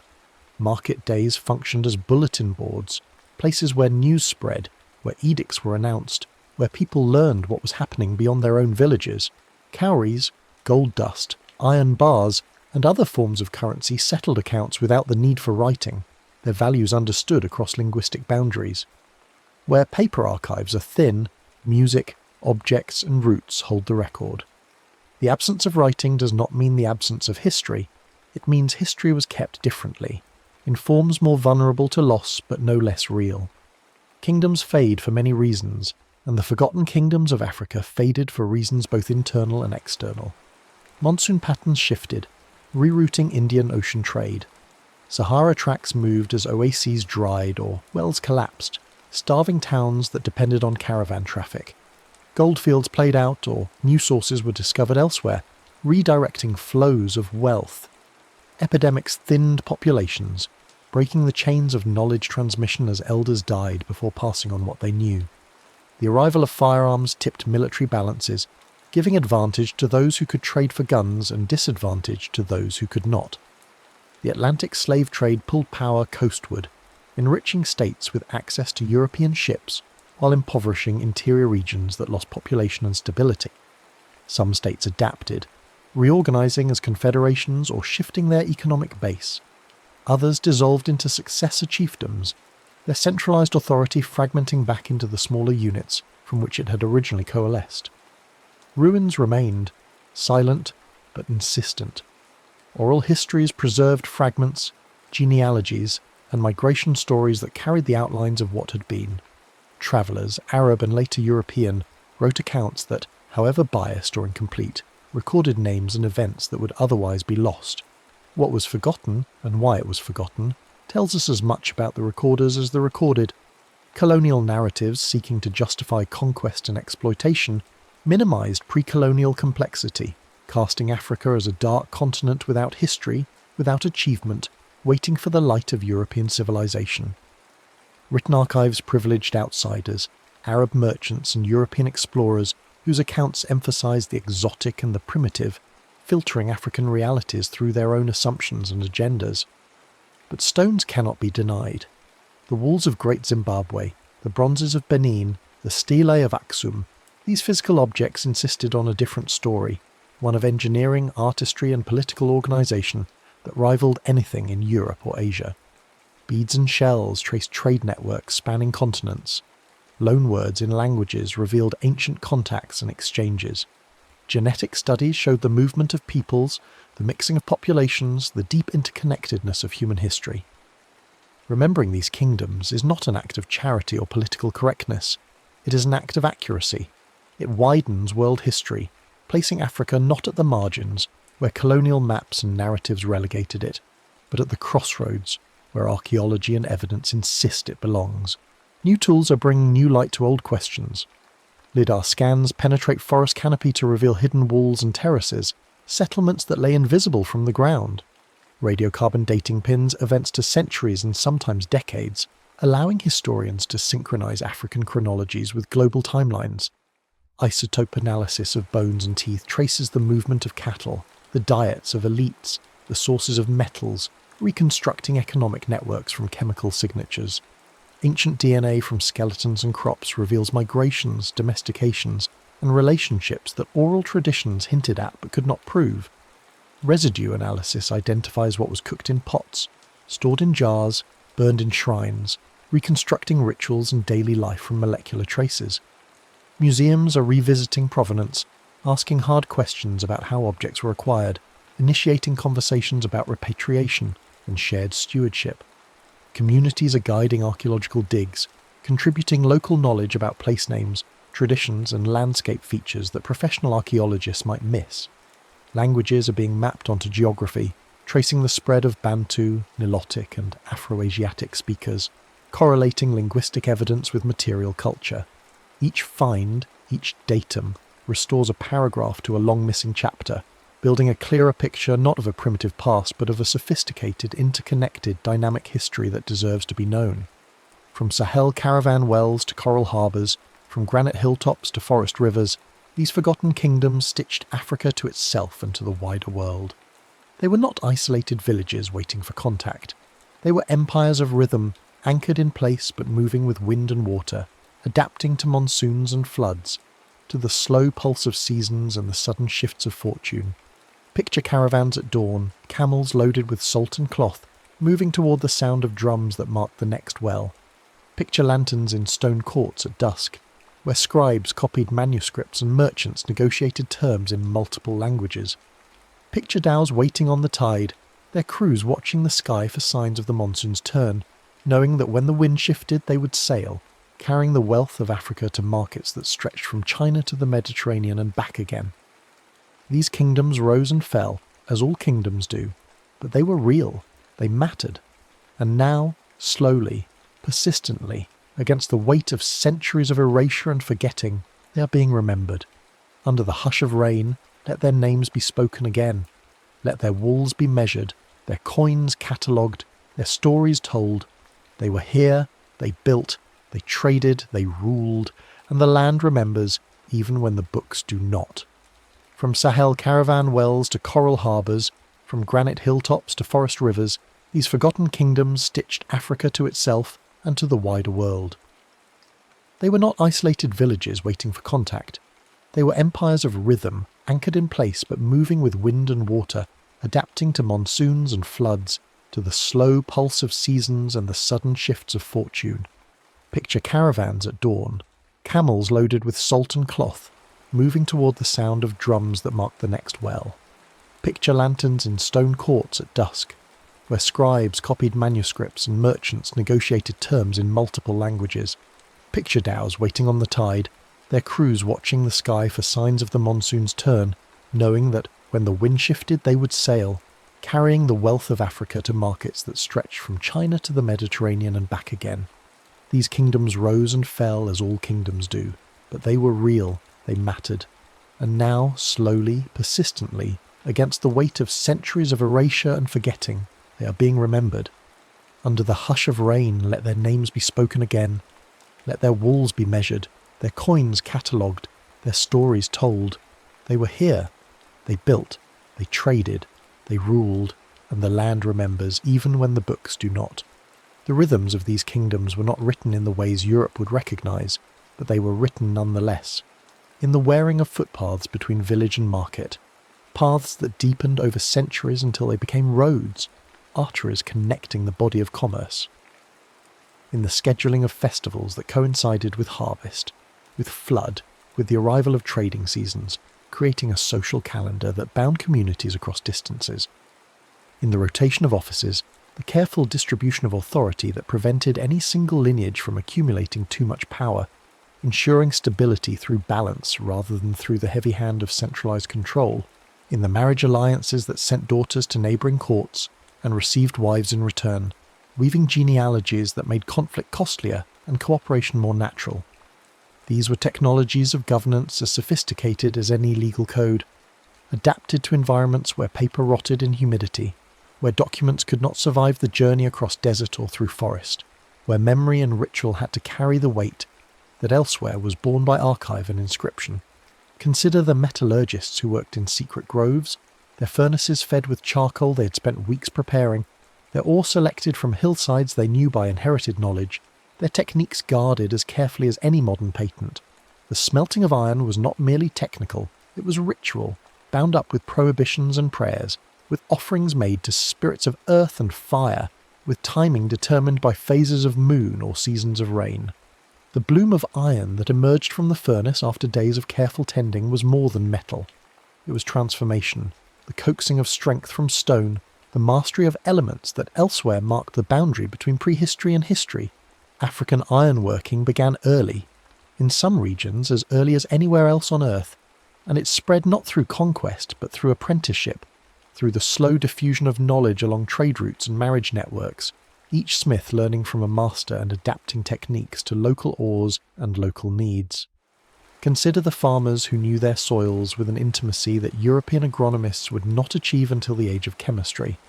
They read colour and texture, knowing which red earth would yield yams and which would not, which grey sand near rivers could support rice and which would flood too deeply. They practised crop rotation without naming it as such, planting nitrogen-fixing legumes between seasons of grain, letting fields rest under controlled burns that renewed fertility. They bred seeds over generations, selecting for drought resistance, for pest resistance, for flavour and yield, creating varieties adapted to microclimates that could shift dramatically within a day's walk. They built terraces on hillsides to slow erosion and capture rainfall, engineering water management systems that required no metal tools, only stone and patience and an understanding of how water moves across landscape. These were not primitive practices. They were refined sciences, tested and improved over centuries, encoding knowledge in the doing rather than in the writing. Consider the weavers whose cloth became currency, whose patterns encoded identity and status, whose guilds controlled quality so strictly that a bolt of fabric from one city could be trusted across 1,000 miles. Raffia and cotton, bark cloth and wool, each material worked according to its nature, each pattern meaningful to those who knew the visual language. A chief's cloth might incorporate motifs that referenced ancestral exploits. A marriage cloth might weave together symbols from two lineages. A mourning cloth might use colours and textures that spoke of grief without need for words. These textiles travelled far, carried by merchants who understood their value not merely as covering, but as communication, as portable art, as social text. When Europeans arrived and offered cheap manufactured cloth, they disrupted not just an economy but a language, replacing nuance with uniformity, turning garments from statements into mere coverings. Consider the healers who knew which bark would lower fever, which leaf would stop bleeding, which root would calm a troubled mind. They worked without microscopes or chemical analysis, relying instead on observation refined over generations, on careful experimentation whose failures were forgotten, and whose successes were preserved in pharmacopoeias carried entirely in memory. They understood that illness had social dimensions as well as physical, that a person standing in the community, their spiritual state, their relationships with the living and the dead, all bore upon their health. Treatment was holistic before that word existed, combining plant medicine with ritual, with counsel, with the restoration of balance in the patient's life. When colonial medicine arrived and dismissed these practices as superstition, it missed much of what made them effective, measuring only what it could see and ignoring what it could not. The kingdoms are gone now, at least in their original forms. The capitals are ruins or buried under modern cities. The trade routes are paved roads following new logic.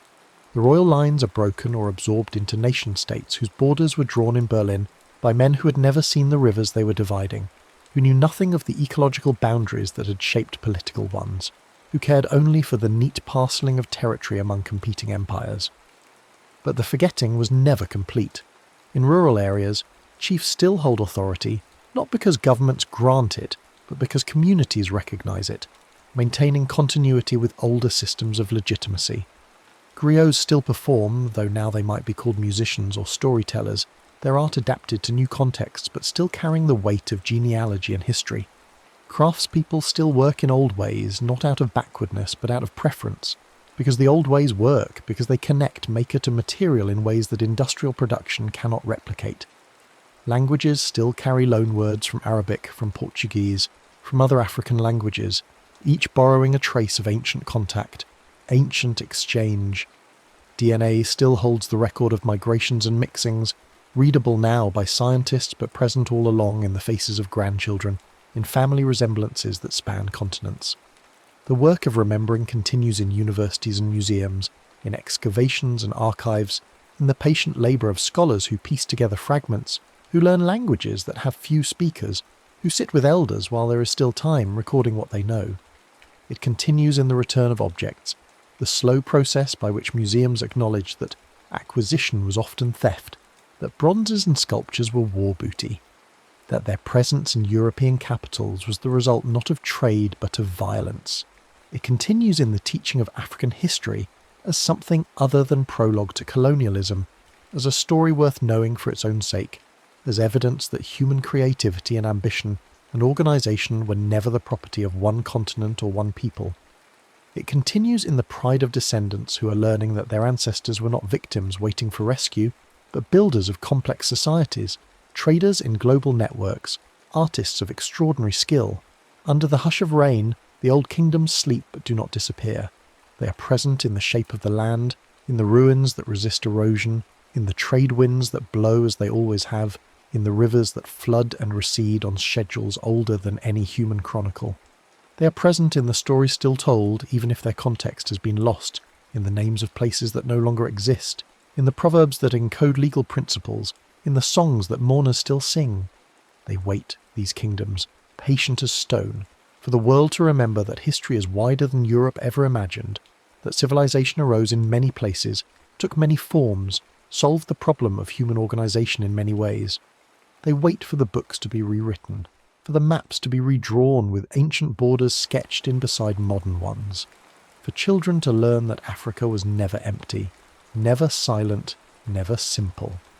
The rain falls as it has always fallen, and beneath it the land holds its secrets and its memories, offering them to those who take the time to listen, to dig, to ask the right questions.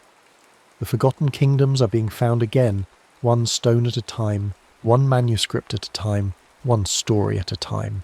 And with each discovery, the world grows larger and the past grows richer, and the human story becomes more complete. The next story is about to begin. Please relax and enjoy. You wake before dawn in a world still shaped by the simplest question: how do we get from here to there? Not with grand ambition at first, just with tired feet and the need to reach the next village before nightfall. You follow animal trails because the deer have already found the driest path along the ridge, the route that doesn't flood when the rains come. Your ancestors walked these same lines, wearing them deeper with each generation, until what was once a faint trace through grass became a groove in the earth itself. The path remembers. It remembers the hunter who took this way to the river, the trader who carried salt from the coast, the shepherd who drove his flock to summer pasture. Each journey adds weight to the memory, and slowly, without anyone deciding it should be so, the path becomes the road. Not paved, not planned, just agreed upon by 1,000 feet that chose the same easy line through difficult country. You can see it still, if you know where to look. The old ways follow contours that make sense to legs and lungs, avoiding steep climbs, seeking solid ground, respecting the places where water gathers. These weren't engineered. They were felt step by step, season by season, until the landscape itself seemed to suggest where travellers should go. Then come the Romans, and everything changes. They arrive with something you've never seen before, the idea that a road should be straight, that it should ignore the comfortable meander of ancient trails and instead cut across country like a declaration. You watch them work, these engineers, with their measuring tools and their absolute certainty, and you begin to understand that a road can be more than a path. It can be a statement of power. They dig first, down through topsoil to stable ground, sometimes 3 feet deep or more. Then come the layers, each with its purpose, its place in the architecture of travel. Large stones form the foundation, fitted together like a puzzle with gaps filled by smaller rocks. Above that, a layer of crushed stone mixed with lime mortar, tamped down until it rings under the workers' tools. Then gravel, compacted and shaped, and finally the surface. Flat stones fitted so precisely that water has nowhere to pool, crowned slightly at the centre so rain runs to drainage ditches on either side. You stand beside one of these roads, marvelling at how straight it is, how it seems to mock the landscape's suggestions. Hills that would have turned a traditional path are simply climbed straight up and down. Valleys are crossed at their narrowest point regardless of gradient. The message is clear. Rome goes where it wishes, and the earth will accommodate. But these roads aren't built for your comfort. They're built for legions, for the rapid movement of soldiers and supplies, for the messages that must reach distant governors without delay. Every 1,000 paces, a stone marker records the distance from Rome itself, as if the capital were the centre of the world, which to these engineers it certainly is. You learn to use them anyway, because however stern their purpose, they offer something invaluable: reliability. When rain turns traditional paths to soup, the Roman road remains solid, its drainage carrying away the weather that would trap you in mud. Along these roads, something remarkable happens. Towns begin to appear at regular intervals, each a day's journey from the last.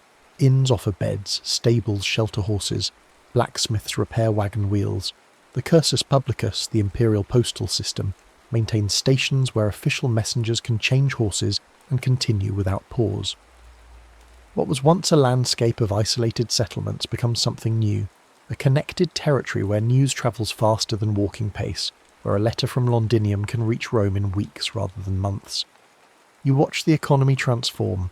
A potter in one valley can now sell to customers 3 valleys away, because the road makes the journey routine rather than adventure. Grain flows from productive farmland to hungry cities. Soldiers march to distant frontiers and return with stories, goods, and new ideas. The road becomes more than infrastructure. It becomes the nervous system of empire, carrying not just cargo but culture, law, and the very concept of a world larger than the visible horizon. But roads alone cannot remake a map. They stop at rivers, at gorges, at any gap the earth presents. And so humanity learns to build bridges, to extend the promise of the road across spaces that say no. Early attempts are cautious, simple, barely more than trees felled across streams. They work until the first flood sweeps them away, and then you build them again, learning with each failure that water will always be stronger than wood unless you can teach the wood to yield. The breakthrough is the arch, that miracle of geometry that turns weight into strength. You watch stonemasons shape each voussoir, the wedge-shaped blocks that will lock together in a curve over the river. They build a wooden framework first, a temporary support that holds the stones until the keystone drops into place, and suddenly, magically, the arch holds itself. The weight pressing down on each stone is translated into horizontal thrust, channeled through the curve into massive piers that grip the riverbed. It seems impossible the first time you see it, this span of stone with nothing but air beneath, carrying loaded carts as if the river weren't there at all. The Romans perfect this art, building bridges that will stand for centuries, their arches weathering floods that wash away everything else. They learn to give the piers sharp upstream edges, cut waters that split the current and shed ice, that turn the river's force aside rather than meeting it head-on. They learn to go deep with the foundations, to anchor in bedrock, or to sink caissons below the scour depth, where floods eat away the riverbed. Each bridge is a negotiation with water, a conversation conducted in stone that must anticipate every season, every flood, every winter's ice. The successful ones become landmarks, gathering points where roads converge and traders meet. A town with a reliable bridge becomes a town with a future, because travellers need not wait for low water or risk the ford. Markets can promise their day every week, regardless of weather. The Roman roads and bridges eventually crumble, not all at once, but slowly as maintenance becomes memory and memory fades into legend. You walk the same routes centuries later, finding the old stones buried under grass, the foundations of bridges supporting nothing but wild roses. The Dark Ages, they'll call this time, when the great works fell into disrepair and travel became dangerous again. But the routes themselves persist because geography hasn't changed. The best line through the hills is still the best line, whether paved with Roman stone or worn by medieval feet. Slowly, trade revives. Towns grow wealthy enough to think beyond survival, and they remember what was lost. Bridge building becomes a civic duty, a charitable act blessed by the church. Wealthy merchants fund crossings and endow trusts to maintain them, taking tolls to pay for repairs. You see chapels built into bridge piers, shrines where travellers can pray for safe passage, and sometimes these bridges are named for saints, as if the holy might protect stone better than engineering alone. In places where stone is scarce or expensive, wooden bridges rise again, but this time with better understanding. Trusses distribute weight through triangulated frameworks of timber. Covered bridges protect the critical joints from rain, extending the life of the structure by decades. The bridge becomes architecture, a statement of craft and community pride, its timbers shaped and fitted with the same care a cathedral builder gives to nave and spire. By the Renaissance, something shifts in how you think about roads. Instruments arrive that can measure what eyes can only estimate. Chains and levels, theodolites and surveying tools transform road building from craft to science. You can now determine exact gradients, plot straight lines across miles of countryside, cut and fill with precision to maintain a steady grade. The gentle camber, that slight crown that sheds water to the road's edge, becomes standard rather than accident. Two names echo through this era of improvement: Telford and macadam, though their contributions come slightly later, in the threshold of the industrial age. They understand something crucial, that a road's strength comes not from any single massive layer, but from the correct sequence of broken stone, each layer supporting the next, the whole compacted by traffic into a surface that is smooth, durable, and relatively fast to construct. The macadam road, as it becomes known, uses no mortar, no carefully fitted stones, just crushed rock graded from large to small, bound together by the weight of wheels passing over it. Coaching inns multiply along these improved roads, their schedules timed to the reliability of the surface. The mail coach becomes a clock you can set your life by, arriving and departing with precision that would have been unthinkable on medieval tracks. Distance begins to be measured not just in miles but in hours, and time becomes as important as geography. The world is shrinking not because it's smaller but because you can cross it faster. And then iron arrives, and with it a revolution in what a bridge can do. Wrought iron, and later steel, offers strength that stone cannot match, in members far lighter than masonry. You can now build bridges as frameworks of triangulated trusses, each member either in tension or compression, the whole structure a careful balance of forces that lets it span distances stone could never cross. Rivers that once required a dozen arches can be leapt in 1 or 2 graceful bounds. The breakthrough that captures imaginations is the suspension bridge, that seemingly impossible structure where cables hung between towers support the roadway like a harp string. The first time you see one, it looks too delicate to be real, too light to carry any weight. But the mathematics work, the cables in perfect tension, the deck hanging from hangers that space the load evenly. When the wind blows, you can see it sway slightly, and that movement is not weakness but wisdom, the structure bending rather than breaking, accommodating forces instead of resisting them rigidly. These early suspension bridges teach hard lessons about aerodynamics. The Tacoma Narrows Bridge, though it comes much later, will become famous for twisting itself apart in moderate wind, its deck oscillating in ever larger waves until the structure can no longer hold together. You'll see the footage, grainy and terrible, and understand that moving air is as much an enemy as flood or earthquake. The lesson reshapes bridge design, adding stiffening trusses beneath the deck, modifying cross-sections to let wind pass without building up destructive resonance. Concrete changes everything again. Plain concrete is strong in compression but brittle in tension, useless for spanning. But reinforce it with steel rebar, and suddenly you have a material that combines the best properties of both, that can be cast into almost any shape, that improves with age as the chemical bonds strengthen. Pre-stressing and post-tensioning, where steel cables are tensioned before or after the concrete cures, let you build longer, thinner, more elegant structures than pure concrete could manage. Box girders and segmental construction mean you can build bridges across valleys without filling the space below with scaffolding. Each segment is cast, lifted into place, and post-tension to the previous section, the structure extending itself into space like a growing branch. Expansion joints and bearings at the supports allow for the thermal expansion and contraction that would otherwise crack rigid connections. Drainage systems, carefully detailed, ensure that water, the eternal enemy of structure, is guided away from vulnerable joints and surfaces. The highway era arrives with a roar of engines and the smell of asphalt. Roads are no longer built one at a time, but as systems, networks designed holistically with consistent standards. Design speeds determine everything else: lane widths, shoulder widths, sight distances, the minimum radii of curves. A highway designed for 100 km/h requires gentler curves, longer sight lines, wider margins for error than one meant for 50. Interchanges become a new art form, a three-dimensional choreography of traffic flows. The cloverleaf, with its graceful loops that let traffic merge without crossing paths, becomes iconic but also greedy for land. More compact designs follow: the turbine interchange, the stack where levels of roadway rise like a concrete sculpture. Each ramp is calculated for speed and comfort, for the forces your car will experience as it banks through the curve, for the sight distance you'll need to merge safely into the stream of through traffic. The Autobahn in Germany, the interstate system in America, these become more than roads. They become landscapes of their own, with their own logic and language. Signage is standardized: green for directions, blue for services, white for regulations. Fonts are chosen for legibility at speed, reflectivity calculated so signs glow in your headlights.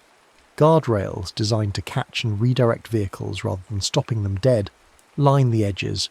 Shoulders offer space to pull over. Rumble strips warn wandering wheels. Along these highways, a new architecture appears. The service plaza, the rest area, the way station for trucks. These become organs of the road system necessary for its function. Fuel stations cluster at interchanges. Restaurants time their opening to the flow of travellers. Motels offer standardised comfort. You can drive across entire continents and never be surprised by what you find at each stop. Everything predictable, reliable, comfortingly same. Freight becomes the hidden story of these roads. The pavement thickness, the bridge load ratings, the width of lanes, all are determined by trucks. Axle load limits set the engineering parameters, violate them, and the pavement will crack prematurely, the bridges will fatigue faster than designed. Just-in-time delivery, that revolution in logistics that removes warehouses from the supply chain, depends absolutely on highway reliability. Distribution centres bloom at strategic junctions, and from them, smaller trucks and vans conduct the last-mile ballet that brings goods to your door. A broken bridge isn't just an inconvenience now. It ripples through the economy, disrupting supply chains, emptying shelves hundreds of miles away. Every load delayed is a cost multiplied across the system. The trucks you see flowing past carry not just cargo, but the assumptions of modern life. That goods will arrive on schedule, that distance is a detail, that the road will always be there, open and smooth. Cities reshape themselves around the highway. Bypasses pull through traffic away from old town centres, blessing some businesses and strangling others. Beltways redistribute growth, creating new commercial nodes at each interchange while older downtowns wonder where their customers went. Access ramps become gates to prosperity, and neighbourhoods without them find themselves isolated from the economic current that flows past, just out of reach. The mid-century urban renewal era will leave scars that take generations to heal. Expressways are driven through established neighbourhoods, often targeting the poorest communities with the least political power. Homes are demolished, communities are split, and the promised economic benefits flow elsewhere. Decades later, some cities will reconsider, will bury or remove segments of urban freeway, will replace asphalt with boulevards and parks. But the damage done is not easily undone. Safety becomes a design philosophy rather than an afterthought. Engineers study crash data and learn to build roads that forgive mistakes. Clear zones beside the pavement mean that a car leaving the road has space to slow down before hitting anything solid. Signposts are designed to break away rather than impaling vehicles. Median barriers are shaped to redirect cars rather than launching them. Retroreflective materials ensure that signs and lane markings are visible in rain and darkness. Drainage, always critical, becomes a science. Water on the pavement means hydroplaning, loss of control, crashes. Every surface is graded to shed water quickly. Inlets are placed with precision to capture flow before it accumulates. Ditches, swales, and underground systems carry stormwater away. In winter, anti-icing chemicals and ploughing strategies keep the roadway clear, though the salt damages vehicles and leaches into groundwater, a cost traded for mobility. Rivers remain the great adversaries of bridges. Scour, the erosion of sediment around bridge piers during floods, undermines foundations and can collapse a span in hours. Engineers armour footings with riprap, monitor streams during high water, design piers with shapes that reduce turbulent scour. Flood studies become more sophisticated, considering not just historical high water, but the changing patterns that climate brings. Pavements crack under freeze-thaw cycles, the water that seeps into tiny gaps expanding as it freezes, wedging the material apart. Mixed designs evolve to resist this. Joints are sealed, and subgrades are engineered to drain quickly. Maintenance becomes a constant conversation with the weather, a battle that can be managed but never won. Famous failures teach the lessons that theory cannot. Tacoma Narrows shows the danger of ignoring aerodynamics. The Silver Bridge collapse in West Virginia reveals the brittleness of certain steel details and the need for redundancy. The Morandi Bridge in Genoa demonstrates that even modern structures require diligent inspection and maintenance, that concrete can corrode from within, hidden until failure is sudden and catastrophic. From each disaster come new standards, new inspection regimes, new technologies. Non-destructive testing lets engineers see inside concrete and steel, finding flaws before they become failures. Sensors embedded in structures report strain, temperature, tilt, providing continuous monitoring that replaces periodic inspections. Bridges begin to carry data as well as trucks, sending their health reports to central systems that analyse and predict. As you build more roads, you realise they fragment the landscape for creatures who knew these paths long before humans walked them. Wildlife overpasses, vegetated bridges that let deer and elk cross highways without meeting traffic begin to appear. Fish-friendly culverts replace pipes that blocked salmon runs. Dark sky lighting reduces the biological disruption of artificial day. Noise walls, planting buffers, these small mitigations acknowledge that roads serve human purposes but need not destroy every other use of the land. Funding highways is its own long story. Fuel taxes, once mapped neatly to use, the more you drive, the more you pay, and the revenue goes directly to road maintenance and construction.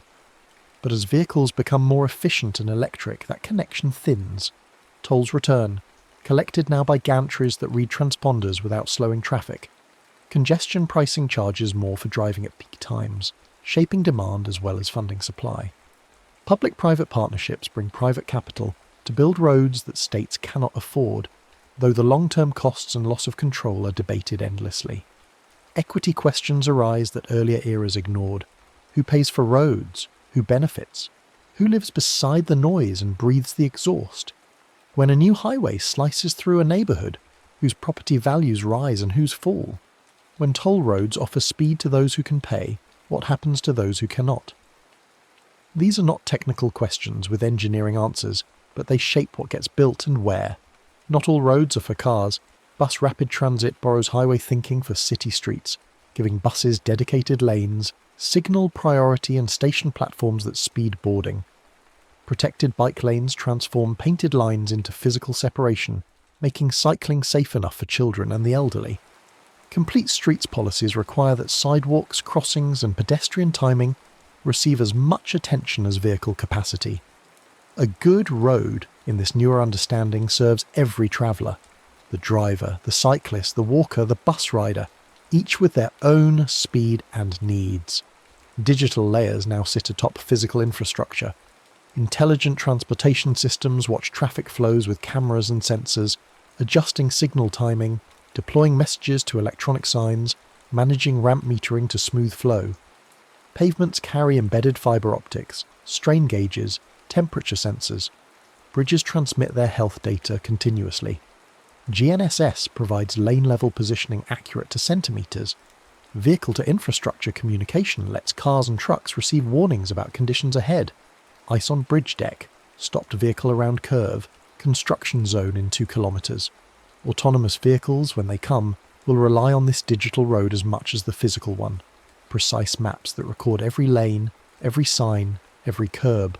Real-time updates about closures, hazards, traffic. The promise is that cars could travel closer together, react faster, never drive drowsy or distracted.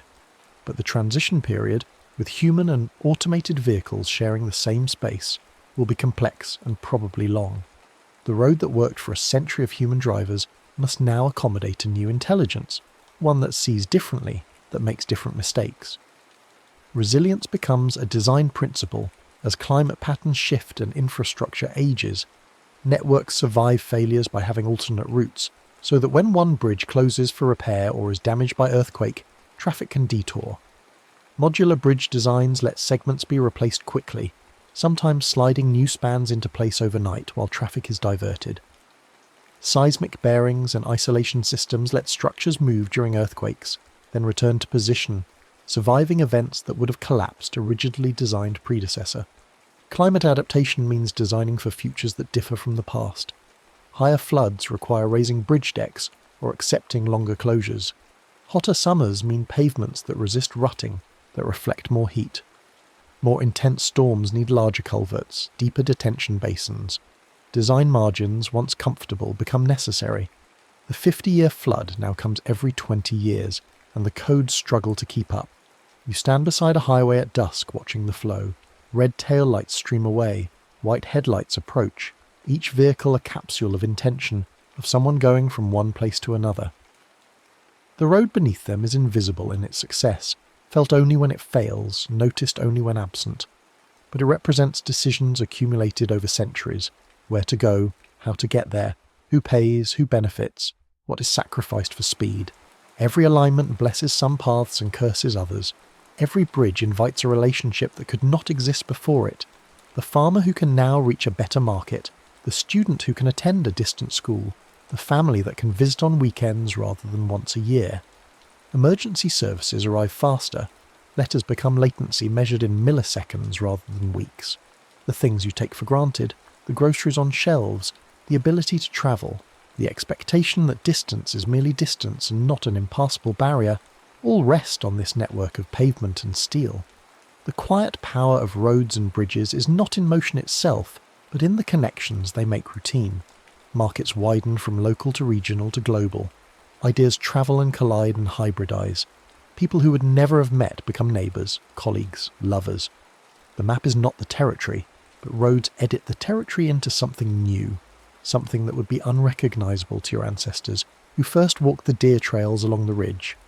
A road is a decision repeated mile after mile. Go here, not there.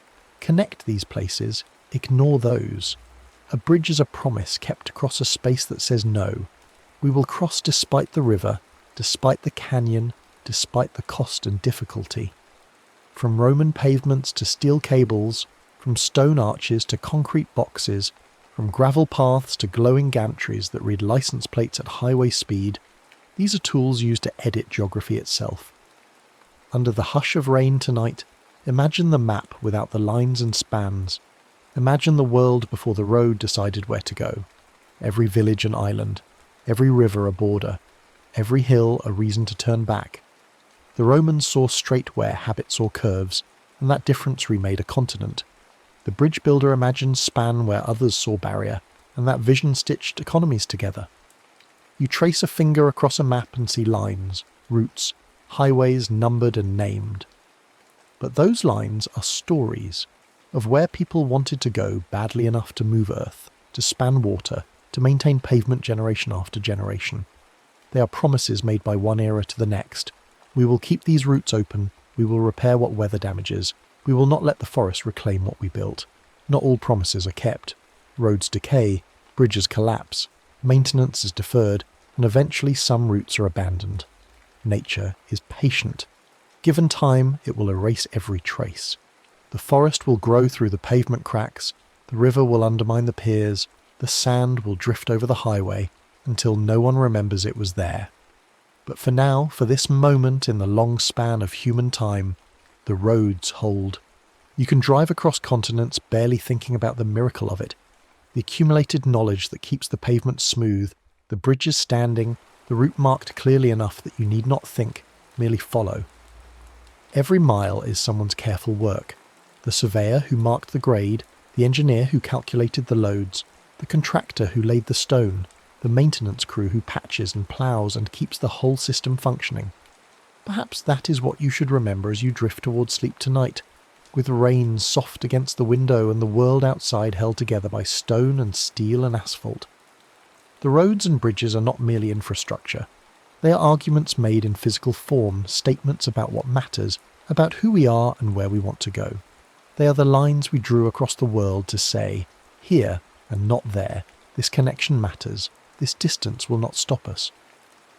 And they work quietly, year after year, bearing weight and weather, making every journey possible that you no longer think to call impossible. The space between here and there has collapsed into time, into the hours it takes rather than the miles it spans. A bridge is just stone or steel over water, but it is also a door that opens onto a larger world, a promise that the far side can be reached. So let the rain continue, let the night deepen, let your breathing slow. The roads are out there, wet and dark and empty for the moment, but ready. Ready for tomorrow's traffic, for the trucks and cars and buses that will flow along them, for the people travelling toward 1,000 different destinations, all using the same ancient answer to the same simple question. How do we get from here to there?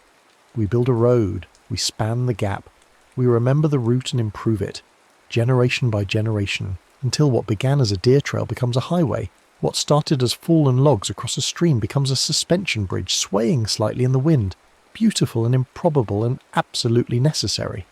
That is what we do. That is what roads and bridges really mean.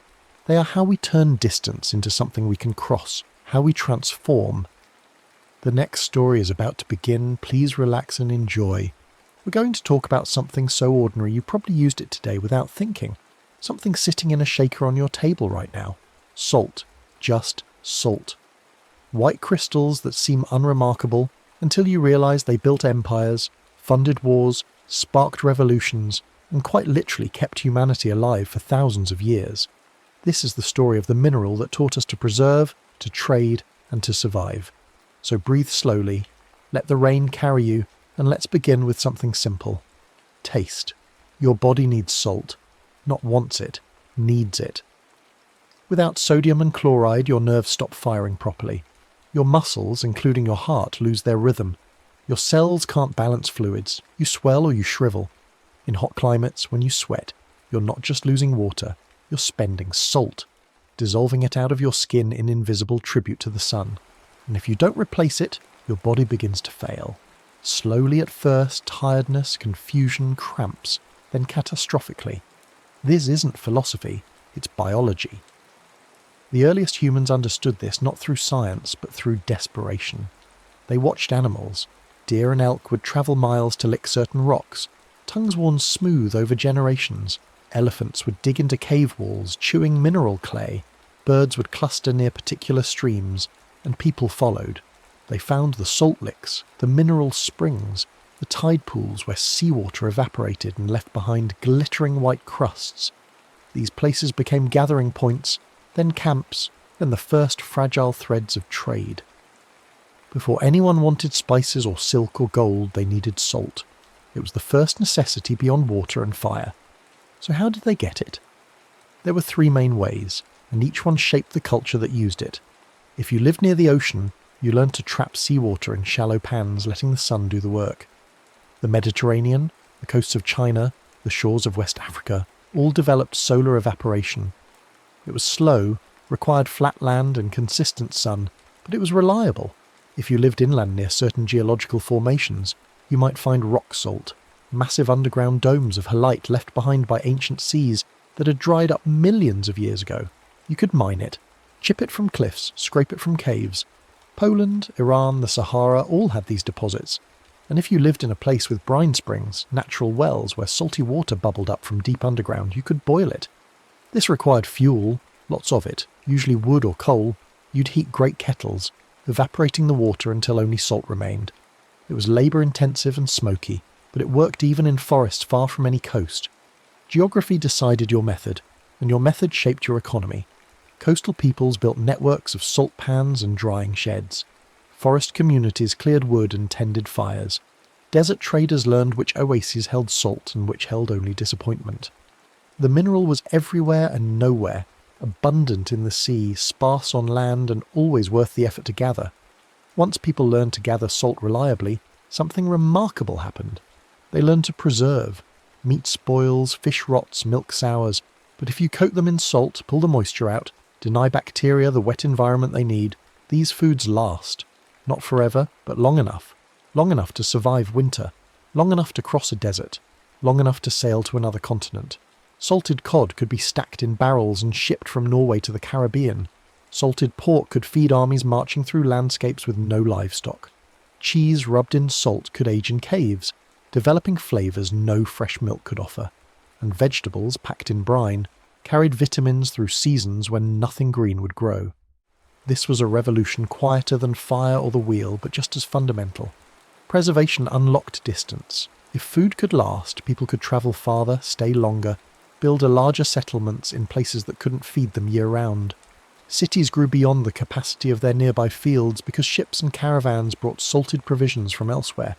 Trade routes lengthened, and salt, the enabler of all this, became valuable not just as a preservative, but as a commodity in itself.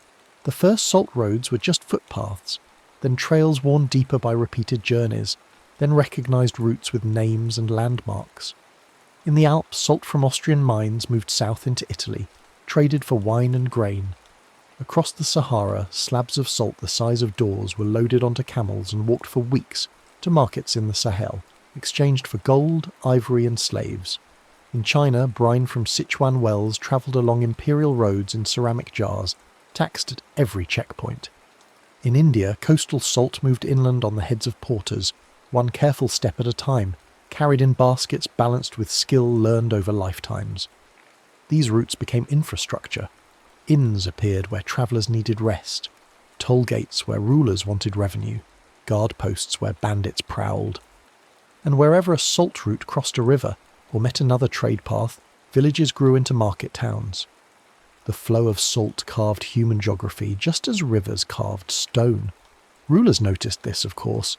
Everyone needed salt. Rich and poor, farmer and king, everyone bought it, which made it the perfect thing to tax. The Chinese salt monopoly, established over 2,000 years ago, funneled massive revenues into dynastic coffers. The state controlled production, set prices, and punished smugglers with severity that would seem absurd if the stakes weren't so high. In France, the gabelle, a salt tax, became one of the most hated impositions of the monarchy. People in salt-producing regions paid less, while those inland paid exorbitant rates. Resentment simmered for centuries and became one quiet thread in the tapestry of revolution.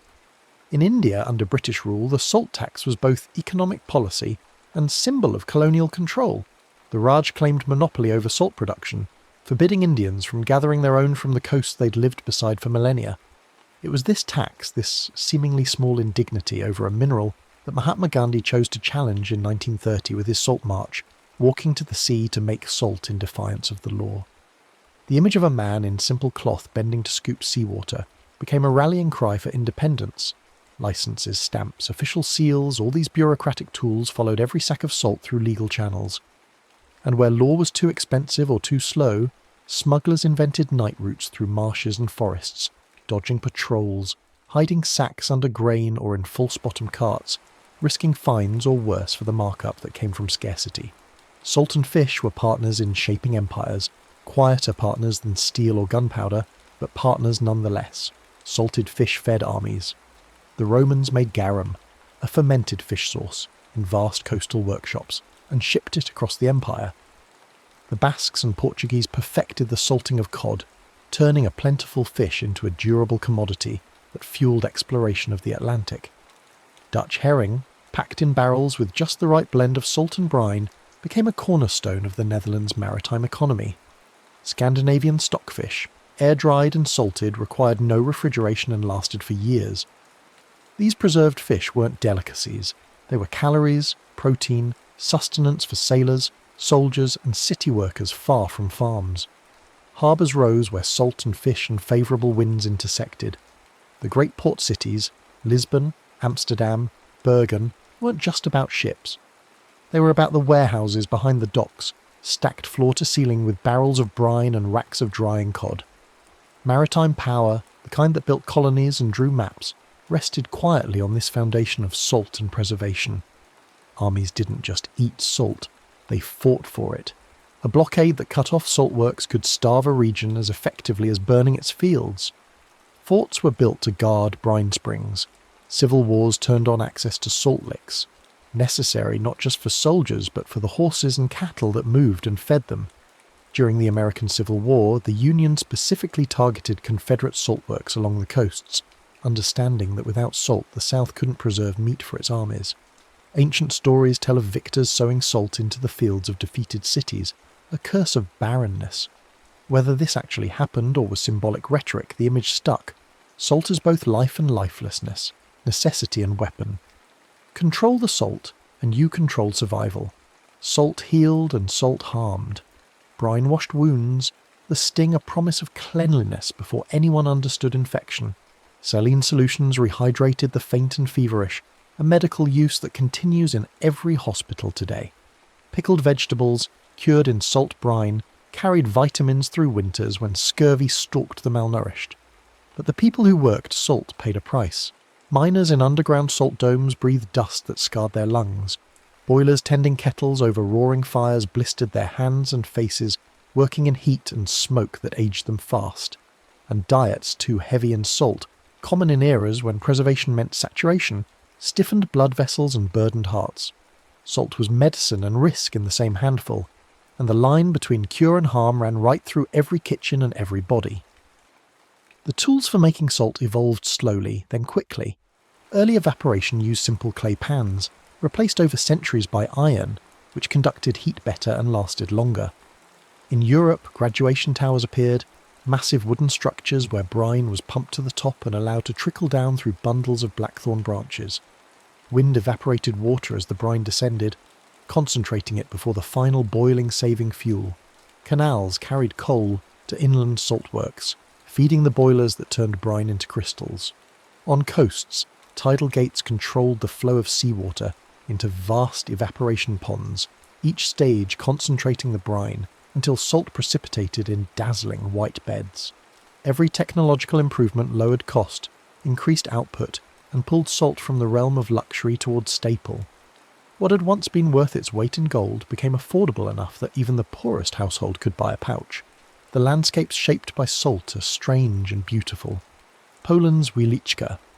Salt Mine is an underground cathedral, chambers carved from halite, chandeliers of crystal, chapels where miners prayed before descending deeper. Bolivia's Sala de Uyuni is a mirror-flat salt desert, so vast and white it's used to calibrate satellites. When thin water covers it after rain, earth and sky blend, and you can walk through clouds. Egypt's salt lakes shimmer in the desert, crusts forming and reforming with the seasons. France's marshes produce sel gris, grey salt tinged with clay and minerals, prized by chefs for its complexity. Workers in these places learned rhythms deeper than clock time. They knew when monsoon breaks would flood their pans, when northerly winds would speed evaporation, when spring floods would refresh brine springs. They aligned their harvest to weather the way farmers align to soil and seed, reading the sky for permission to gather. Salt carried meaning beyond nutrition. The phrase, "not worth his salt," remembered that Roman soldiers sometimes received part of their pay in salt, or at least a salarium, a salt allowance, which is where we get the word salary.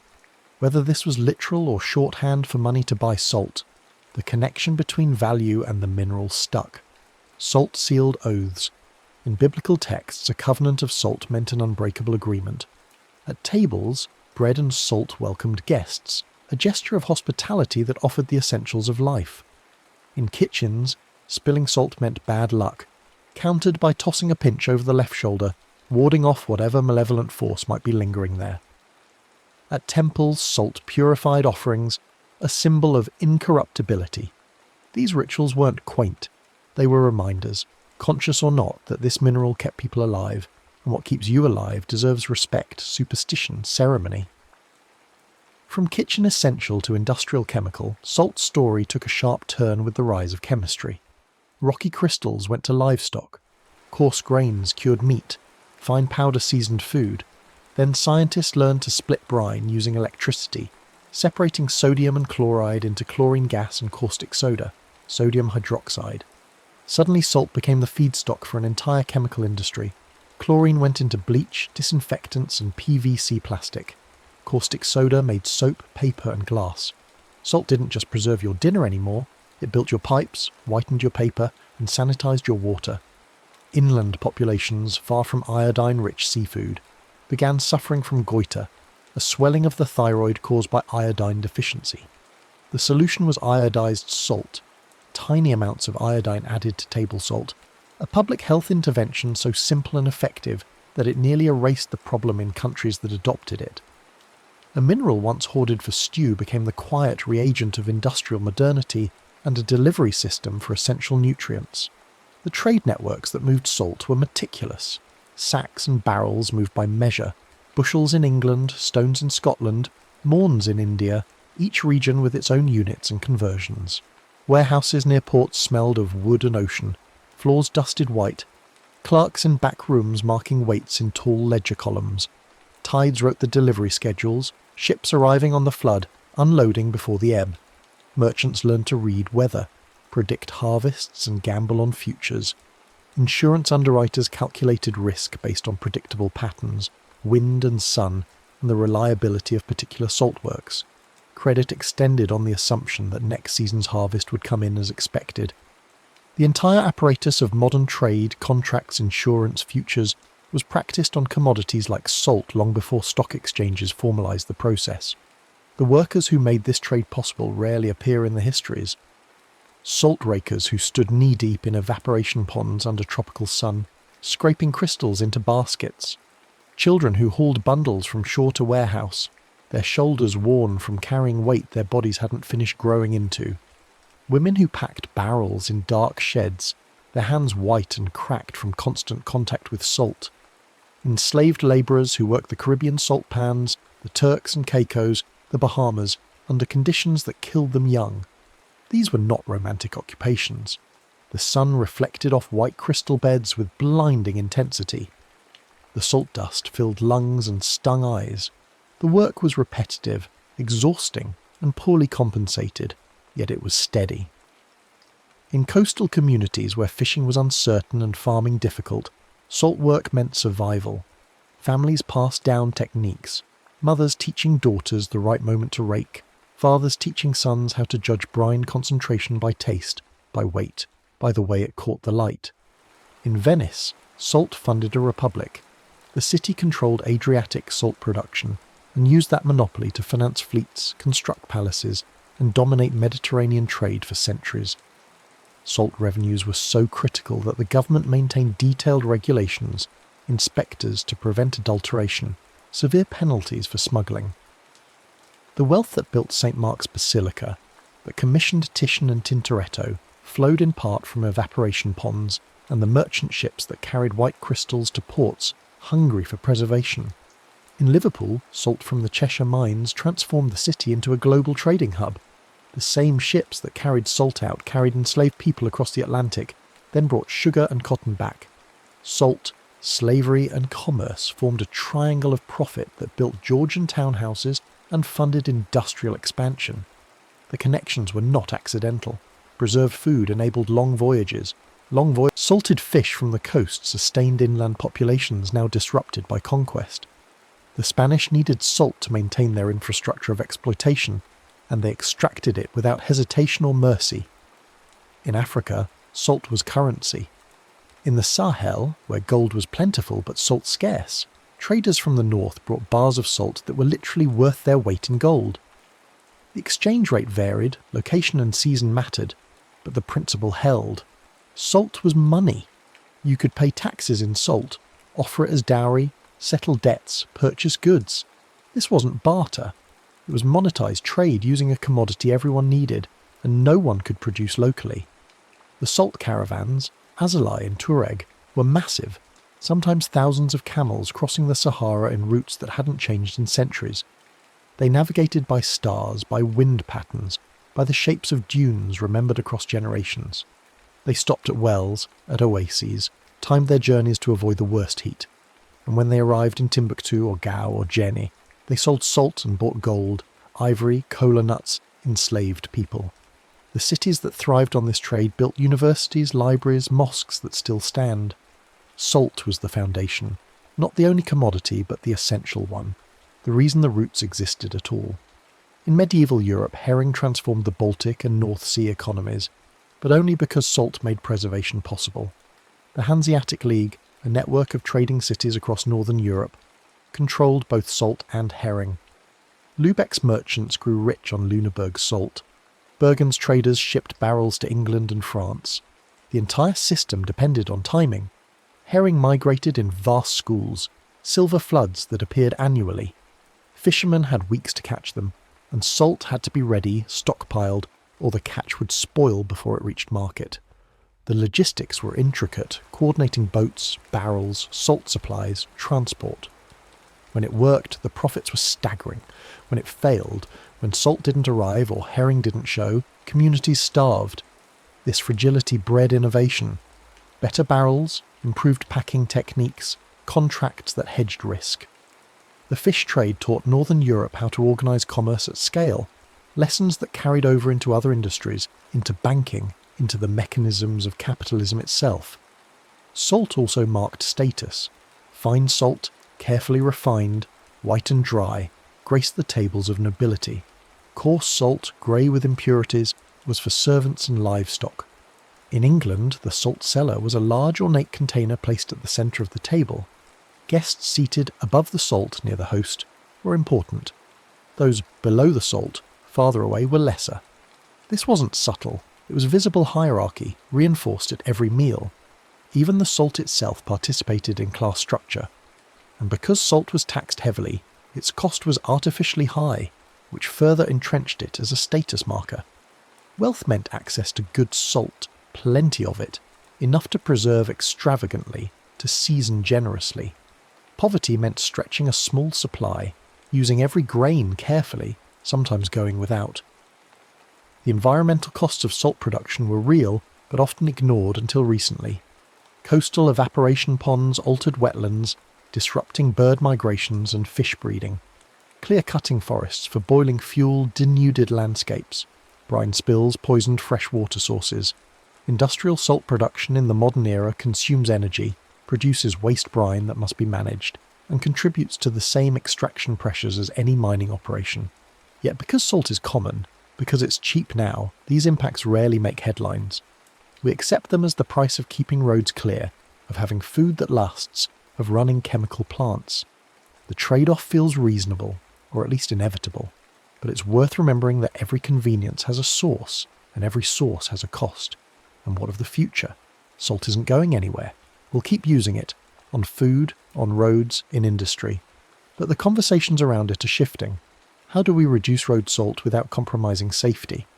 Can we mine salt more sustainably, reclaim land afterward, minimise groundwater disruption? How do we ensure desalination doesn't just solve one problem by creating another? These aren't romantic questions. They're practical, technical, boring to most people. But they matter, because salt still matters, as much now as it did when the first human followed a deer to a mineral spring. Trace the arc. Salt led animals to lakes, mineral deposits that drew herds, and people followed. It led people to camps, then those camps became villages. It led caravans to markets, salt moving in one direction, goods moving back, creating the first long-distance trade routes. It led ships across oceans, holds packed with salt cod and salt pork, provisions that made exploration possible. It led chemists to factories, splitting brine into reagents that built industries. It led engineers to membranes, filters fine enough to separate water from salt, transforming deserts into cities. Along that entire arc, salt built towns, fed fleets, provoked protests, and flavoured every table. It funded kingdoms and toppled them. It was currency and contraband. It was ordinary and indispensable. In the hush of rain, the story simplifies. Crystals that caught the sun taught us to plan beyond today, to think in seasons and journeys and futures. They taught us to preserve, which meant we could travel farther, risk more, imagine larger communities. They taught us to trade, because no place had enough salt and everything else, so exchange became necessary. And they taught us that even the simplest substance, something you shake onto eggs without thinking, carries centuries of effort, ingenuity, conflict and survival. Salt wasn't just part of history. It was the thread that pulled us forward, from lick to ledger to lab, from animal instinct to global trade to industrial chemistry. So tonight, as the rain continues and your breathing slows, remember that the shaker on your table holds all of this. The mine in Poland, the caravan crossing the Sahara, the Roman soldier paid in salt money, the Indian villager walking to the sea with Gandhi, the chemist splitting brine in a factory, the engineer designing a desalination membrane. They're all in there, dissolved in the white grains, invisible but present. You're tasting survival, history, rebellion, and science all at once. And perhaps that's enough reason to pause, just for a moment, before you season your food.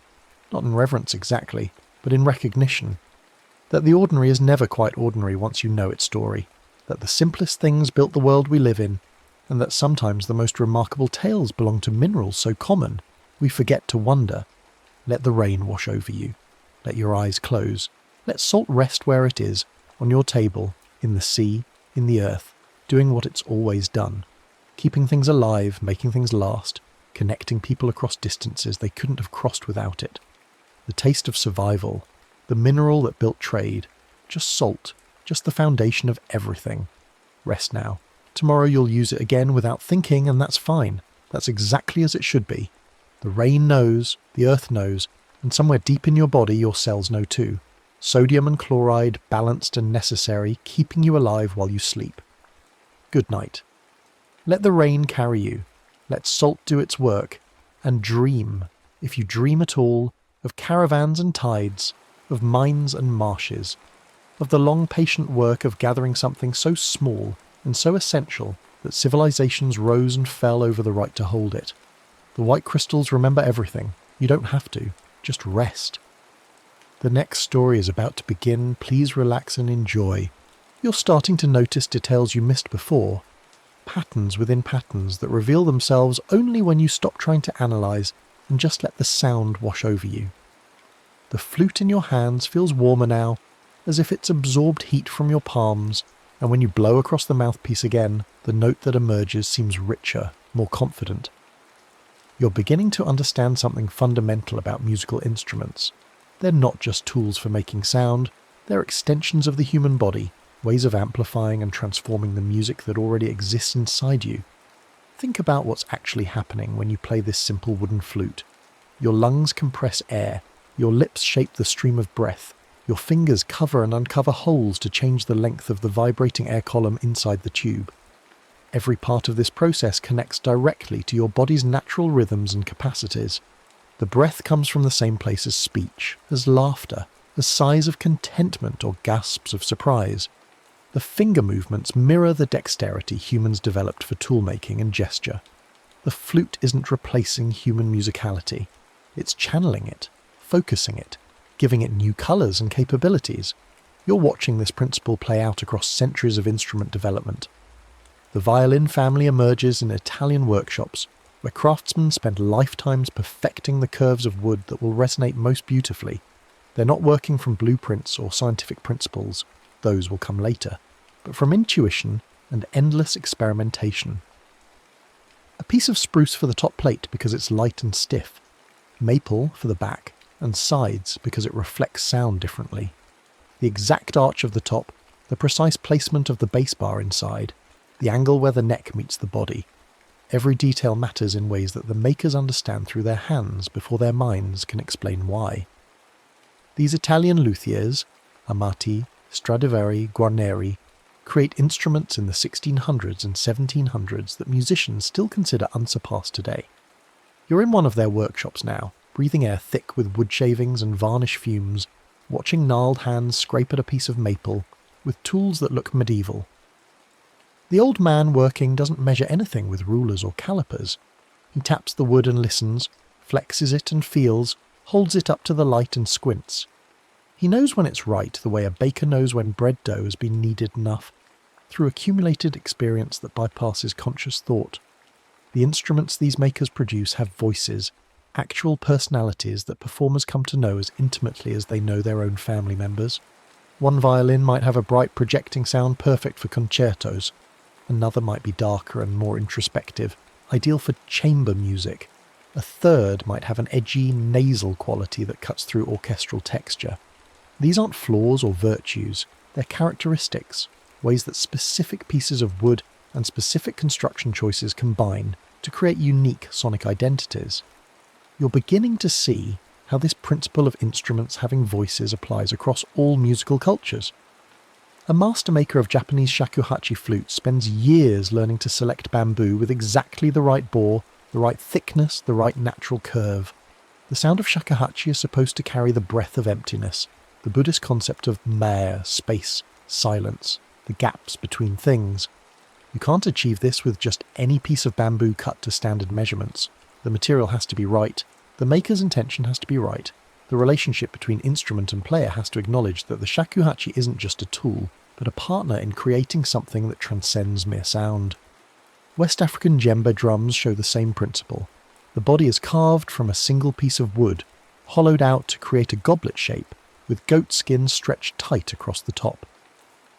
The specific wood matters. Lenka is traditional, prized for its density and resonance. The way the skin is mounted matters.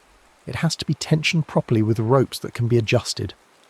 But beyond the physical construction, there's an understanding that the drum carries history, that it connects the player to ancestors, that certain rhythms have power beyond their acoustic properties. Time keeps moving forward, and you're watching music become more complex, more layered, more ambitious in its emotional and intellectual scope. The Baroque era surrounds you now with its ornate melodic lines and intricate counterpoint. Bach is writing fugues that are simultaneously mathematical puzzles and profound spiritual expressions. Each voice enters independently with the same theme, then weaves around the other voices in patterns that seem inevitable in retrospect, but must have required extraordinary imagination to conceive. You're listening to the well-tempered clavier, preludes and fugues in all 24 major and minor keys, a demonstration that equal temperament works, that you can modulate freely through the entire tonal landscape and arrive at musically satisfying destinations. Handel is writing operas and oratorios that tell stories through music, and you're sitting in a London theatre watching singers embody characters through their voices. The castrati, male singers castrated before puberty to preserve their high voices, create sounds that are simultaneously masculine in power and feminine in range, voices that have never existed in nature being used to portray gods and heroes and lovers. The ethical horror of what was done to these boys is undeniable, but so is the beauty of the sound they produced, and you're confronting one of music's uncomfortable truths, that great art sometimes emerges from terrible circumstances. The classical period brings clarity and balance, and you're in Vienna now, the musical capital of Europe, where Haydn is systematising the symphony and string quartet into forms that will influence composers for generations. Mozart arrives as a child prodigy and never stops being astonishing, writing music that sounds effortless, natural, as if it simply flowed from his pen without labour or revision. But you see the crossed-out measures in his manuscripts, the revisions, the evidence that even genius requires craft and effort. His operas capture human psychology with uncanny precision. The scheming servant, the conflicted lover, the wronged woman seeking revenge, all rendered in music that illuminates character more effectively than dialogue ever could. Beethoven changes everything. You're watching him gradually lose his hearing, the cruelest fate imaginable for a musician, and instead of accepting defeat, he pushes deeper into his art. The late string quartets he writes when he's completely deaf are so advanced that many of his contemporaries consider them incomprehensible. They're not. They're prophetic, looking forward to musical languages that won't fully develop for another century. He's hearing music in his mind that has no precedent in the physical world, creating sounds that exist first in imagination and only later in acoustic reality. The Romantic era explodes with emotion and individualism, and composers are writing music that's increasingly personal, autobiographical, confessional. Chopin writes for the piano as if it were an extension of his own nervous system, creating textures and harmonies that exploit the instrument's specific capabilities. The sustain pedal that lets notes blur together, the wide dynamic range, the ability to create singing melodies above flowing accompaniment. Liszt takes piano technique to extremes that seem impossible, writing pieces that require hands to stretch across vast distances, fingers to move at blinding speed, yet always in service of musical expression rather than mere display.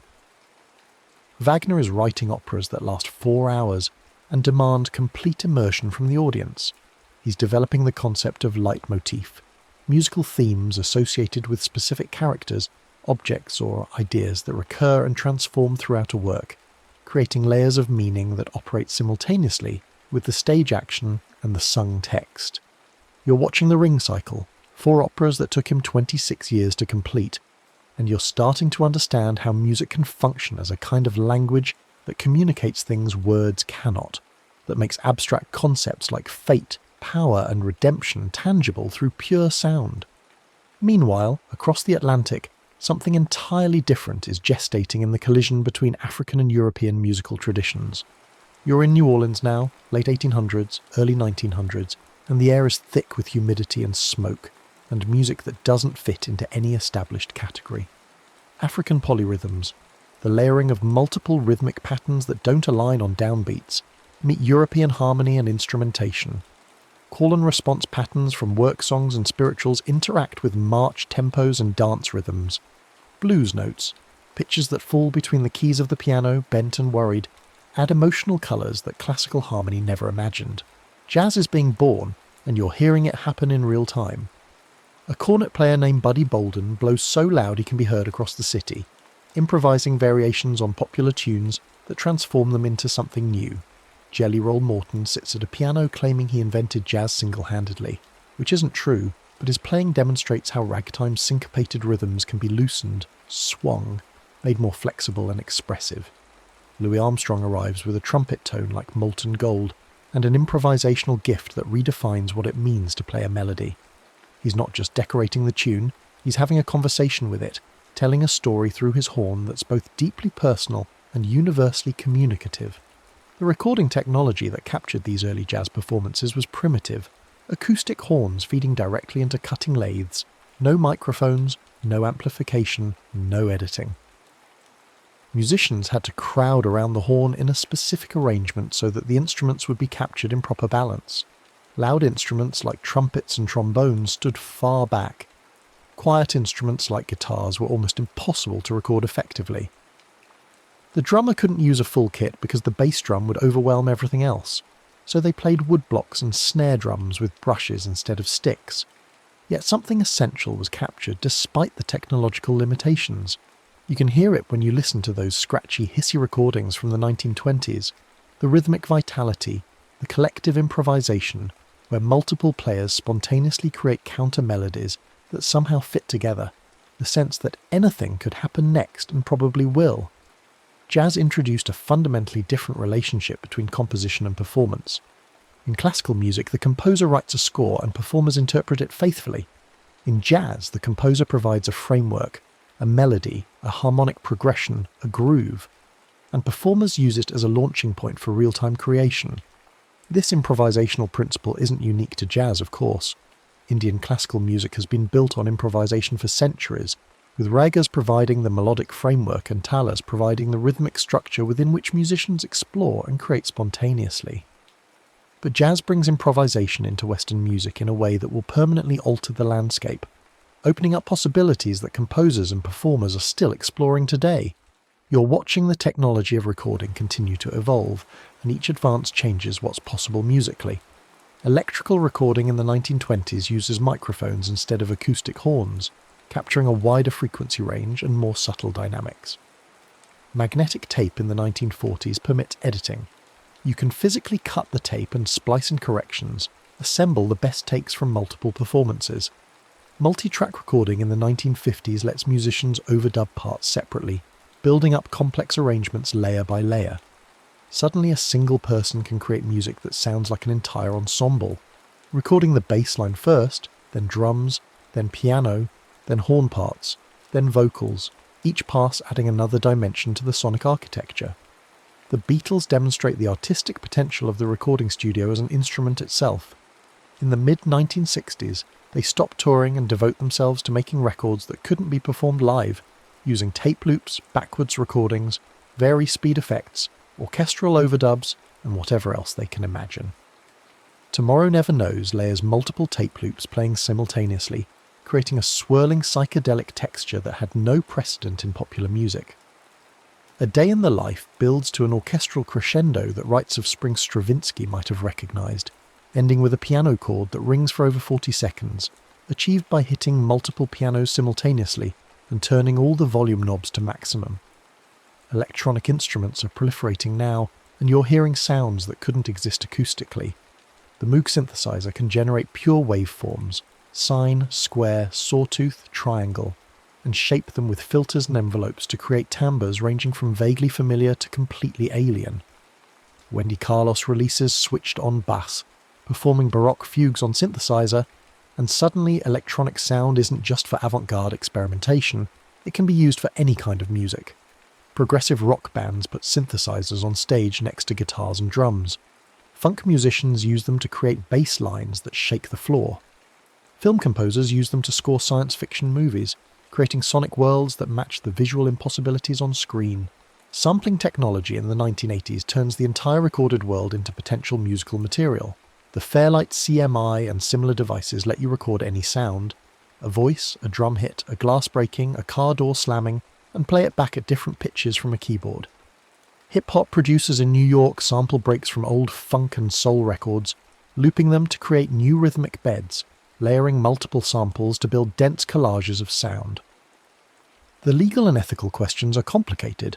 When does sampling constitute theft? When is it transformation? Where's the line between inspiration and appropriation? But the creative possibilities are undeniable. Drum machines provide another revolution. The Roland TR-808, released in 1980 and discontinued in 1983, initially fails commercially because its sounds don't convincingly imitate real drums. But producers discover that its synthetic electronic drum sounds are perfect for the music they want to make. The 808 kick drum becomes the foundation of hip-hop and electronic dance music. That deep, booming thud that you feel in your chest as much as hear with your ears. The 808 cowbell becomes an immediately recognisable signature sound. Decades after it was discontinued, the 808 remains one of the most influential instruments in popular music. You're in a bedroom studio now, late 1990s, early 2000s, and you're realising that everything necessary to make professional-sounding recordings fits on a desk. A computer running a digital audio workstation, an audio interface for connecting microphones and instruments, maybe a MIDI keyboard, headphones, monitors. The democratization of music production is complete. You don't need $1 million studio to make records anymore. Teenagers in bedrooms are producing tracks that sound as polished as anything on the radio. Geography doesn't matter. A producer in Sweden can send files to a vocalist in Los Angeles, who sends them to a mixer in London, who sends them to a mastering engineer in Tokyo, all without anyone meeting in person. The internet dissolves the traditional music industry's gatekeeping power. You don't need a record label to release music. You upload it to streaming platforms yourself. You don't need radio play to reach audiences. Playlists and algorithms can surface your music to potential listeners worldwide. You don't need a booking agent to tour. You can build a fan base through social media and book shows yourself. Some musicians thrive in this environment, finding audiences they never could have reached through traditional channels. Others struggle, discovering that democratization of access means infinite competition for attention. Artificial intelligence is starting to compose music now, and you're listening to pieces generated by neural networks trained on thousands of examples. The results are sometimes surprisingly convincing, sometimes uncanny and wrong, in ways that reveal how much human musical intuition involves more than pattern recognition. Can AI create music that moves people emotionally? Maybe. Can it create music that feels necessary, that says something that needed to be said in exactly that way? The question remains open. You're thinking about all the music that's been lost, all the traditions that disappeared when the last practitioners died without passing on their knowledge, the specific ornaments that Ottoman court musicians used, the tuning systems of ancient Greece, the songs that enslaved Africans sang before their languages and cultures were forcibly suppressed. Every musical tradition that vanished took with it ways of organising sound and time that can never be fully recovered. Archives help, recordings help, but they're always incomplete. They capture the sound, but not the context, the performance, but not the culture that created it and gave it meaning. And yet music persists, adapts, survives, regenerates. Young people are learning traditional instruments, reviving folk songs, researching and reconstructing historical performance practices. Fusion genres combine elements from multiple traditions in ways that create something new while honouring the sources. The circulation of musical ideas accelerates to the point where influence becomes multi-directional and simultaneous. A producer in Lagos samples a field recording from Mongolia, while a DJ in Berlin remixes a track from São Paulo, while a classical composer in Seoul writes a string quartet inspired by Korean folk melodies and American minimalism. You're back in that room with the wooden flute, but now you hear it differently. It's not just a simple instrument anymore. It's a node in a vast network of human creativity stretching back tens of thousands of years and forward into an unknown future. The finger holes worn smooth represent countless hours of practice, of someone learning to coax music from wood and breath. The wear patterns are evidence of devotion, proof that this object mattered to someone enough that they returned to it again and again, seeking something that only music could provide. The rain continues outside, sometimes louder, sometimes quieter, but always maintaining its basic pulse.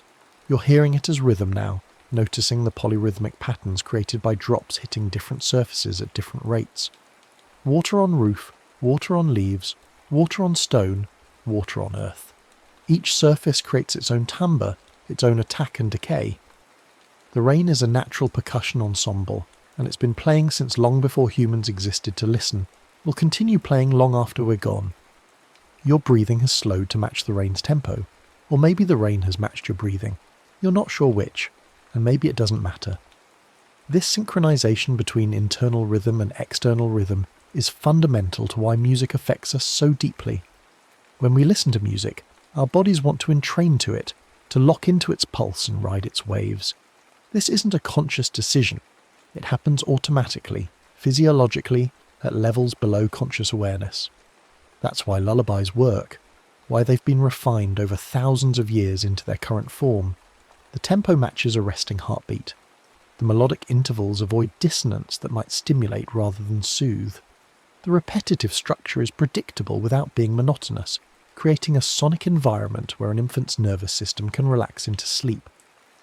No parent consciously designs these elements. They emerge from accumulated experience, trial and error across countless generations, retained because they work. The same principle applies to work songs, which coordinate group labour by providing a shared pulse. Sea shanties help sailors pull ropes together, the strong beats aligning their efforts so that maximum force was applied simultaneously. Field hollers helped agricultural workers maintain rhythm during repetitive tasks, making the work feel lighter, the time pass faster. These aren't art for art's sake, they're practical applications of music's power to synchronize and coordinate human activity. Military music demonstrates the same principle in more organized form. Drums and fifes provide tempo for marching armies, keeping soldiers in step so they can cover ground efficiently without tripping over each other. The regularity is hypnotic, somewhat mind-numbing, which is part of the point. Soldiers moving in lockstep to martial music become part of a larger organism, individual identity subsumed into collective purpose. This is why authoritarian regimes always make heavy use of martial music and mass choreographed performances. They're literally training bodies to move as one, reinforcing the message that individuals should yield to state authority. But music can be liberating too, revolutionary. Protest songs galvanize social movements by giving them anthems that encapsulate their values and aspirations. We Shall Overcome didn't create the civil rights movement, but it helped sustain it, providing a musical expression of determination and hope that participants could sing together during marches and demonstrations in jail cells. The song itself is simple, almost childlike in its melodic and harmonic structure, which makes it easy to learn and remember and sing in large groups. The simplicity is the point. This isn't music as entertainment, it's music as social glue, as collective affirmation of shared purpose. You're understanding now that music's evolution has never been just about aesthetic development, about making more complex or beautiful sounds. It's always been intertwined with music's social functions, its role in binding communities, marking important life transitions, expressing collective emotions, preserving and transmitting cultural memory. The lullaby, the work song, the protest anthem, these aren't peripheral to music's story, they're central to it. Reminders that music exists in the space between people, that it's fundamentally about creating and maintaining human connections. The flute is resting across your knees now, and your fingers trace the worn finger holes one more time before you set it gently on the piano. Tomorrow you might pick it up again, might practice until you can play actual melodies instead of just simple patterns, or you might not. But you know now that the flute is there, that the ancient conversation between breath and wood is available whenever you want to join it, that you're connected to everyone who ever made music from the simplest materials and the most profound human needs. The need to mark time, to express emotion, to connect with others, to turn the raw materials of sound into something that carries meaning across the space between one person and another. The next story is about to begin. Please relax and enjoy. The rain falls softly outside, a gentle rhythm that has accompanied human settlement since the first villages formed along water's edge. Listen closely, and you might hear in that patter the same sound that drew people to riversides thousands of years ago, the promise of life sustained by flowing water. There is a pattern older than any city, older than any monument or wall, a pattern written in silt and current that explains why we live where we live, why streets run the way they do, and why certain places became centres of power while others remained empty grassland. It is the pattern of water and settlement, as predictable as the seasons and as varied as the rivers themselves. Where rivers slowed and spread, people stayed. This simple fact underlies the geography of civilization. A fast mountain stream offers little to a farmer. Its banks are steep, its floods violent and unpredictable, its waters racing past before they can nourish anything. But where a river widens onto a plain, where its current gentles and its waters spread across flat land during the rainy season, something magical happens. Seasonal floods leave behind dark, fertile soils rich in minerals carried from distant highlands. Fish spawn in the shallows and reeds fill the banks, offering food and building material. Flat floodplains welcome the first fields, then paths worn by feet and carts, and eventually streets paved with stone or brick. Villages formed first at the places where rivers could be crossed on foot, at fords where the water ran shallow over gravel bars, and at confluences where two streams joined and doubled the resources available. These villages became markets where farmers traded surplus grain for pottery and tools. Markets attracted more people, and people built walls for protection, and within those walls rose the first true cities. Grain surpluses freed some people from farming, and those people became craftsmen, priests, soldiers, and scribes. Their labour became monuments that still stand today, and through it all, water remained the quiet engine driving everything forward. The Nile created a civilization so orderly and long-lived that its monuments still inspire wonder 4,000 years later. Along the Nile's narrow green ribbon cutting through desert, the flood arrived predictably every year after summer rains fell on the Ethiopian highlands far to the south. Farmers did not plant during the flood, but waited as the waters receded, watching the riverside land emerge black and moist, ready to receive seed. They measured their fields with rope stretchers, men who pulled taut cords between markers to calculate area and settle boundary disputes. Recording yields on papyrus scrolls, scribes tracked every bushel of barley and wheat, creating an administrative system that fed millions and built pyramids. Engineers cut basins and canals to tame the overflow, directing water to fields that would otherwise remain dry, extending the growing season and multiplying harvests. Nilometers carved in stone walls read the river's height at key points along its length, and priests studied these measurements to foretell harvests and calculate the taxes each district owed. A high flood meant abundant crops and full granaries. A low flood meant hunger, and the temples would open their reserves. Barges moved massive stone blocks and mountains of grain north on the steady current that always flowed toward the Mediterranean, and when the boats needed to return south, the prevailing north wind filled their sails and carried them home against the current. It was a river so regular, so dependable in its moods, that it nurtured centralized rule under pharaohs who claimed divine authority.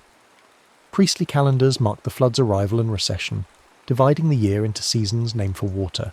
Cities anchored by temples faced the water, their processional ways leading to riverside docks where the king's barge might arrive bearing tribute or departing for some provincial inspection. The Nile's reliability made Egypt possible, and Egypt's cities bore the stamp of that reliability in their straight canals, their orderly temple complexes, and their unshakable confidence that next year's flood would come as it always had. Between the quick Tigris and the meandering Euphrates, a different kind of civilization took shape. Sumerian farmers cut feeder canals from streams that were anything but predictable. The Tigris rushed, violent and swift, prone to sudden devastating floods that could destroy a season's work in a night. The Euphrates wandered across its plain, changing course over centuries, abandoning old channels and carving new ones. Both rivers carried spring snowmelt from distant mountains, but the timing and volume varied wildly from year to year. Farmers responded by building levees to guard their fields, raising earthen walls that channeled water where it was wanted and blocked it where it was not. They installed gates to ration flow, opening and closing sluices to water, different parcels on a schedule that prevented waste and ensured fairness.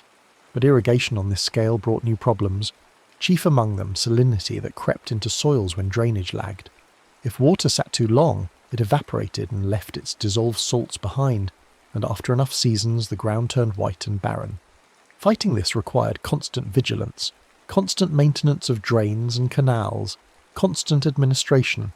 Clay tablets mapped parcels and ditches in cuneiform script, recording which farmer held which field and which section of canal he was responsible for maintaining. Cylinder seals pressed into soft clay-authenticated shipments of grain and certified contracts, creating a paper trail that could be checked against temple archives. Out of this hydraulic complexity rose cities that were also administrative centres, Uruk and Ur, Lagash and Nippur. They began as granaries where surplus was stored against lean years, then grew into marketplaces where goods from upriver and downriver met and were exchanged. and finally became writing cities where scribes recorded everything because memory was not enough to manage the intricate choreography of water, fields, and people. Trade boats loaded with textiles and grain slid down the rivers toward the Gulf, where they met merchants from distant shores. They returned with timber from mountain forests, copper from far mines, and stone that the alluvial plains entirely lacked. Here in Mesopotamia, engineering was daily life. Canals had to be cleared of silt every year before the spring floods. Levees had to be inspected and repaired where winter rains had weakened them. Disputes over water rights occupied courts and city councils. Government often meant water management, and kings boasted on monuments about the canals they dug and the irrigation systems they expanded. The cities bore the marks of this perpetual negotiation with capricious rivers, tales built up from centuries of mud brick construction, canals radiating from city walls like spokes from a hub, and a literary tradition filled with flood myths and prayers for controlled waters. The Indus and its tributaries fed a civilization that archaeological evidence suggests was remarkably orderly and peaceful. The Indus itself and the now vanished Sarasvati changed courses over centuries, shifting with tectonic movements and monsoon variations. But during its peak, the civilization built cities like Harappa and Mohenjo-daro that still impress with their urban planning. Broad streets met at right angles, forming neat grids that divided neighbourhoods into regular blocks. Wells punctuated these neighbourhoods at regular intervals, providing fresh water to residents who did not have to walk far to fill their jars. Covered brick drains ran beneath walkways, carrying wastewater away from homes and dumping it outside the city walls, a sanitation system unmatched in the ancient world. Uniform weights discovered across the civilization's extent eased trade, ensuring that a merchant in one city could do business in another using the same measures. Standardized baked bricks built everything, houses of course, but also docks where boats tied up, warehouses where goods were stored, and reservoirs that held water through the dry season. Seals carved with animals and script travelled with merchants who took boats downriver to coastal ports, where Indus goods met ships from Mesopotamia and the Arabian Peninsula. But the river's shifts, driven by monsoon variations and the slow tilting of tectonic plates, constantly reshaped settlement patterns. Channels that once ran full of water dwindled to seasonal streams. Cities that thrived on a riverside found themselves miles inland as the river jumped to a new course. The people adapted, some moving with the channels to found new settlements, others thinning out as populations dispersed, following water to where it actually flowed. The archaeological record shows cities abandoned not in catastrophe, but in gradual decline, as if people simply walked away when the river walked away first. The grid remained, the drains remained, the wells remained, but the life that animated them followed the water elsewhere. This was a civilization shaped by monsoons and by a great river system that refused to stay put, and its cities reflect that in their orderly beauty and their eventual quiet dispersal. Loaded with fine loess, eroded from highlands far upstream, the Yellow River built its own bed higher than the surrounding plain, creating an inverted topography that demanded constant vigilance. Year after year, sediment settled from the river's brown waters and accumulated on the channel bottom, raising the riverbed while the plain beyond stayed level. Eventually the river flowed above the countryside, held in place only by levees that required constant repair and reinforcement. When those banks failed, and they did fail with grim regularity, floods leapt into new courses, remaking geography overnight and drowning entire provinces. The Yellow River was called China's sorrow for good reason, but it was also China's foundation. States rose around hydraulic works, their power measured by their ability to mobilize labour for dike construction and repair. Granaries stored reserves against disaster years, and canals linked provinces into a unified economic system. The Grand Canal, built and rebuilt over centuries, eventually stitched north to south for more than 1,000 miles, moving grain tribute from the river valleys to the capital and enabling centralized rule over a vast territory. In chronicles and histories, good rule kept waters contained. An emperor whose reign saw stable rivers and successful harvest earned praise and confirmed the mandate of heaven. But disaster questioned legitimacy. If the Yellow River burst its banks and carved a new course, if floods killed thousands and destroyed crops, perhaps the emperor had lost heaven's favour and a new dynasty should rise. Silt, flood and repair formed the rhythm of northern cities. Every spring brought the threat of high water and the certainty of work on the levees. Every autumn brought relief and harvest, and the hope that this year's repairs would hold through the next spring. Officials who managed water systems were among the most important in the imperial bureaucracy, their decisions affecting millions of lives. Cities along the Yellow River and its tributaries bore the stamp of this constant struggle. High walls not just for defence against armies but against water, elevated platforms for important buildings, drainage systems designed to handle sudden inundations, and a tradition of collective labour that could mobilise entire populations for emergency repairs. Before paved highways crossed continents, before railways stitched nations together, rivers were the wide streets of entire regions. Barges moved bulky goods cheaply, far more cheaply than could be done by cart or on pack animals. Grain from interior farms floated to coastal cities. Stone quarried in hills moved downriver to construction sites. Timber from mountain forests rode spring floods to sawmills and markets downstream. Ceramics packed in straw and sealed in jars travelled waterways that would have shattered them in wagons on rutted roads. Ferry towns grew wherever roads met water, their docks busy with travellers waiting for boats to carry them across currents too deep or swift for wading. Tolls funded bridges where rivers could be spanned and paid for policing of waterways against pirates. Messages outran feet by hitching rides downstream, and ideas travelled with the boats that carried them. Religions spread along rivers, their monks and missionaries taking passage on merchant vessels. Scripts and writing systems moved from one river basin to another, carried by traders who needed to keep accounts in foreign ports. Units of measure and commercial practices spread with commerce, creating networks of shared convention.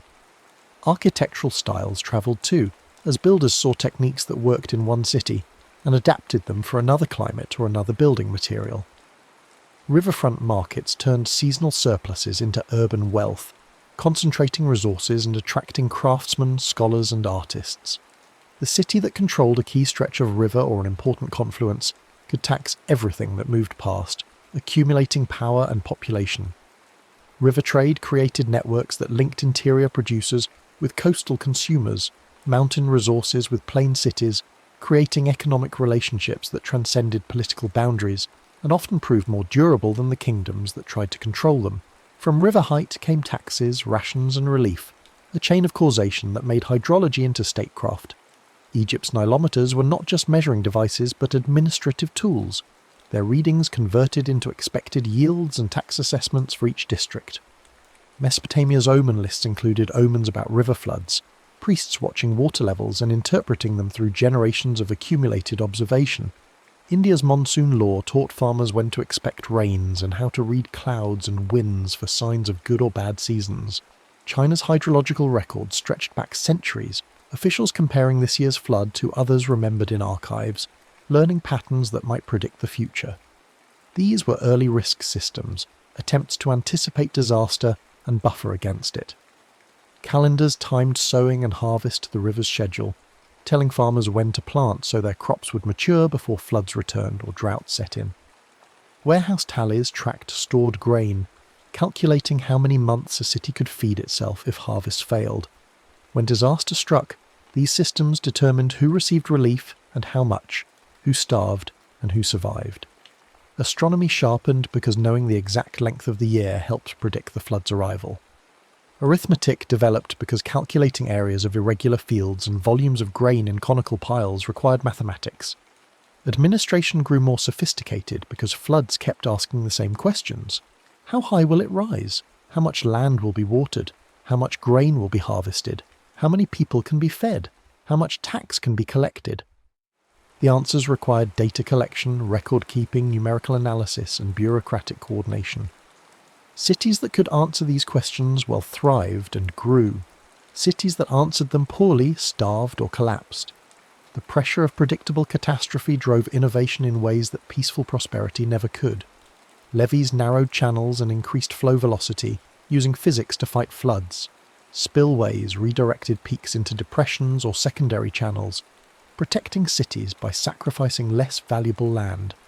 Check dams slowed silt-laden water and let sediment settle in controlled locations, rather than clogging main channels or irrigation canals. Pound locks lifted boats to city wharves, built above flood level, enabling commerce even when cities moved upslope away from unreliable riversides. With infrastructure came rules, because infrastructure required maintenance and coordination. Who draws water first became a legal question when multiple canals branched from one source. Who maintains which bank became a matter of law when a levee protected farmland on both sides. Who pays when a dike fails determined whether repair was swift or delayed unto disaster. Magistrates settled water disputes, hearing testimony from surveyors who measured fields and engineers who assessed dike integrity. Scribes turned water into law, recording precedents and regulations that governed everything from canal cleaning schedules to flood emergency procedures. Cities enforced schedules that synchronized fields with gates and gates with seasons, opening sluices on fixed days so farmers knew when to expect water and could prepare their fields accordingly. Markets operated on calendars that matched irrigation schedules, knowing which districts would harvest when and planning purchases accordingly. The legal architecture of water management became part of urban life as fundamental as walls or temples, invisible to outsiders but essential to insiders. Break the rules about water, and you might face fines, forced labour on canal maintenance, or exile from the irrigation district. Keep the rules, and you enjoyed the security of knowing water would come when needed, that floods would be channeled away from your fields, that your neighbours would help maintain the system because they depended on it too. Rivers earned offerings before sowing and thanks at harvest, rituals that acknowledged dependence and sought favour. Processions followed embankments on feast days, priests and officials walking the levees in ceremonial dress, symbolically inspecting the community's defences against chaos.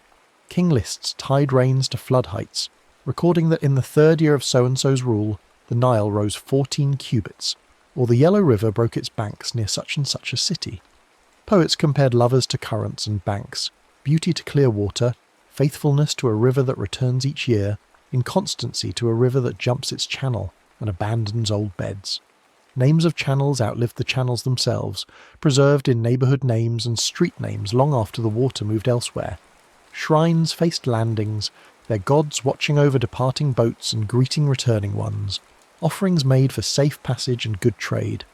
Boat songs became local histories, verses added with each generation, commemorating floods and droughts, great voyages and tragic sinkings, marriages arranged between riverside families and feuds settled by priestly arbitration. The city's calendar was also the river's mood, feast days aligned with low water when travel was easy, or with high water when fields were too wet for work and people had time for celebration. Myth encoded hydraulic knowledge, stories of gods who controlled floods teaching by allegory, what priests taught explicitly: respect the water, maintain the banks, store surplus, prepare for disaster.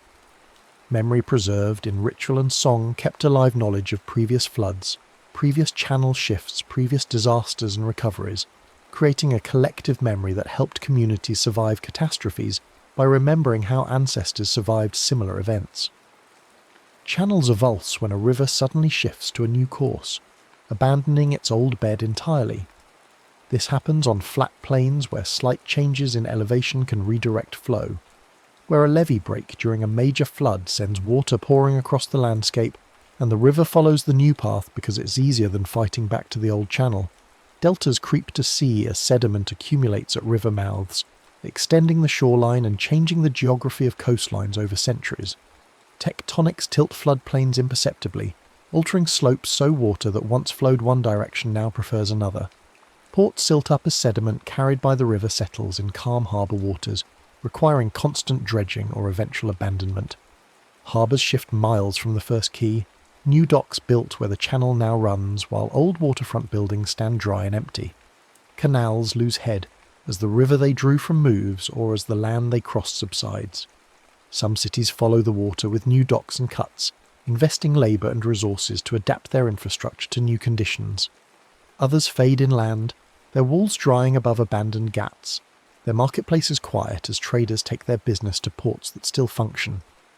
Archaeology reads these changes in clay layers that show when flooding stopped and in pollen grains that reveal when wetland plants were replaced by dryland species.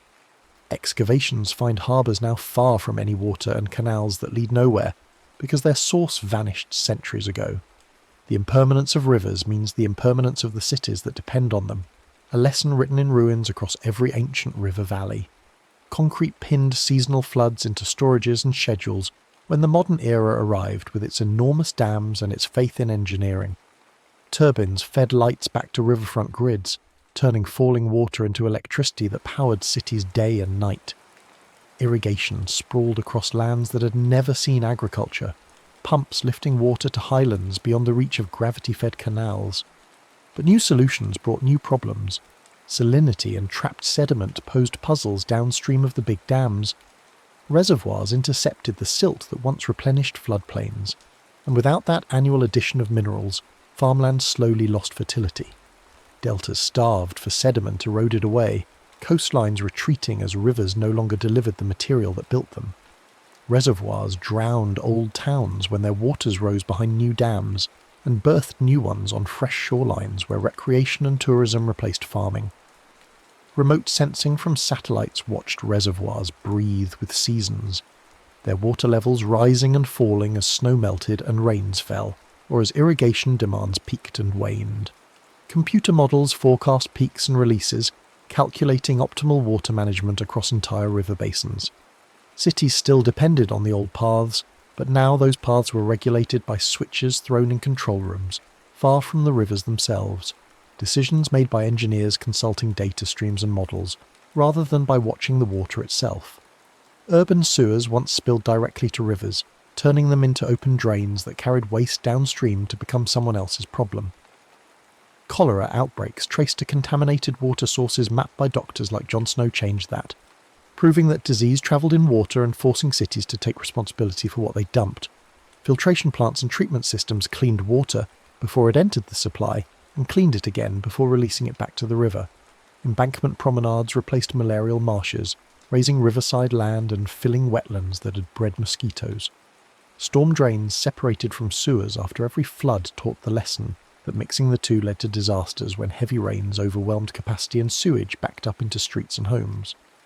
Waterworks became the least visible but most important urban organs, moving unseen beneath traffic and parks, miles of pipe and pump stations ensuring that turning a tap produced clean water and that flushing a toilet sent waste somewhere it would be treated.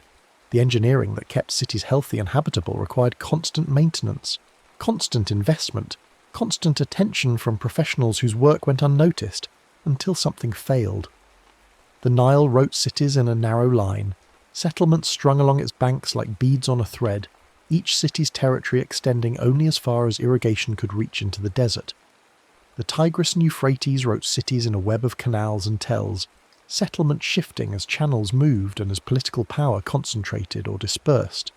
The Indus wrote cities in orderly drains and standardized bricks, a civilization that valued regularity and planning, that built for the long term with materials that would last.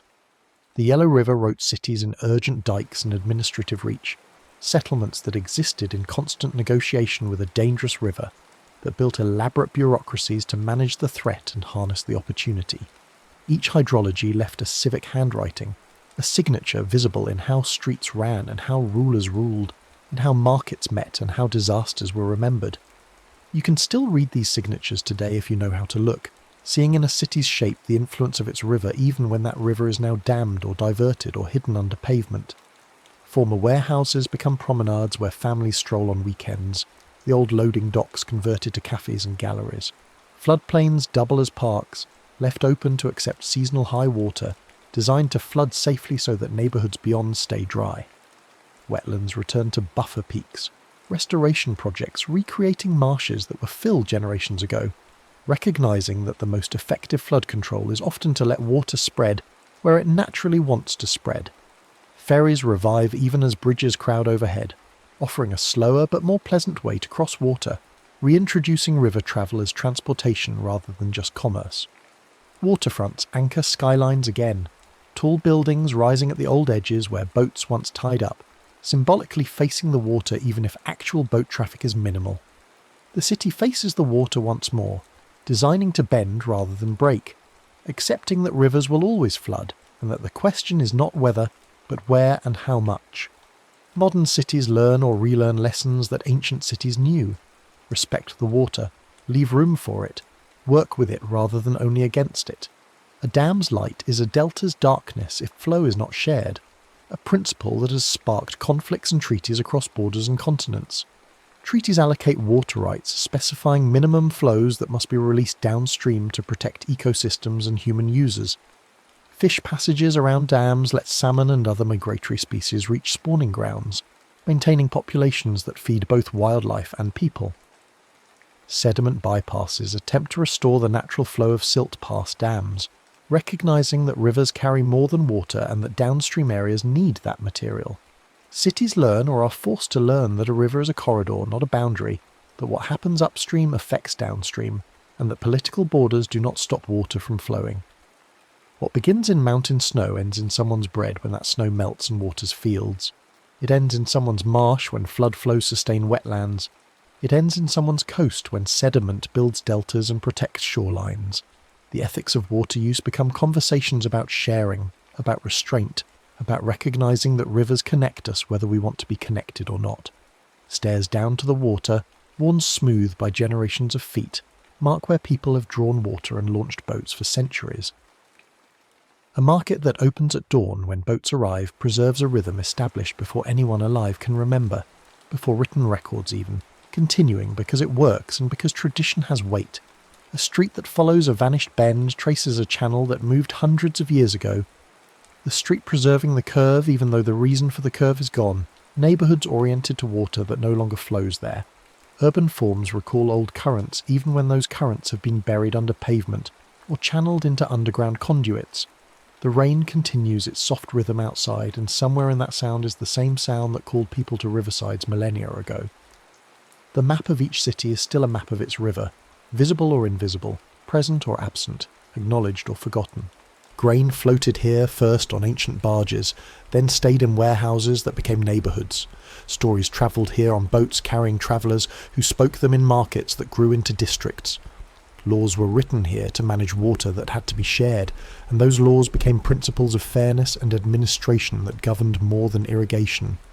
Songs were sung here by boatmen who worked the river, and those songs entered the culture and shaped its art. Everything floated here, first on water, carried by currents that linked distant highlands to distant coasts, and then stayed, settling into the ground like silt after a flood, building up layer by layer into cities that still depend on the rivers that made them. The next story is about to begin. Please relax and enjoy.